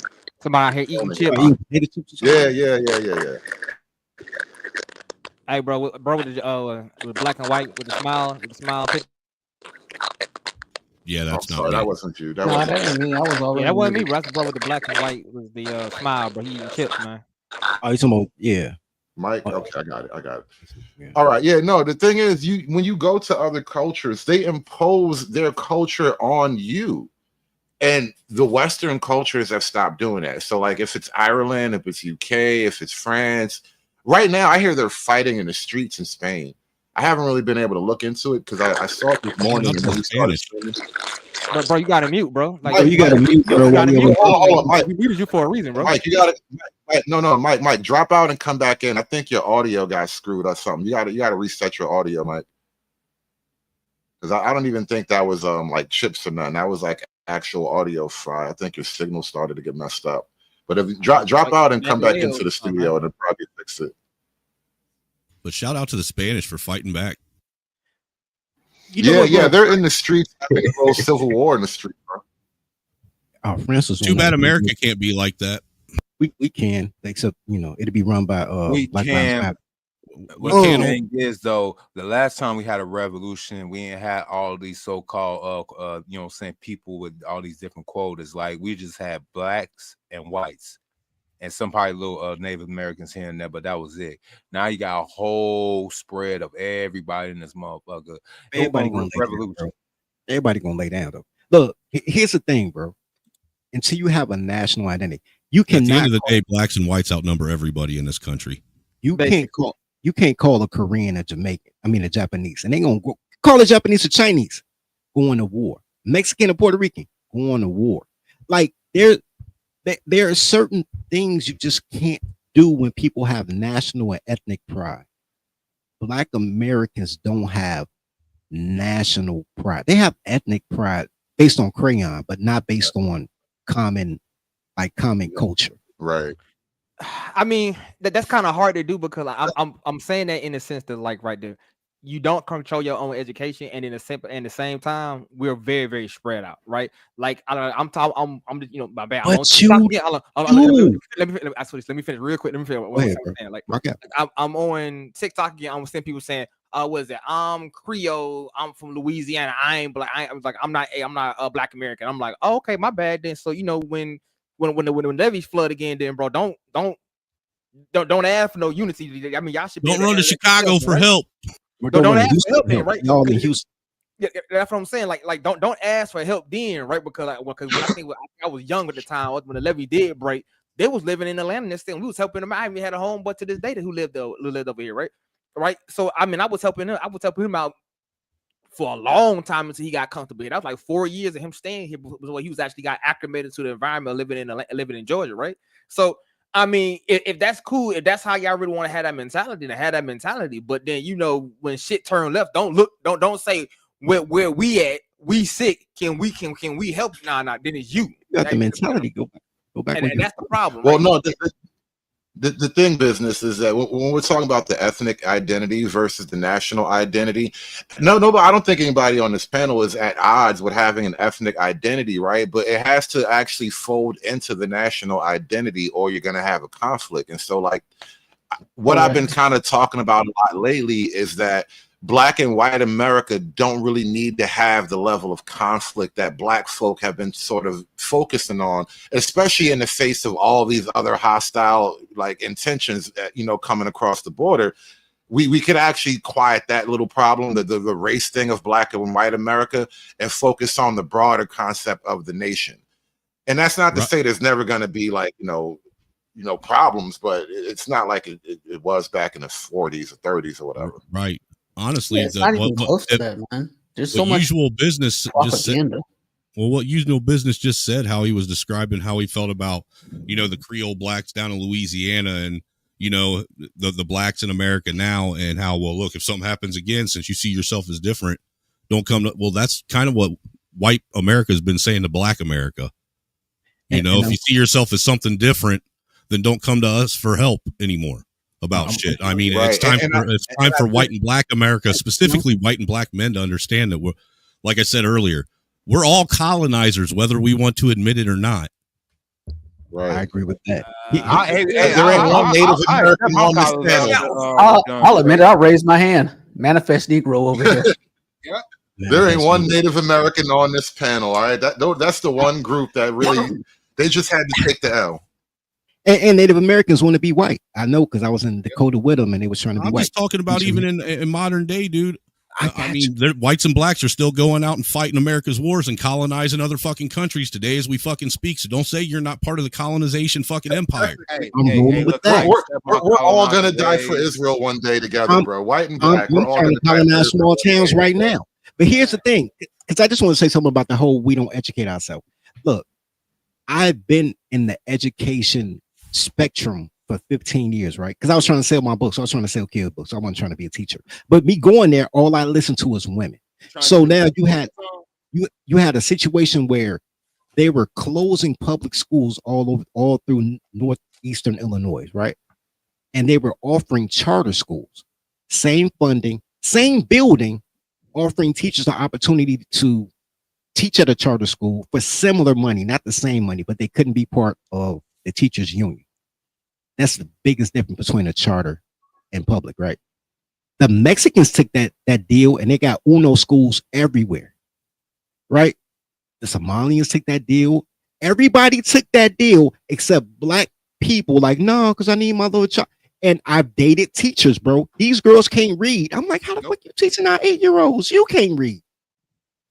No, like I'm writing kids' books, asking 3rd grade teachers, like, yo, read my kids' book and see if it's age appropriate. I can't read the fuck.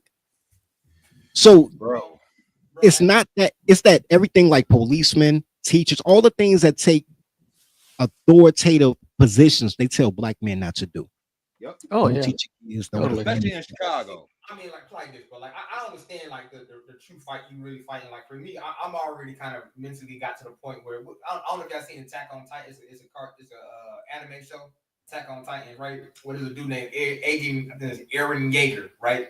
Bro already knew he wanted to kill 80% of the population of the world for him to get what he needed necessary, right? So I already got that same mentality. If you really want to solve a fix problem, you want to have to sacrifice 80% of Black folk already. That's a lot of people. Like to really fix a problem like what you got, you really gonna have to start sacrificing people. And then when I tell people that's what you really gonna have to do, that's when you start jumping off the boat. You know what I mean? Like, cause they already know that means your cousin Tay Tay, who's selling drugs and who doing whatever, you want to get rid of him too. Your cousin Shaniqua, that she out here hustling food stamps and she got 4 kids. You already know what you want to do with her, right? But when I say that, people think I'm evil. But at the end of the day, Look, I got the welfare show coming up next. I got a lot of welfare content. I'm gonna make you niggas hate poor people. I got a lot of welfare content, bro. There's a reason why Trump hate myself and shit. There's a reason why Trump make me hate poor people. There's a reason why Trump cutting welfare, bro. I'm telling you, the shit that's going on. Listen, I don't know what my schedule looking like, but tomorrow we gonna do hopefully I get to do the welfare stream, man. I got so much content. The way they eating out here, bro, I'm starting to hate these bitches, man. This Man, shit you gonna crazy. have me hate my mama and shit. You late as hell, Hey, speaking of poor people, check the back. I'm trying to work these controls. Give me a second. You wouldn't understand unless you're actually backstage. The control layout is all different now. Yeah, I got it. They did. The StreamYard did change it up a lot, man. All right, there it is. What the hell is that? Barbie? That's a Barbie Corvette that's on a river. That's a Keisha cruise. it's cute. I mean, if you This look some Florida shit. Marty moved on up. that's definitely some Florida shit. Yeah, that is definitely Florida shit right there. Hey, my That wife looks said like at some least hillbilly ingenuity, to be honest with you. Yo, them hillbillies, they make some dope shit though. No lie, hillbilly engineering is crazy. bro, my wife said at least they're not twerking. You know what? Nah, dude, they just out right there on that having a one. nice little float, dude. Oh snap! Yeah, I'm surprised you ain't got somebody on top on the hood twerking. You right, bro. If it wasn't the water, they probably would. Cause Yeah, you probably motherfucker can't swim like that. So yeah, man, niggas on the water. There's so many clips. The white folks, they be roasting the shit out of niggas on the water, bro. They just like, listen, do not rent your watercraft to black people, right? Because they know it's gonna be a crash, an accident, something gonna go wrong, bro. There's so many videos of niggas crashing, and I'm talking bad. I had a boat too, and I was a nigga on water, and it was terrible, man. I kept getting my boat. I kept getting my boat grounded on the sandbar. I had to get rescued by the fire department one time. Jesus like, oh Christ, my dude. god, it was terrible. God shit. damn, but what you do? What you out here doing, Man, bro, you got to do better, bro. I was a bad sailor, bro. I don't know. I'm from Georgia, bro. Like I'm pretty, but I don't know. But I came from like Savannah, Georgia, so I'm like next to the sea. So I grew up trolling in fucking channels and shit, man. So. You guys understand intimately how awful that was for me, right? Like that was crazy. But this is what they've been saying on Twitter, bro. Don't rent your boats to niggas, man. Niggas be wilding on the water, bro. Man, I done kayaked, I done rowboated. I had a small little speedboat. I never crashed out. You know what? It's Look, like, dude, I sunk a boat once in Fort Laramie Lake when I was a kid, and it was only because I hit a tree trunk that was at the bottom of the lake. I was going fast, and I caught the fucking bottom of it like a tree trunk that was on a sandbar, and it ripped the bottom of the fucking boat open. okay, that's a valid, fuck up for a kid or a child. Yeah, I was 16. I didn't consider myself a child then. Okay, I've been taking the boat out for quite a while. Here's a thing, right? America needs to start listening to right of center black people, right? If you just now figuring out you're not supposed to rent your boat to black people, you have not been listening, right? I mean, we can't. How are you just now figuring this out? You know what's weird though? Everything they say black people aren't supposed to do, I did. Like I can swim. I can swim like a fish. Like black people can't swim. Swimming. Yeah. You know what? And this is one of the These are things. stereotypes, Well, no, I realize that with my kids, especially like they're like in the hood or whatever. So when I pick my kids up, we go out, we go places, like we go swimming, we learn how to do stuff. We're climbing, we do like the rock wall thing. We went somewhere and did the rock wall stuff because I know with a lot of black kids, it's especially like you got the single mom situation. It's real easy to just be in the hood all day doing nothing, and then you learn nothing, and now you can't swim or whatever the stereotypical shit is. A lot of niggas just don't necessarily get exposure. Hey, be honest, dude. You did that rock wall, and that was all you did that weekend. You went home and laid down the rest of the weekend. No, the rock wall was tough. I could only get halfway up the wall. So and my kids could barely even get up that high because they got scared climbing. But it wasn't a rock wall. No, not a rock wall like real rocks, but like they have the little handhold thing. What the Army National Guard will bring out. There was a place in Brooklyn. I forget the name of it now, but it was a place in Brooklyn. Discovery Zone. No, Area 51. That's what it was called, Area 51. But it was like a little indoor adventure place. They had like paintball or whatever. Right. And then the other side of it was like they had like a skating ring and a rock wall. But the thing that kind of made my heart race. They had an aerial maze. You had to put on a harness. And then you go up to the top, and the whole thing is like harnessed, and it's a maze. It's a literal maze in the sky. Is it like a ripcord type thing? I don't know about a ripcord, but or one of them. If it's an aerial maze, like you're hanging and you got a cord. Yeah. Because ripcord sounds like a parachute, but no, you're hanging from a strap. So you got a zip line. Zip line. That's what it is. It's a zip line maze. That's the best way to describe it. There you go. And so this is the crazy shit. So my son and my daughter, the two youngest ones, he's just a little bit older than her. He was scared to even go up the aerial maze. Like my daughter, she got up and she got up to the top, and then she didn't want to actually go out on the maze.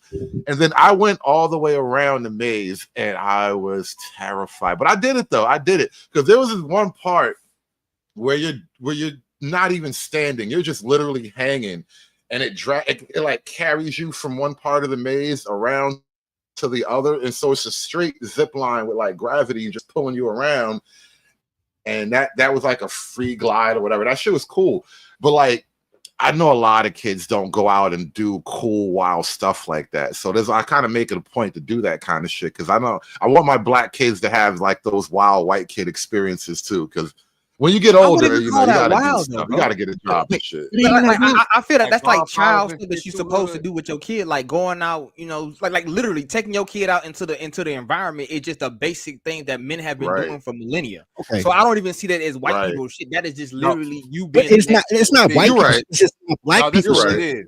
Hey, Derek, let me Like go. for instance, right? That's black what it people is. can't swim. In black culture, it's not the norm, and that's where See, it's that's not a what it white is, people hood. thing, but it's So not a Look, nigga there you go, thing. right there. No, So because you got black, it's not the you norm, got because black, most you of got these American. motherfuckers is matriarchal, bro. So like, a bitch ain't gonna. My bad, I ain't mean to say a woman is not gonna take her kid necessarily. Was it rock climbing, teach her kid how to Camping, shoot, but a man hunting. does.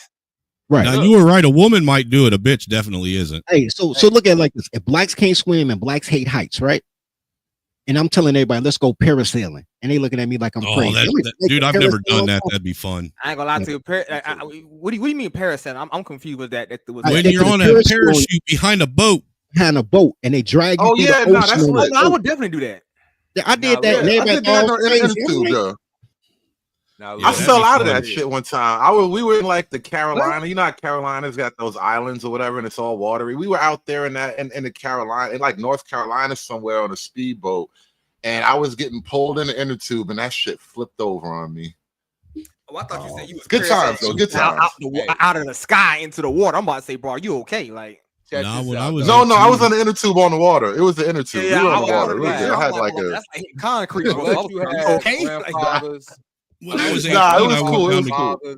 when I was Unless you 18, had I went down to grandfathers or fathers Gatlinburg that with grew up in my. the South, you got blacks and then you got Americans. When you try to put both together as a black American, see, when you black, you aren't gonna have the experience like in the hood, the projects. Your best bet is going to a swimming pool in a rec center, you know what I'm saying, in the hood. You ain't about to go ahead and swim in the pond or in the lake and shit like that. See, American culture, that means hunting, camping, you know what I'm saying? Probably starting bonfires and shit like that if you white and whatnot. See, you know what's so crazy what you masculine saying? male shit. I wouldn't even consider that's just masculine. No, male this is what's so shit. crazy about what Mr. O said. Take your kids Black is an camping. era. Because before then you were Negro, before then you were colored, before then like Negroes camp, they wouldn't shock coons and possums. I said if your grandfather, that black your era grandfather and your father. Be honest, how many of you guys on this panel? How many of you guys on this panel grew up camping in a tent in your front yard in the summertime? Bro, not in the I front never yard. did that though. That's ghetto, bro. Anything in the front yard is No. ghetto. You know that, right? It's not ghetto. Camped on the beach one time. Once we Bro, became we used black, to do that all the lost time. We lost our survival instincts outside the cities. Once we became black, we don't survive outside the in the woods no more. You know what I'm saying? We was Negroes. That is so true, because right now, as the America's going through its decline and whatnot, and people are trying to learn all these I'm not gonna say I'm gonna say ancient skills, but like basic survival skills. Now oh my god, I talked to one girl. She was like, how to plant what is it? What was it? It's potatoes. It's not sweet. It's sweet potatoes, right? She was like, how to plant sweet potatoes? Oh man, you must be a genius. And I'm like, you just put it in the ground. Wow. No, here's the thing with that. Remember that the video we just showed about dude going ham because black people can work at ICE, when he was talking about we did that for 400 years. What, agriculture and construction? Like, you still got to eat, you still need somewhere to live. Right. And that's the black experience. Like, let me get away from all of the fundamentals. Like, I take dates camping because I'm cheap, right? So I will pack a lunch and take a date camping. I got tents. I'll pull a tent out. So, oh my God, I never did this before. We're gonna sleep on the ground. I'm like, so I'm sleeping on an air mattress. But we'll go camping, smash out, run around the forest naked, and then go home. It cost me like $12. Let me introduce a phrase that I learned recently watching base camp: the urban monoculture. And I think that's a great way to describe like Black America at large, because a lot, even the country folk, a lot of us at this point, because technology has kind of erased the pockets where, like, if you lived in the country with no electricity or whatever, you kind of were living away from culture stuff. Nowadays we all have internet and smartphones with everything, so culture kind of catches everybody around the same time. You know, like even when I was a kid, the South would learn stuff a little bit after it came out in New York City, right? Stuff like that. That's kind of been erased, right? So now we all have something like a flattened Black culture, and it's really urbanized. Like we kind of are all sort of on an urban monoculture. Nobody is sort of close to the or close to the earth is like a hippie way to say it, but all these skills, all these sort of outdoorsy type of activities, and white to say it's a white people thing isn't quite right either. It looks white from the Black context. If you're the urban monoculture, it looks like the white people thing, but it's an older thing that we're kind of getting away from. I'm gonna say this much. Right now, I'm on YouTube, and one of my favorite things I'm starting to get is like these homesteader kind of vibe things. Like I'm watching all the black dudes that's actually doing it, right? Or the black people that's actually doing it. Mm-hmm. If it's like usually a black man and his black wife, right? Chickens and shit. I don't see the women be able to do it. Like basically, because the homestead, you still need like a man. You need a man, bro. Like women do van life. Men do homesteading and bring their girl along. Women do van life. The bitches on van life be getting food stamps, bro. That shit is not real. Walmart Bro, they be living on government support. That's not a real van life. Yo, what? I know they're going to the gym, but where they going to take a piss and shit at, bro? I ain't buying that van life, bro. The gym, bro. Walmart, bro. I just told you they stop at Walmart. Walmart, yeah. Gym and Walmart, bro. Yeah. You get you what's cheap? Planet Fitness. You can use their showers and whatever, their bathroom. Yeah, that's a cheap monthly membership. Walmart is free to walk in.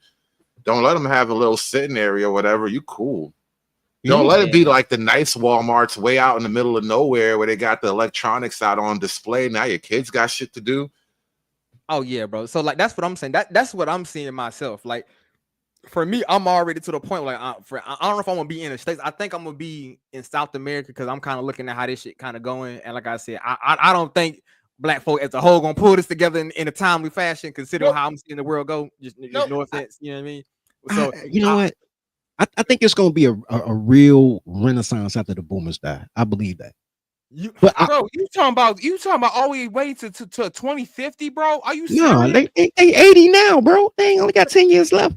Bro, I'm gonna give my grandparents lived about what is that 100. So my daddy right now like 70 something. Bro, so, hey, bro, them the oldest boomers, bro. We got way into the last of them, at least the 62, 63, and 64 be gone, and that's around 2050 all the way up to 2080, bro. They on freebase, bro. They ain't talking about nothing. You know, something else just occurred to me watching this video. This is like, I love outdoor stuff like this. Yeah, that's beautiful, bro. Enjoying the American environment in and of itself. This is American culture. And the reason why I was thinking about that, because recently I seen a couple of clips of like foreigners. They're probably like from India, but they could be anywhere, Mexican, who knows? Also, Latin America is not exactly a clean place all the time either, but they were throwing garbage right into the oceans and rivers, bro.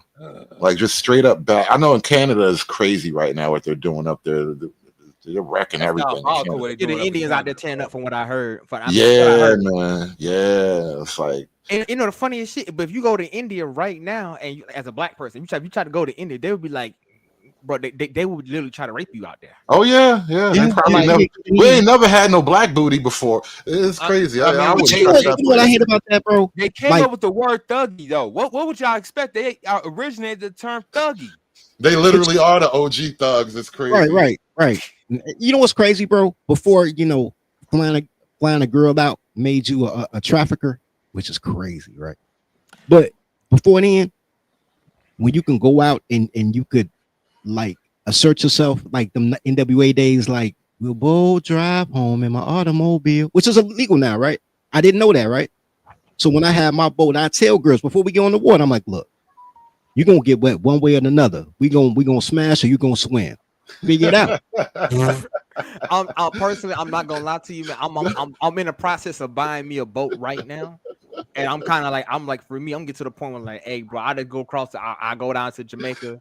I'm gonna go down to what's that, Venezuela, Colombia. I'm like, hey, girl, you gonna get on this boat and chill. Go around the boat, I can leave I ain't got. Either one of you guys, hold on. Either one of you guys watch Always Sunny in Philadelphia. Nah. You guys literally did the skit, bro. I swear to God. Bro, I was doing it, bro. We talking 2004, bro. I'm like, yo, shorty, you gonna get wet one way or another. You gonna smash, you gonna swing. Yo, that is literally a skit from It's Always Sunny, because there's the one guy. I haven't watched it in a while, so I forgot all their names. But the one dude who, like, he's a skinny dude. He kind of dresses preppy, thinks he gets girls or whatever. He was talking about having a boat, and he was like, yeah, because, you know, there's always that implication that, you know, gonna throw you overboard, so you have to do what I say. And then his buddy's like, that's actually creepy. He's like, no, it's not. I mean, it's the implication. I'm not actually gonna do it. And he's like, yeah, but I'm just like, oh my God, this is literally from It's Always Sunny. Hey, bro, it comes the from reality is, bro, you gotta have that stick, because like, I mean, look what happened to Black America, bro. You had I felt like what I told people. You had was almost 100 years of carry, no stick. Look at the women over here, bro. 100 years, man. all carry, no stick, bro. All So you carry, need that stick, man. That stick has to be there. We are not anti-stick here. I'm not even going to fight that fight, but I think so I'm going to wind this down. It's about to be 4.5 hours. I got to get up out of here, man. It's been a long show. Freedman's Journal, where the hell is this? What are we looking at, by the way? This is the Yellowstone. This is Canyon Falls. These are the lower falls. Wow. I highly recommend Yellowstone. You did, didn't you? You told me that before. I'm telling you, the air. If you haven't been there, man, it's the benefit of living in a continent-sized country, right? There are tons of awesome national parks all over the place. Tons. I'm gonna say is one thing, man. If y'all ever get the opportunity, I'm probably gonna be out there in Colombia, man. I'm probably gonna build me a little small, you know, oasis village out there, man. So if anybody want to come and travel, bro, you know, usual business. Y'all can find me out here on YouTube. And, you know, I'm not hidden in no place. So you know, build a village. I will come.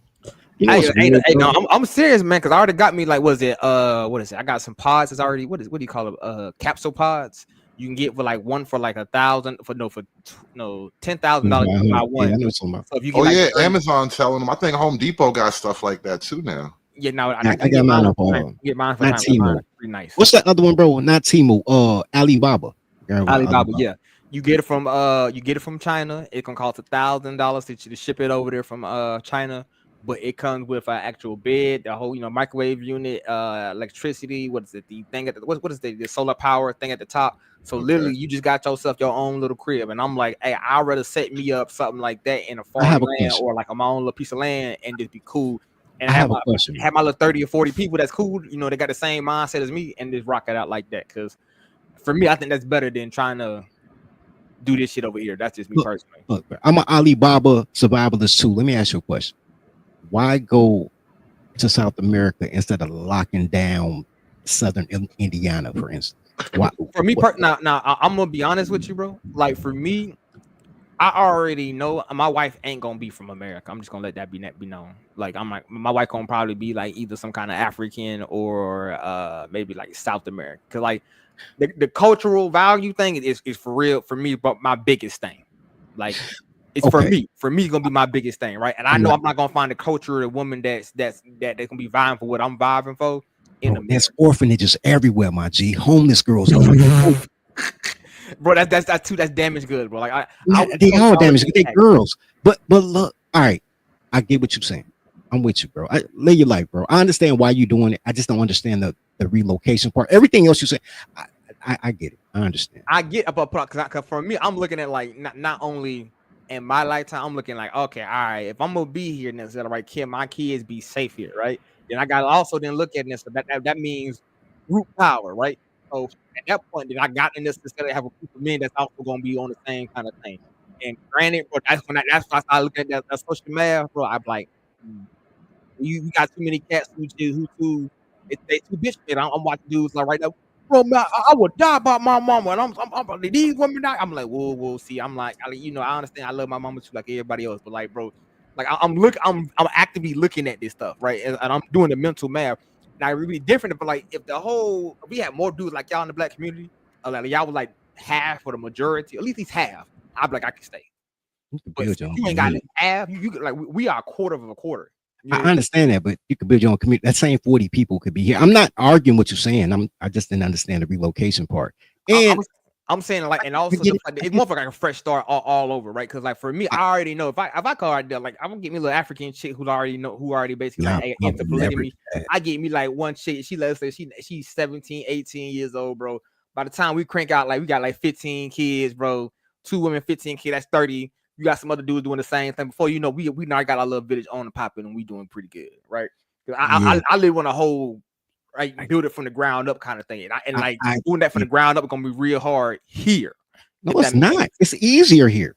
I think not, but that's just my opinion. Now, you know, if you can show me some things that's different, then maybe so. But as I see it, as I'm looking at the mental math, I'm thinking it's gonna be easy to set it up someplace else without as many roadblocks.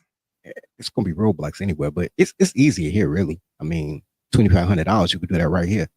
But I'm not knocking what you're saying. I just didn't understand the relocation. Everything else, you know, from language to you know, tribal religion to all that. I get that. It's homeless girls everywhere. I don't know why people laughing like all girls are homeless. All girls is homeless, bro. That's why they get married. The ones that got to pay their own bills for a man. They all homeless. That's the whole point of marriage. Guys, I want to play us out with this video. You're gonna love this. You're gonna love this. But I'm gonna play us out with this video. Thank y'all so much for joining the show, man. Appreciate everybody watching. I see we streaming to a couple other platforms. Shout out to the other the channels out there.